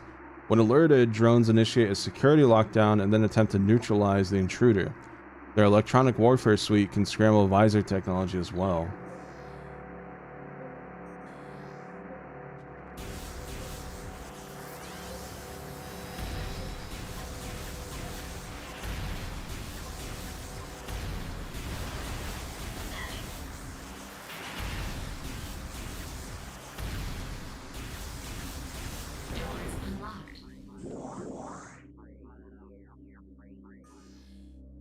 It's so dark, oh my God.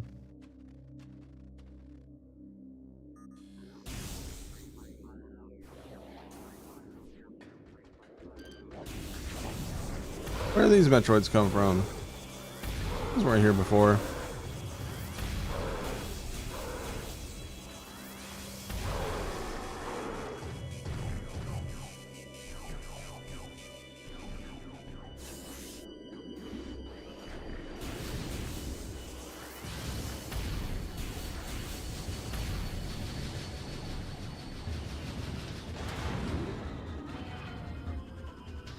I'll leave them there. Bro, where are you going? So yeah, chat, remember how I said this puzzle sucks without when the power's off? Look at this. Look at that. Oh, I hate that. I mean, thankfully they have like the grill slightly lit up, but you definitely do that one before you turn off the power. Goodbye.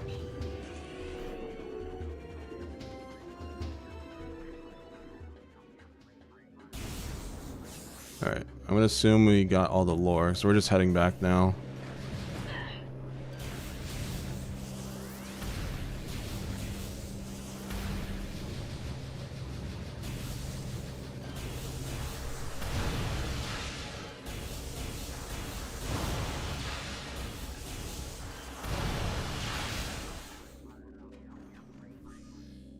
Still dark as hell.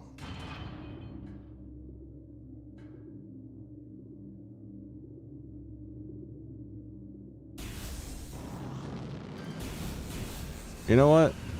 I'm just gonna go. I'm just gonna go. If you're not locking the door, I'm just gonna go.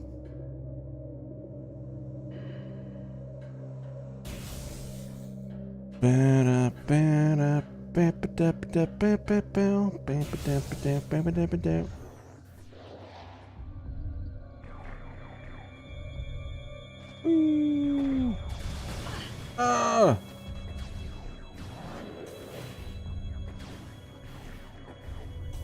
Go, go, go, go. Go, go, go.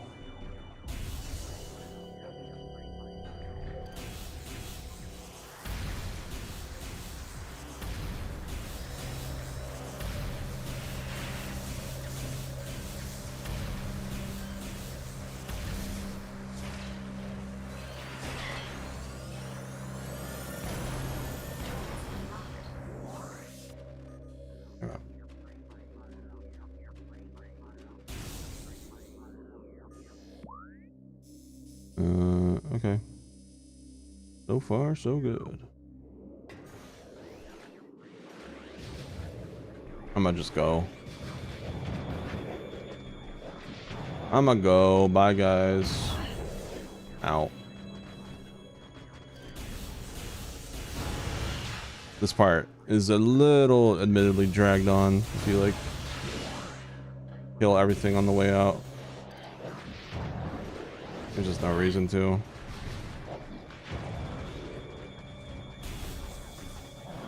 Especially because you've already been here, you know? Okay. No more thermal for a bit.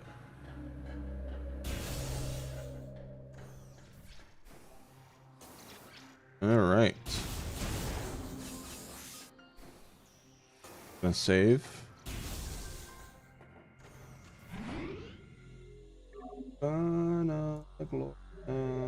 Ugly bee.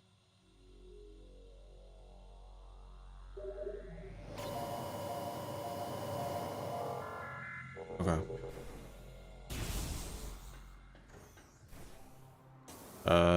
Lot. Wave beam, thermal visor, super missile.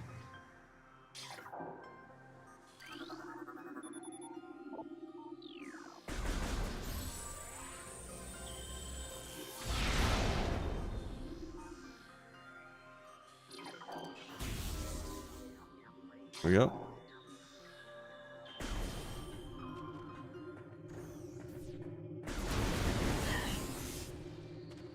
Pretty. Ow.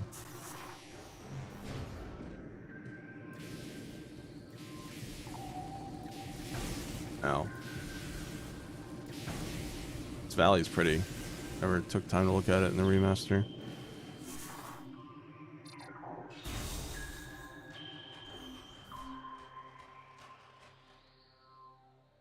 That seems normal.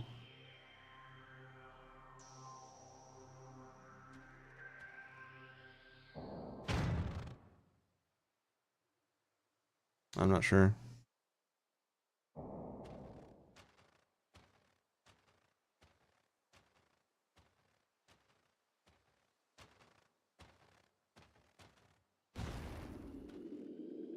Rock.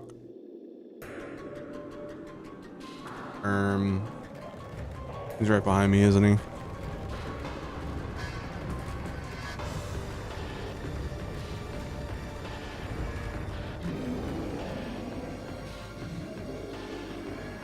Chat. Meet Thardus.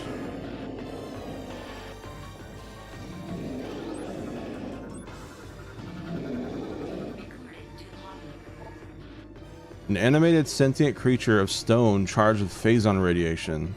The phazon radiation given off by Thardus negates auto-targeting systems, preventing lock-on. It may be possible to acquire alternate targets with a different visor. The chaotic nature of phazon irradiation leads to instability in its structural integrity. Thardus can encase targets in ice, and its colossal size and strength make it a formidable opponent.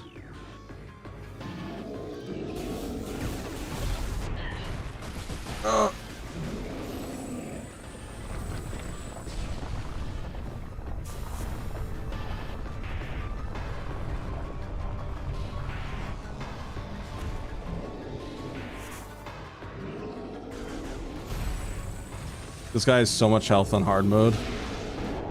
Like, more than he should.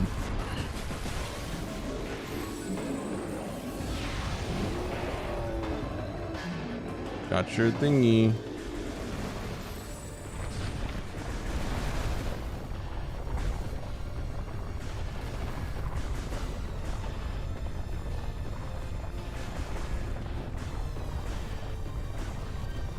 Also, so phazon can just animate rocks? That's fucking scary.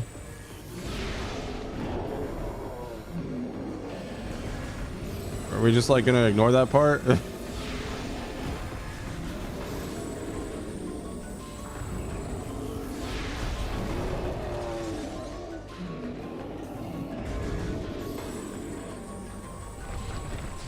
But can it find me a 40-year-old Russian woman? I don't think phazon can do that. Maybe someday. Phazon.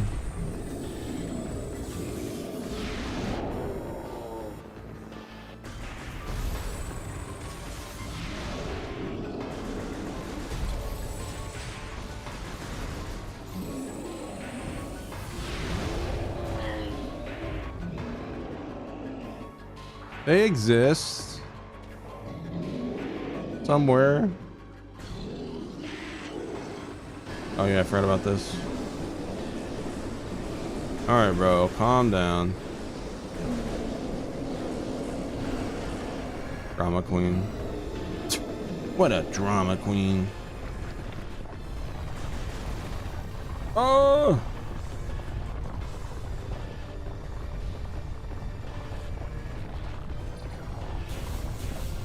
Yeah, this guy has like double health on hard mode.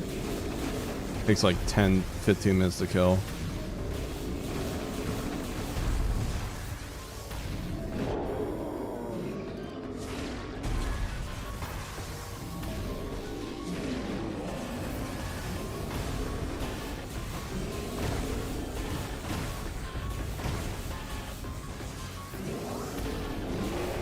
Half health.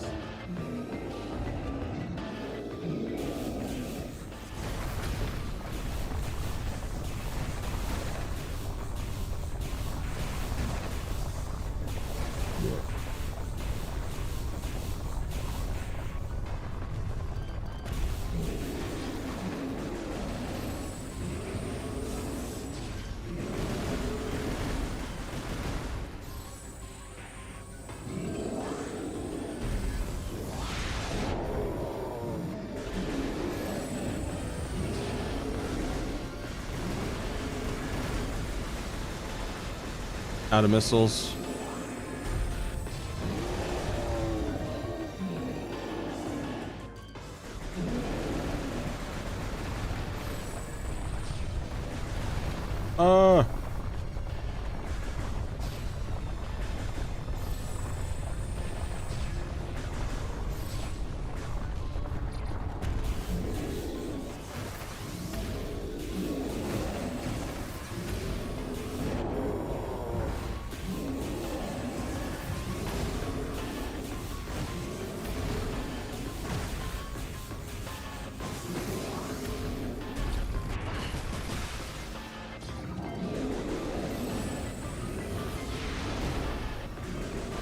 Damn, I wasted my super missile.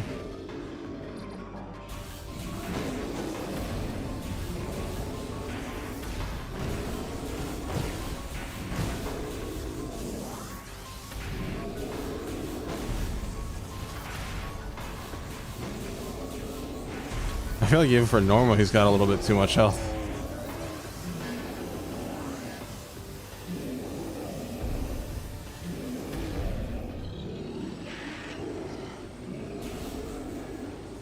He's doing his drama queen move again. Wah, wah.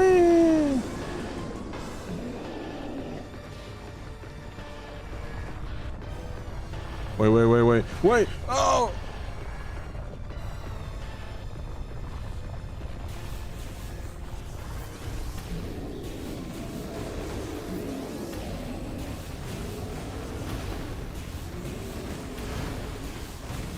I don't know why these rocks obstruct the thermal visor when you blow them up.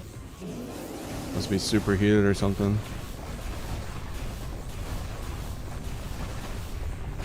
Also, you can't target him when he's doing this ball thing, so it's a little annoying.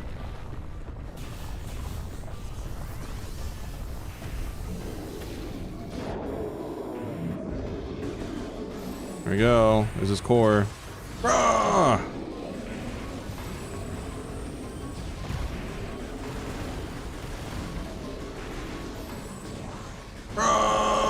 Die! Hell yeah. Oh yeah, watch this chat.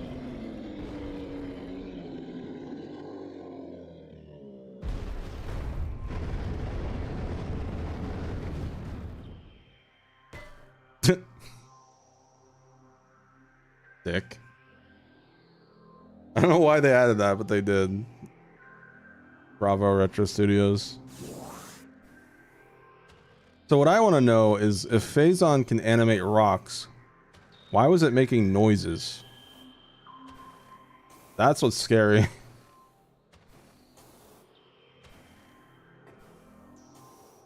Now, if I scan it, it spoils what it is. Cooler to see the animation first.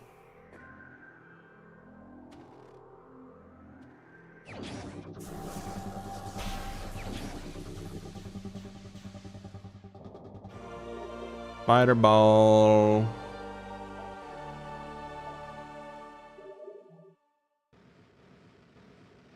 There's the spider ball design. But now it's kind of... Oh, there we go. Yeah, that's cool. I think in the original it's always orange, but in the remaster it's blue, and then when you get the spider ball it's green. The boost trail, I mean.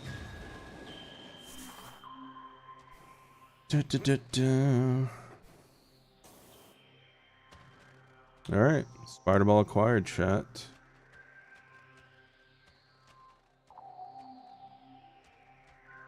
Guess we're going this way. I do need to scan this though. Recording to logbook. Magnetic rail system track. In morph ball mode, press blah blah blah. That's tutorial stuff. Morph ball slop. Or tutorial slop.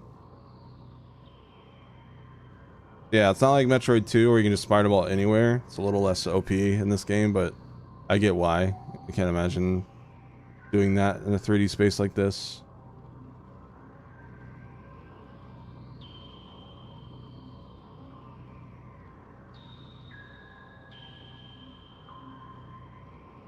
How does a rock golem vocalize though is the question. Like, where does that come from? Maybe like wind through some of its like holes or something? Can like expel and stuff like at will like that to create that type of noise. It's interesting to think about. That somehow didn't hit me, but I'm not complaining. Oh, that one did. Twice. Thanks. Make up for the last the last hit. Appreciate it.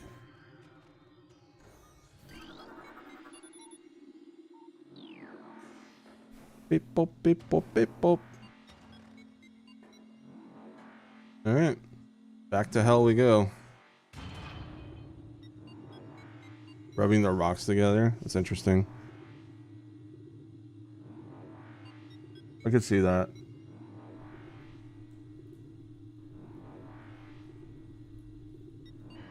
What was just farting really loud? What if that'd be so funny? They should do that. Honestly.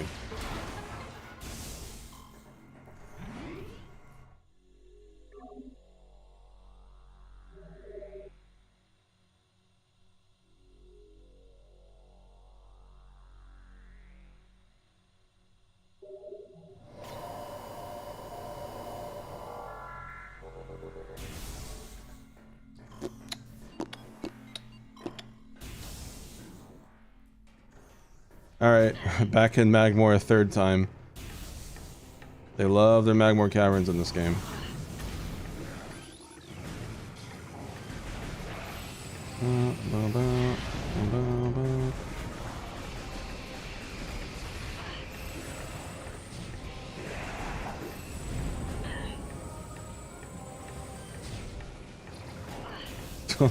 I forgot about that emote.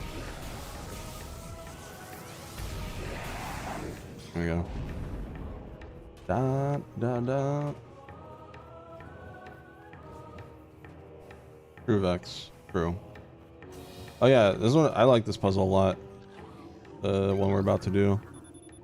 Seems functional, but it's not receiving power. 3 nearby conduits must be energized. Oh.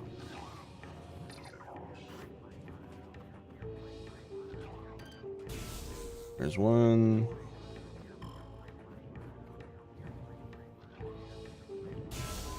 Two. And a three.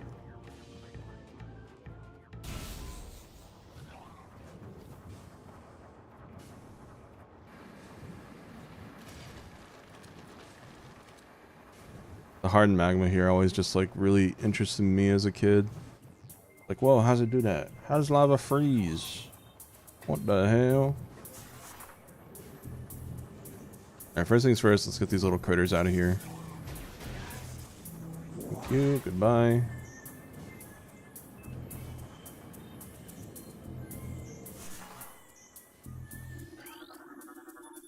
East channel door granted, lava within channel has been cooled. It's the jiggling theme, chat. I'm not seeing any jigglers.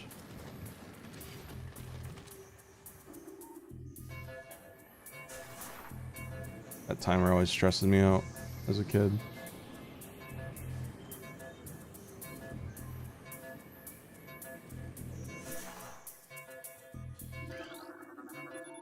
North channel door granted. Bum. Hi, Kevin. Bum bum. Bum bum. Bum bum. Go! We're timed.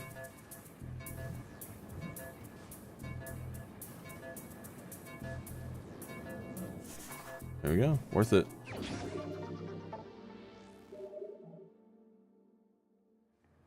Da, da, da, da, da, da. Yeah, I like that one. That one's fun. And you get an energy tank. Worth it, I'd say. Alrighty, I know where to go next. I'm just trying to think of the quickest way there. I don't think it's this way. But I just want to get my bearings. Yeah, ice beam. Definitely not.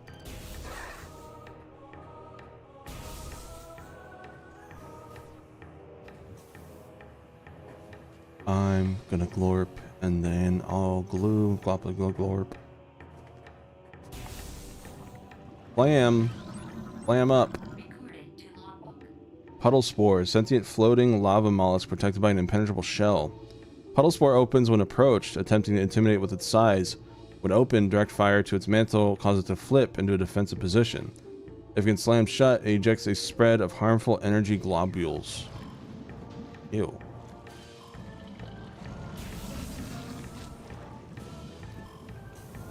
Thanks, bro.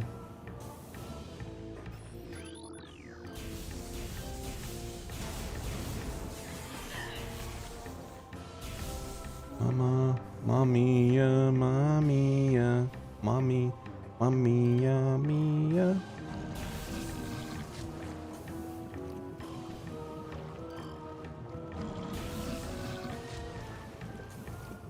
Oh yeah, don't worry about it. Happens all the time. Oh yeah, watch this, chat. Recorded to logbook. Appears to have a weak spot. Some stalactites can be dislodged. Be used from other triple areas.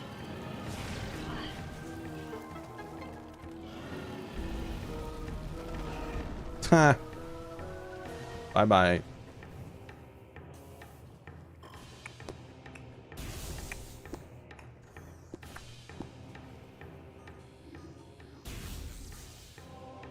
Is this the one? No, I don't think so.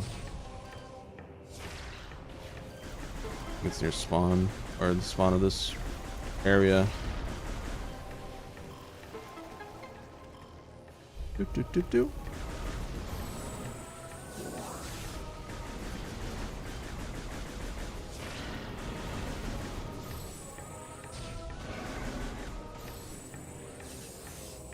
Yeah, speedrunners speedrun the space jump boots all the time. I don't know what else gets sequence broke though.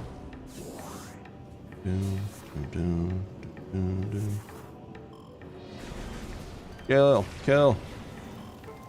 Bye.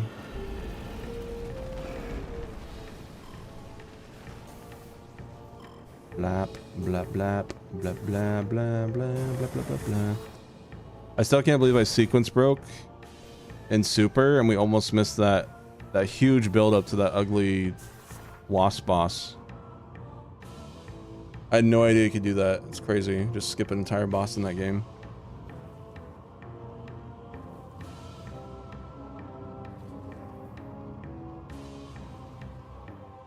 They are 100% 3D Metroidvanias, yes.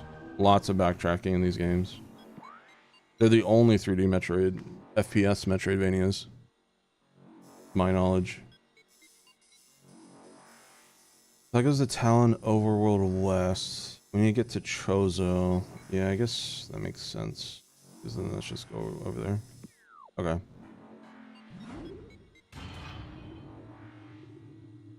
I think the map design is great, except my only gripe is everything is connected to Magmor Caverns. If you want to go from Chozo Ruins to... Sorry, if you want to go from Fendrana to Chozo Ruins, you gotta get through Magmor Caverns.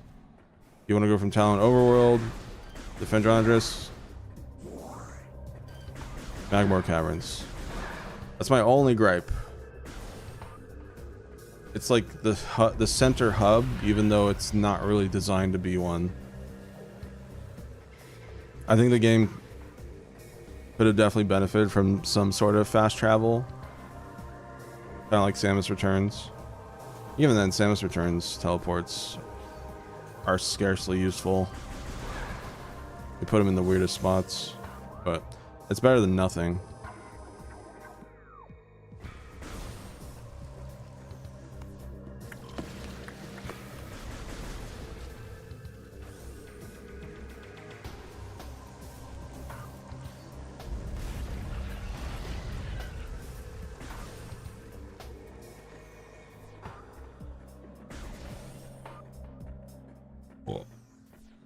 I think we might be able to make it to the next beam in time.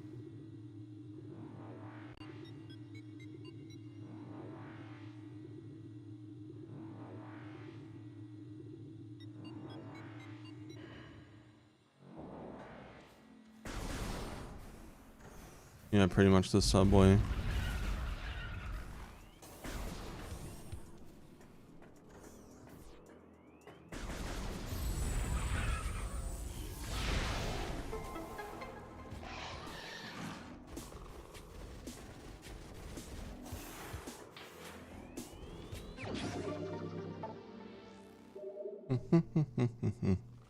Hello.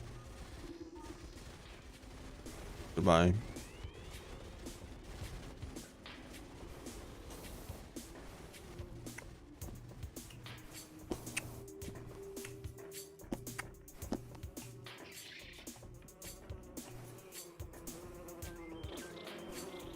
Oh. Right, so there's one here. Oh god. Terry, wait. Terry, wait. I'll pay the loans, I swear. Terry! I'm sorry. Go, go, go, run. Get out of here.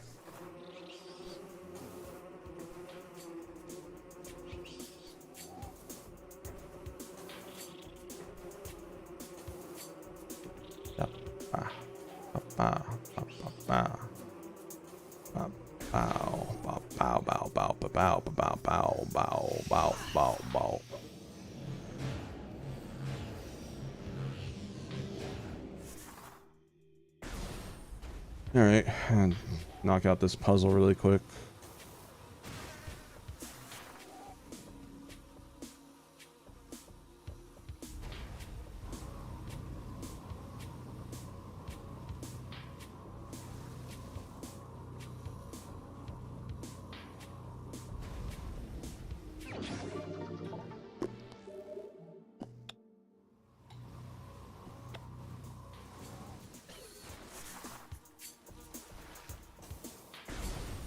Okay.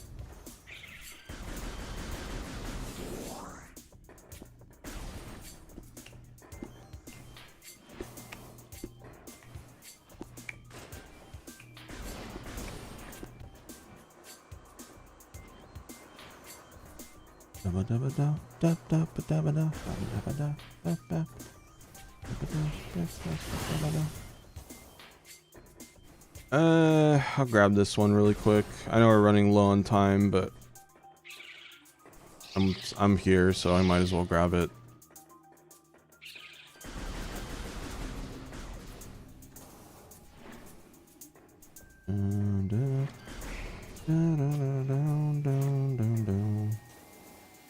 I think next time I play this though, I do want to play the original. As much as I fucking love the remaster, it'd be nice to probably do a randomizer. Maybe next year I could do a randomizer, mix things up a bit. That could be fun. Alright, what do we got?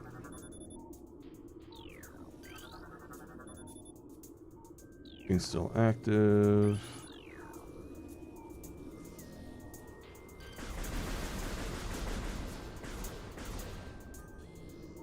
Oh, you good? Oh, wasn't sure if I killed it or not.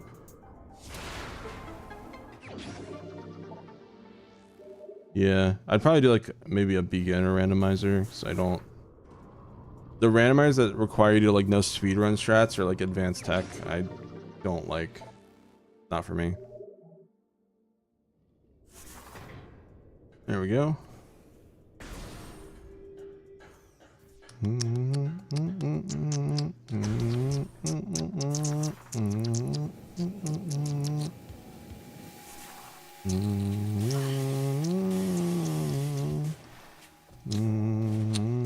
think I need, yeah, I need something else for that. I'll be back for later. I guess that's a good time to do it. I'm just thinking of paths in my head for this game for future runs.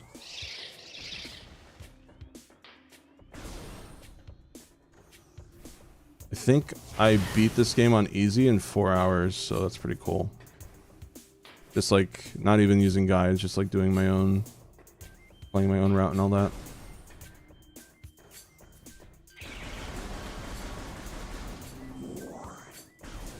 Alright, what do we got?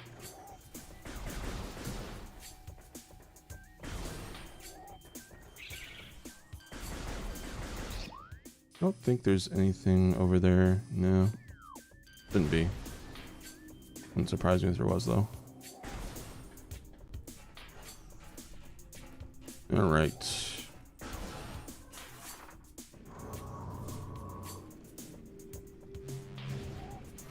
Another one that's a little annoying with only Morph Ball.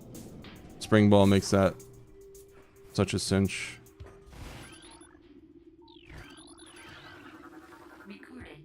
New creature. Plated Parasite. Party member of the Parasite family vulnerable to most weaponry. Cousin of the Parasite.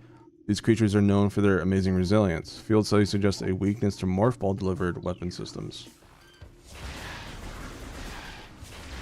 Got Chosen Lore chat.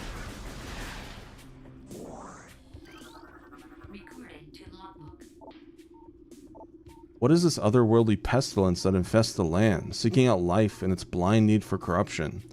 And where did the meteor that brought it originate? Was it crafted by alien hands, or is it a roving chunk of a planet that suffered a violent end? Our minds quail in horror at the thought that long ago, in some corner of the universe, as yet unseen by our eyes, the entire planet was perhaps once coated with this great poison. Whatever cataclysm may have ruptured that doomed place must have been mighty indeed. And if other meteors from it spread through space, bearing this evil to the far corners of the universe, we hold fast to the hope that this is not so, that the only surviving remnants of this evil are here, on Talon 4. Then, at least, there is hope for its eradication. Very important lore right there.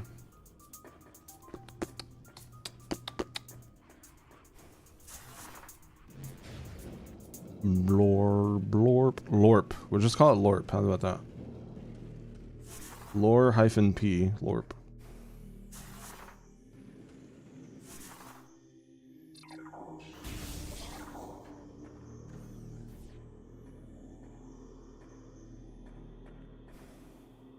Yo, 3 lores right here, back to back. Holy moly.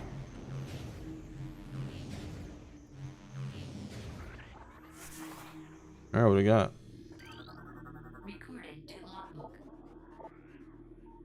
To the entrusted one, if you read these words, then our hope has not been in vain. Your path is fraught with danger. Monstrosities beyond description lurk in the shadows, starving, hunting for prey, searching for ways to quench the poisonous urges that bloom in their brains. Some of these are shrewd, but they are blinded by their evil designs. Believing in the black promise of the great poison, they seek to harness it for their own ends. It is these last that are the greatest danger.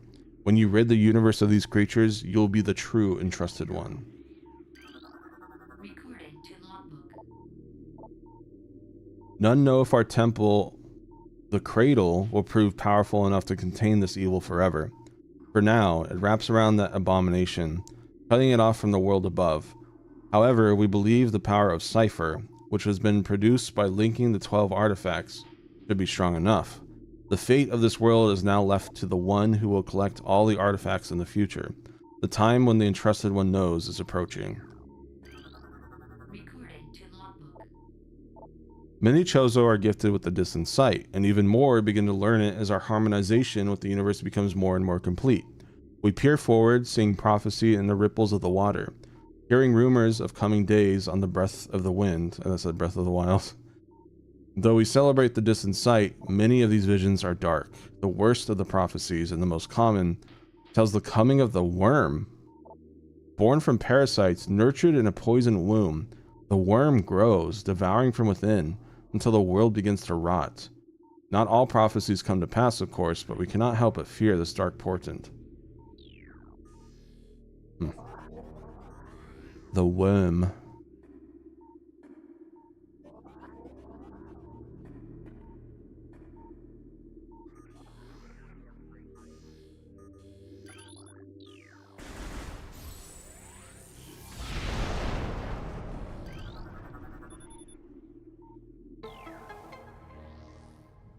Get your jigglins ready, chat. Wait, I lied. Put him away. Put him away!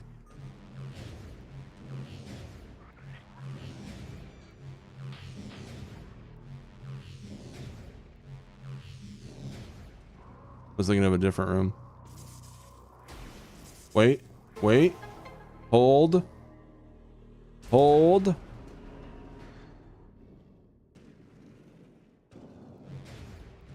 No. Damn it.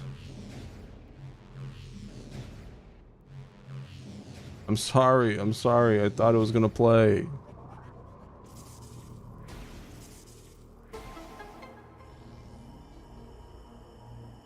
I swear it played in this room. I apologize, chat. Please don't cancel me. That was uncouth of me.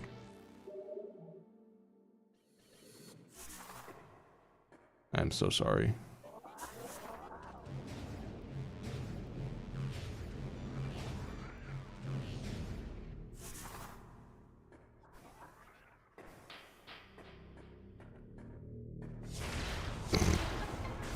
Didn't see that.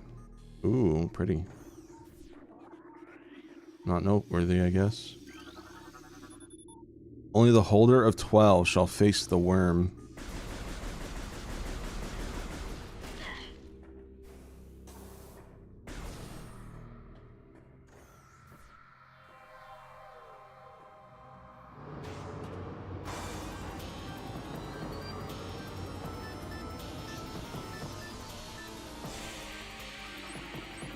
Recorded to logbook.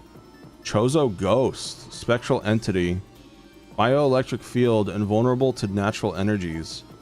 As these entities phase in and out of existence, the only way to track them accurately is with X-ray scanning.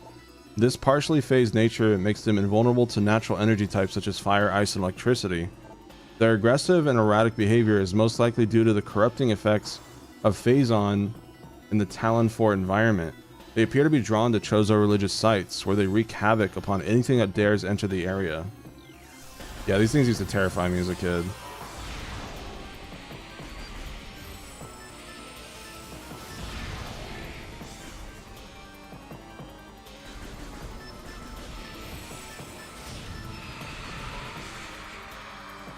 Cool, but terrifying.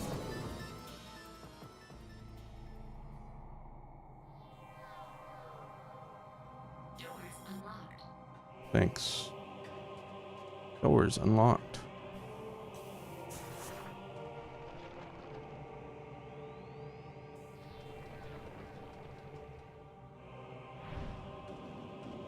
Whee!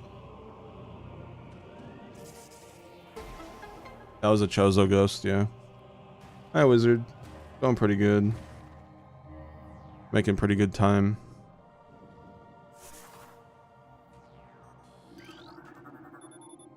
Identified as statue of a Chozo elder. According to Chozo lore, these statues served as the watchful guardians of tombs and shrines. Its outstretched hands are empty, as if awaiting an offering. Got more Chozo lore. Recording to logbook. Things bound to earthy shapes are temporal and frail, existing in a single dimension. They are fragile, vulnerable, and ultimately mortal. However, not all things obey this law. Law? Shapeless, they wait beyond the realm of perception, emerging only when one arrives who can feel their presence. Such is the will of the Chozo. Our will to defeat the evil seeping into this planet remains. We desire only to see the darkness meet its end. The will of the Chozo has no mind or reasoning of its own, though. This will be the entrusted one's trial. So basically they're saying they're gonna fight Samus even if she's friendly, to test her. So I guess that's partially the reason why the ghosts are fighting you, and then also just because they're angry as fuck, angry boomers that got cursed from all the corruption and shit here.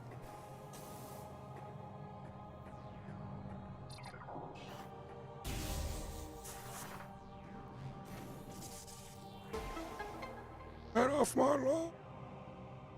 Damn face on.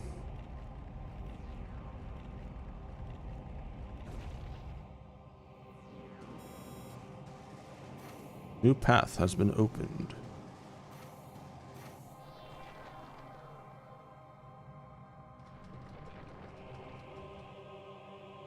Whee! Yippee!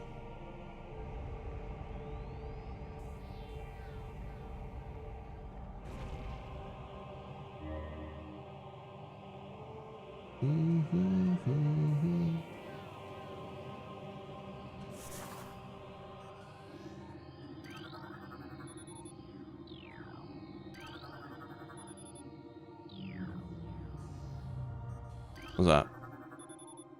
Radiation collector designed to absorb and store solar energy. They appear largely decorative. Alright.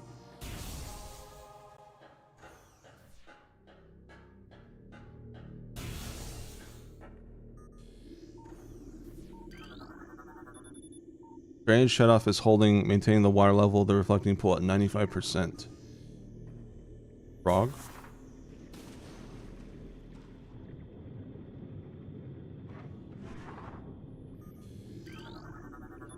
Fracture detected metallic alloy drain cover.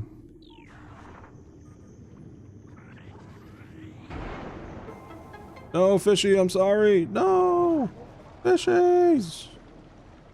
They'll be fine. I'm sure they're fine.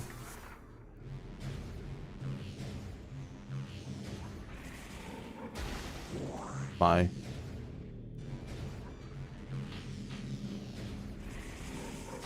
Bye.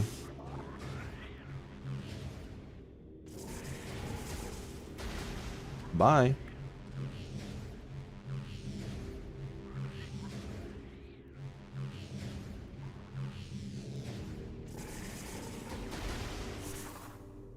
Yay. Ooh. Wah wah.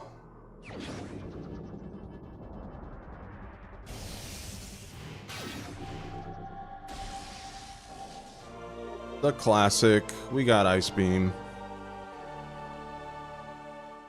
And it was around this... It was around here on my Metroid Prime Remastered stream when somebody found my boyfriend's phone number through PayPal and called him on stream. And then when we called him out back, he had a melty. Good times. Classic. Alright, I got my phone ready. I'm ready for the next person. Alright, chat, my phone number is... Yeah, it was Wizard. I don't know why I did that, but you know what? Based. Oh, you're right. The stream crashed too. Okay, I'm not gonna lie. That scared the shit out of me, okay? We didn't know how this... So, okay, just for context, we had like a weird person who was like kind of obsessed with me and Cam in a way. Like, not like... How do I word it? Like, it was like, you know, just a fixation, whatever. Like, just annoying at best. But then in the Metroid Prime Remastered stream, the day one stream, this was like 2.5 years ago. I was in around this area. I was either in this room or the Ice Beam room, and Cam got a call, and he picked it up because he was curious. And I guess on the other phone, it was that person, that weird person. Yeah, it was very parasocial, yeah. And they called, I guess, because like we were, you know, we were ignoring them and not acknowledging them. So I don't remember what they said. Cam, you know, Cam is very good at recollecting stories more than I am. So maybe I can ask him at some point. I think we talked about it actually not too long ago, but anyways. So yeah, and then like he called Cam, he was like, "Hey Kamex, blah blah blah," or something. And then, you know, Cam like viscerally reacted, understandably, was like, why did you fucking call me? That's fucking weird. Like, and this was all on stream live. He's like, "Why did you just call me? You're fucking weird, dude." And like he hung up. And right when that happened, chat, we had like an internet spike or whatever, like a small internet outage. And when that happened, I spiraled so hard because I thought, remember, we don't know how this person called Cam. And right when that happened, our internet went out. So pairing the two together, I was fearing for my life. I was fucking terrified. And I think Cam was kind of the same. But thankfully, you know, when Cam did that, it was on stream. So the parasocial weirdo, like, he instantly regretted what he did. And he started like freaking out. And like, you know, I think he like hung up and he was like freaking out on his Twitter that we were going to go after him. Which like, no, but you know, so the internet eventually came back, and then we found out, oh, he found out his number through Cam's PayPal. So, you know, huge sigh of relief after that. But holy fuck, that scare, that initial scare, like I was literally having a panic attack.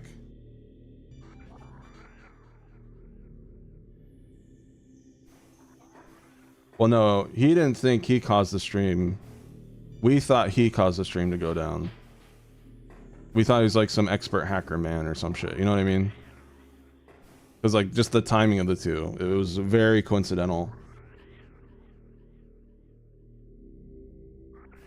Yes, he's the only person to ever use Cam's phone number like that through PayPal. Yeah, Cam knows the finer details. Maybe he'll talk about it. It's not like traumatic or anything for us. We just look back on it and just like, what the fuck? Yeah. And of course it had to happen on the day one like shadow drop of my favorite game of all time being having a remaster. Like, man, it couldn't have been like Hades Part 9. You know what I mean? Sorry, Rom.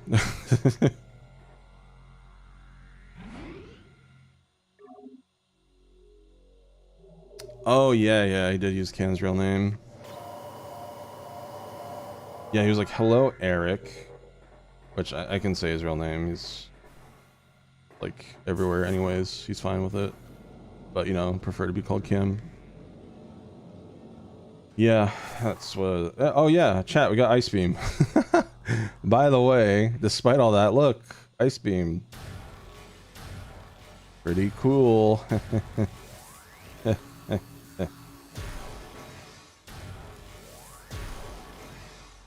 And then check it with thermal. No heat whatsoever.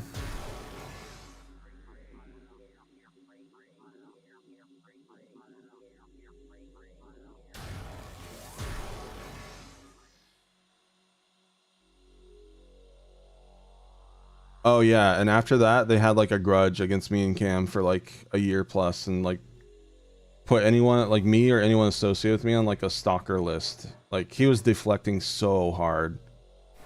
Yeah, very annoying person. I remember too, that was around the time we were like, I think it was like shiny hunting and Scarlet Violet, possibly. Either Scarlet Violet or PLA, I don't remember.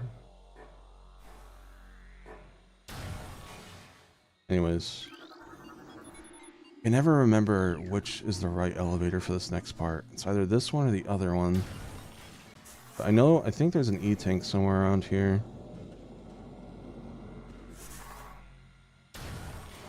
Try to find that.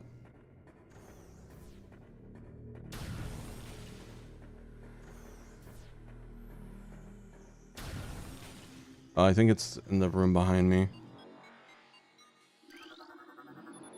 Yeah, we've had some crazy people in our 10 years on the internet come and go in our communities.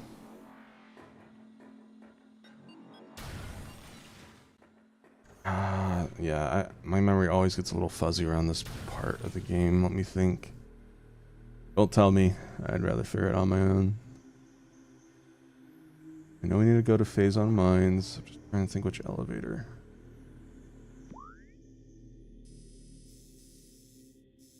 That goes the east and that goes the south. I think it's east because south is blocked off at the moment. No. It's neither, actually. Because we need to go back to Fendrana Drifts. I think that's what it was. But I don't remember which elevator was closer. I'll try this one.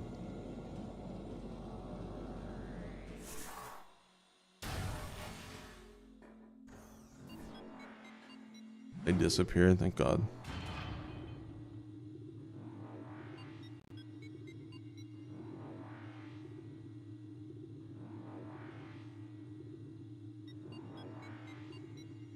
Yeah. I mean, you know, the silver lining in having a much smaller audience now, it's like that kind of stuff isn't as frequent. So that's definitely something to consider.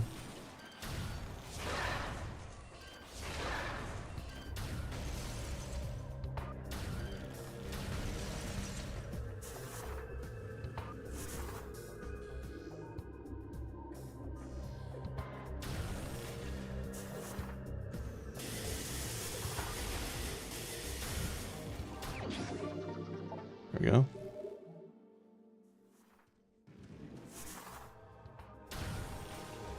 Cool. I think I did take the wrong I think I did take the wrong one, chat. No, I took the right one.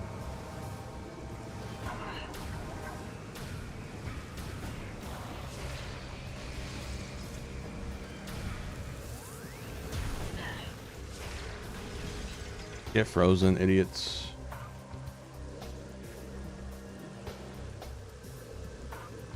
I remember this is a point of no return, so I'm like trying really hard to think right now. Yeah, ship is that way, and then that.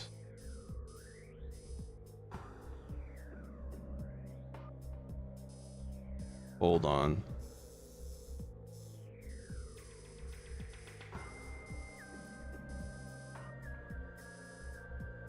Hold on. I know I'm not supposed to go that way yet. Hold on, chat. I think I made this mistake in my last playthrough. Let me just see. Doesn't hurt to check.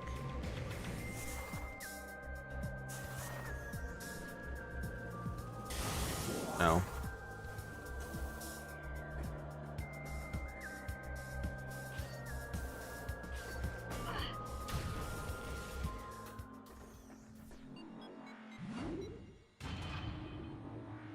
I'm not sure.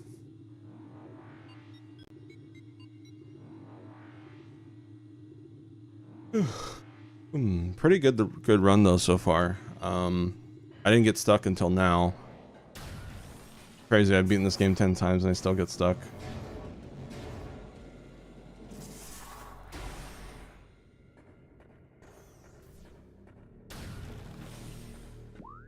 Because yeah, if I do that, my only other option is to Magmore Caverns.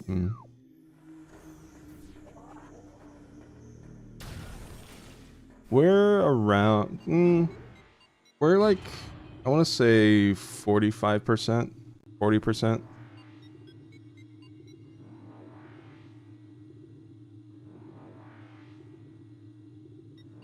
If I didn't know where I was going and all that, then I'd say like 35%.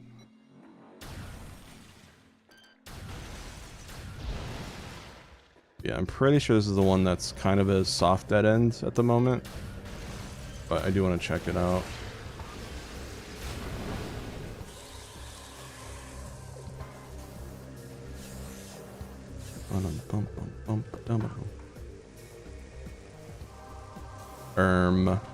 Excuse me? What?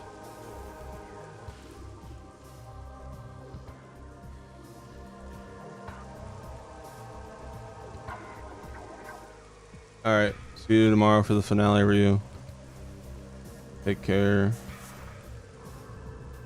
Probably start tomorrow at 5 again. I might even do 4 just to like be extra safe. Does 4 p.m. work tomorrow work for you guys?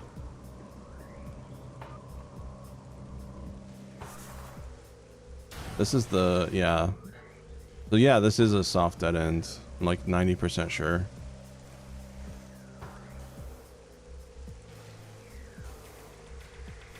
Can go this way, but I think it's just a missile expansion. Yeah. Pretty room.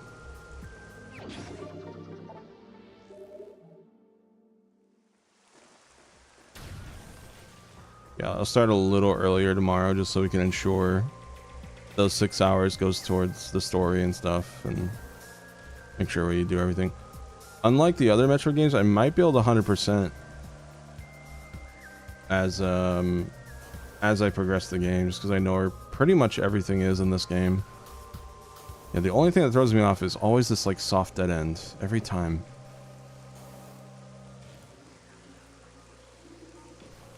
Because yeah, there's this, which is like, yep. I need to be on the other side to unlock this. Yeah. Okay. Yeah, never come this way. My future runs first.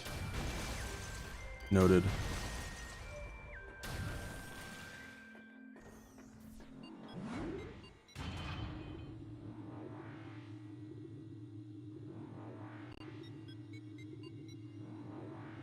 Bleep, bleep, blorp, blorp, bleep, blorp, blorp.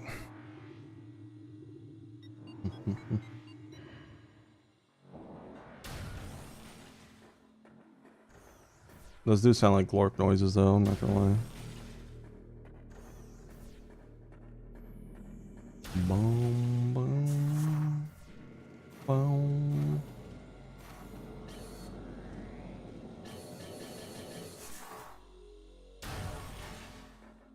Alright, so yeah, this is the way we're gonna go. Now if I go back. Oh, you know what? They do have a shortcut for the ice beam here.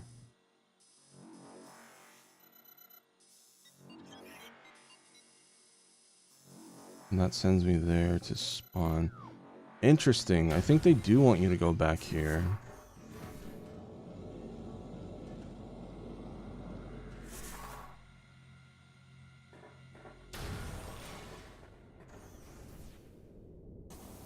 So the answer is neither elevator.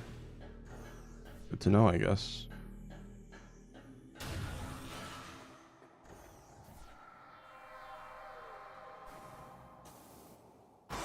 Oh my god, bro.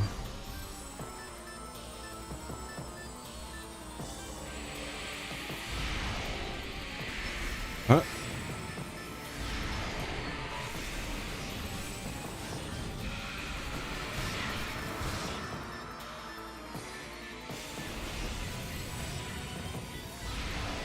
Ugh, I hate how fast they despawn.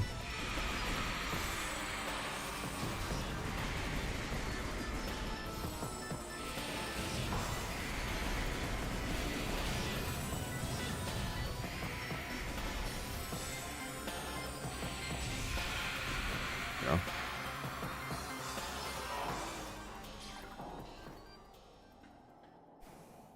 Dun, dun, dun. All right. We have the ice beam door up there we can do.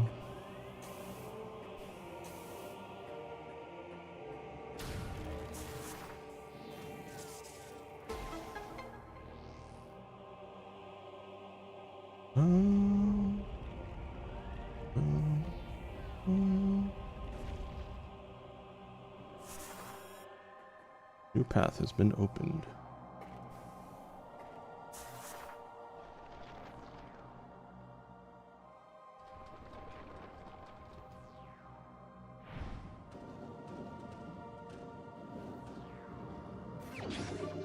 E-tank.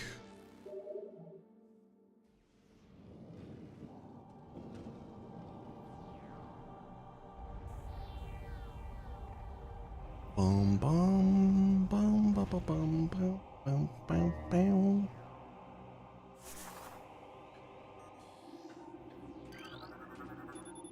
Structure bridge indicates it can be rotated. You rotated, idiot. Elder's greatest power lies beyond the second lock. Those rooms translated. Hall of Banner text reads the Hall of the Elders. Cool.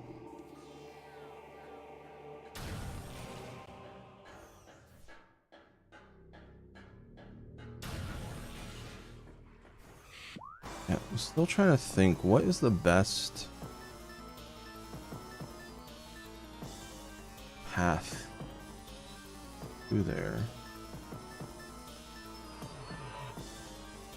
Can't go that way. Yeah, so you know what? This actually isn't faster. I don't think. I think the first way I went is the fastest. Rip. Well, good to know for the future. Unless I can go this way again. I'm gonna try it. Be a little experimental.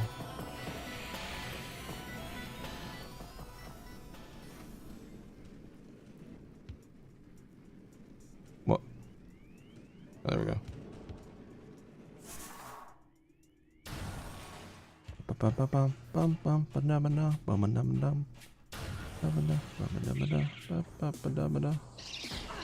Ow.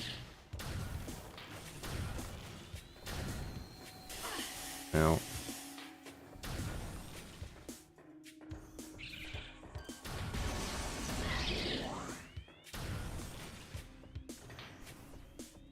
Okay. Let's see. Pretty sure these vines are already blocking the path, but guess we'll find out. Oh my god, bruh. These Jozo ghosts.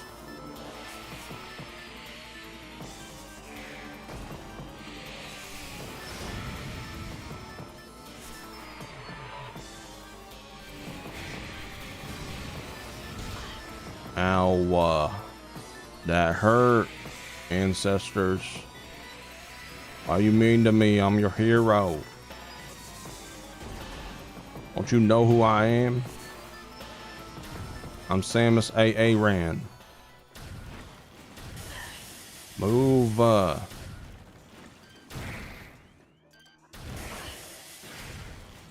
Oh my god, bro.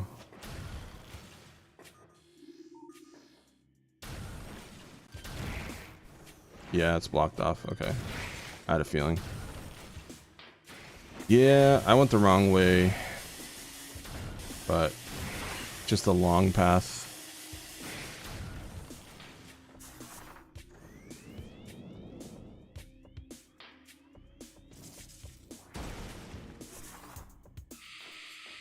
No matter how you slice it, any path is the long path. Once you get the ice beam.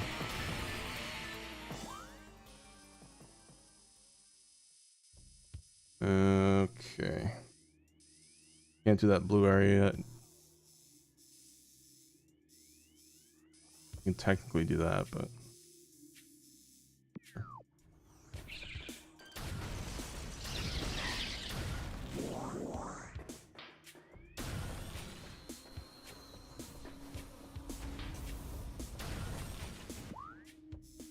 Wrong way.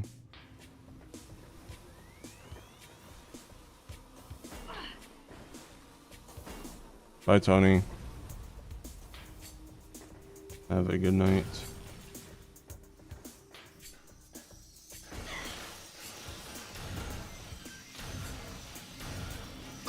When do you have to go tonight, Rob?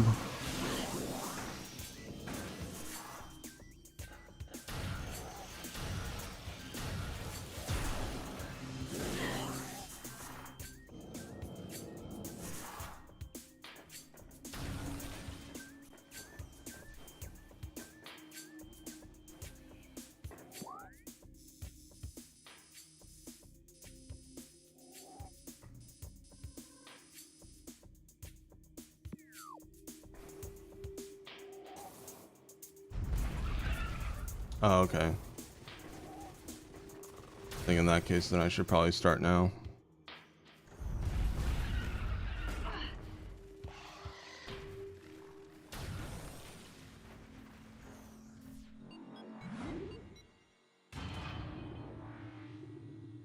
All right, see you, Carrie.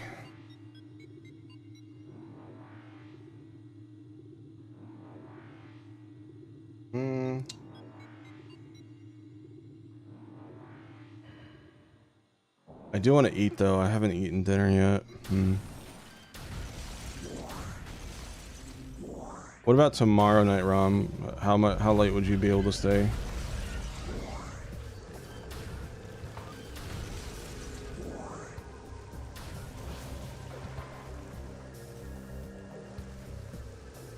Your first ever hot dogs?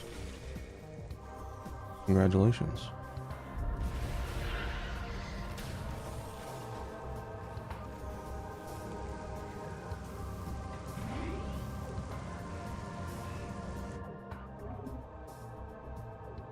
If I go now, it's gonna be 10:30, so 2.5.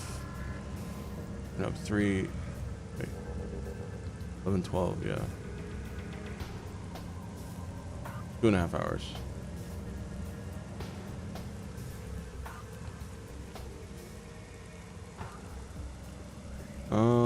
Okay.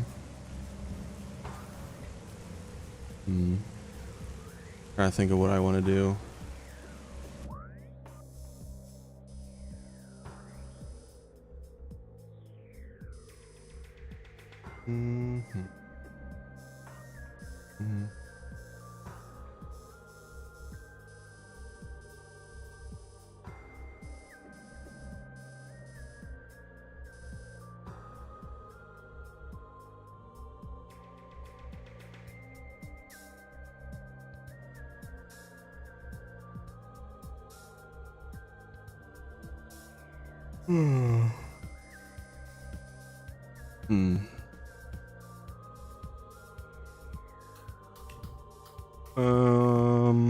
Trying to think.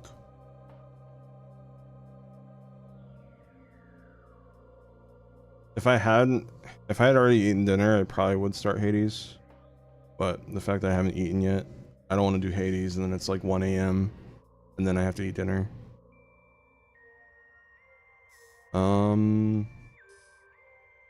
So maybe tomorrow I start kind of early-ish at like 4, just to ensure that we can finish this game around like 9 or 10 p.m. And after that, I will be down for like a few hours of Hades. Because if I did Hades right now, it'd only be 2.5 hours. Which I guess isn't like a terrible amount of time, but again, it's just the dinner is the issue. I could take a food break, but that would turn from like 10:30 to 11, and then it'd only be 2 hours. So, unfortunately, it's a little bit late. So sorry about that, Rom. But I'll try to play tomorrow. Tomorrow night after Metroid. There's a part of me that wants to try to grab some expansion items. But I don't think there's anything immediately nearby.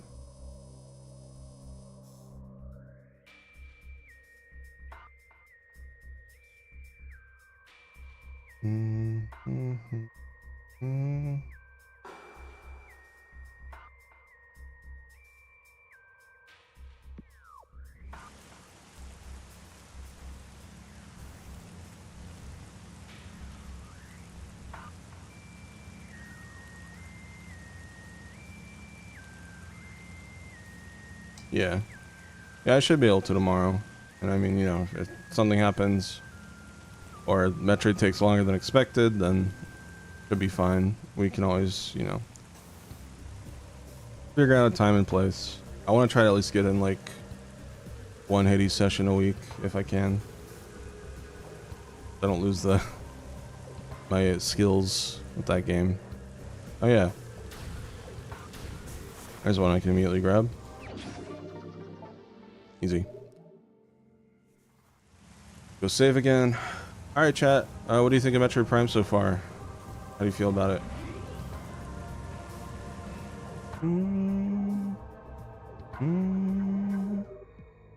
You see why it's my favorite game of all time?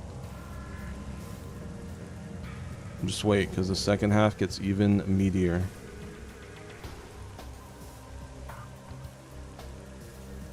Hades 2 is a lot of fun. I've been really enjoying it.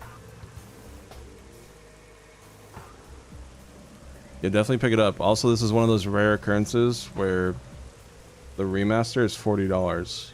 So usually, you know, they're always like 60, but pretty sure this one's only 40.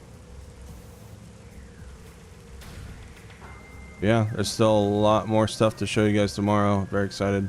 We'll start around 4 p.m. tomorrow. I do need to make the Peacocky music video, which that'll go up at like 7. Yeah, I'll try to like start a little light on the exploring tomorrow, and then like we'll continue like story around 5 or 6 or something. Try to do like a warm up or some shit. Yeah. Just think there's 2 more games of this, chat. There's Metroid Prime 2 Echoes and Metroid Prime 3 Corruption. And while they're personally not as good as this one in my opinion, they're still very, very awesome. Very fun games. So, if you like this, there's 2 more. And a 4th one coming out in 2 weeks. So.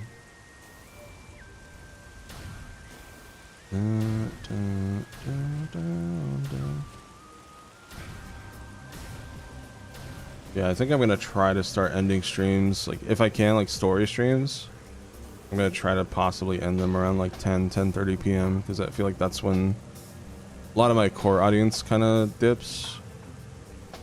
And then like we'll either stop or we'll segue into like, you know, a game like Hades or something for the late night crowd. So evening story, late night, roguelite.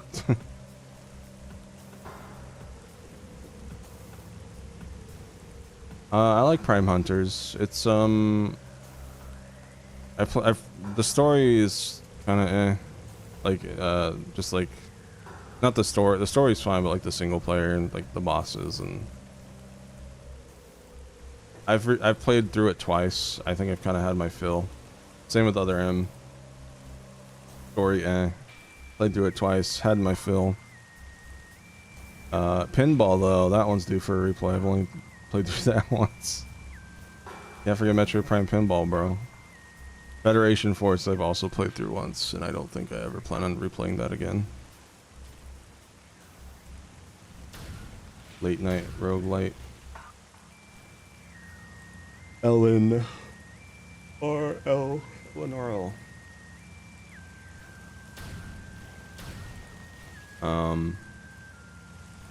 I'm just trying to think of what I want to do. Obviously, I'm gonna reheat that spaghetti. Is there anything I can do that isn't story progression? Not exactly. Oh, I didn't go that way? Interesting.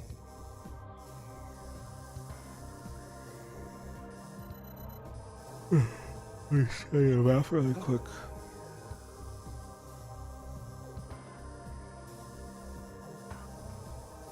Caverns, that. I remember now. Okay. I know where we need to go. That's to Magmore Caverns South.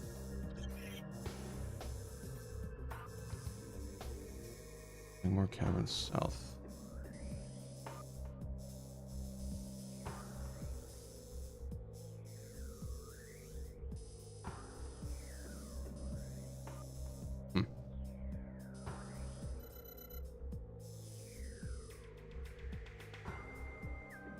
There is a Metroid Pinball for the DS. Metroid Prime Pinball. I wasn't joking when I said that. It's actually pretty good. You can beat it in like 2 or 3 hours with save states though.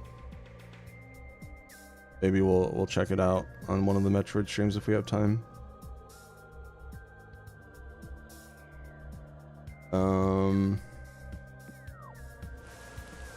Yeah, I don't know. I guess I'll just stop here.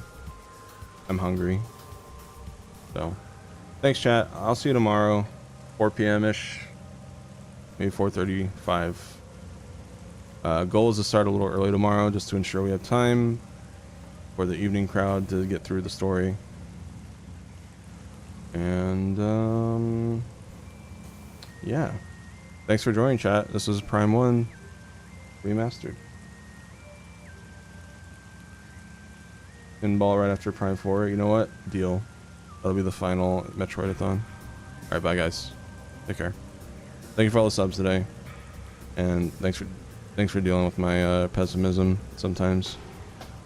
Been a weird just time for me, I guess. I thought I'd be happier after the mod came out, but it's been like I have for sure, but you know, it like has its ups and downs. So just thanks for dealing with me or putting up with me while I deal with this. I appreciate it. Anyways, bye.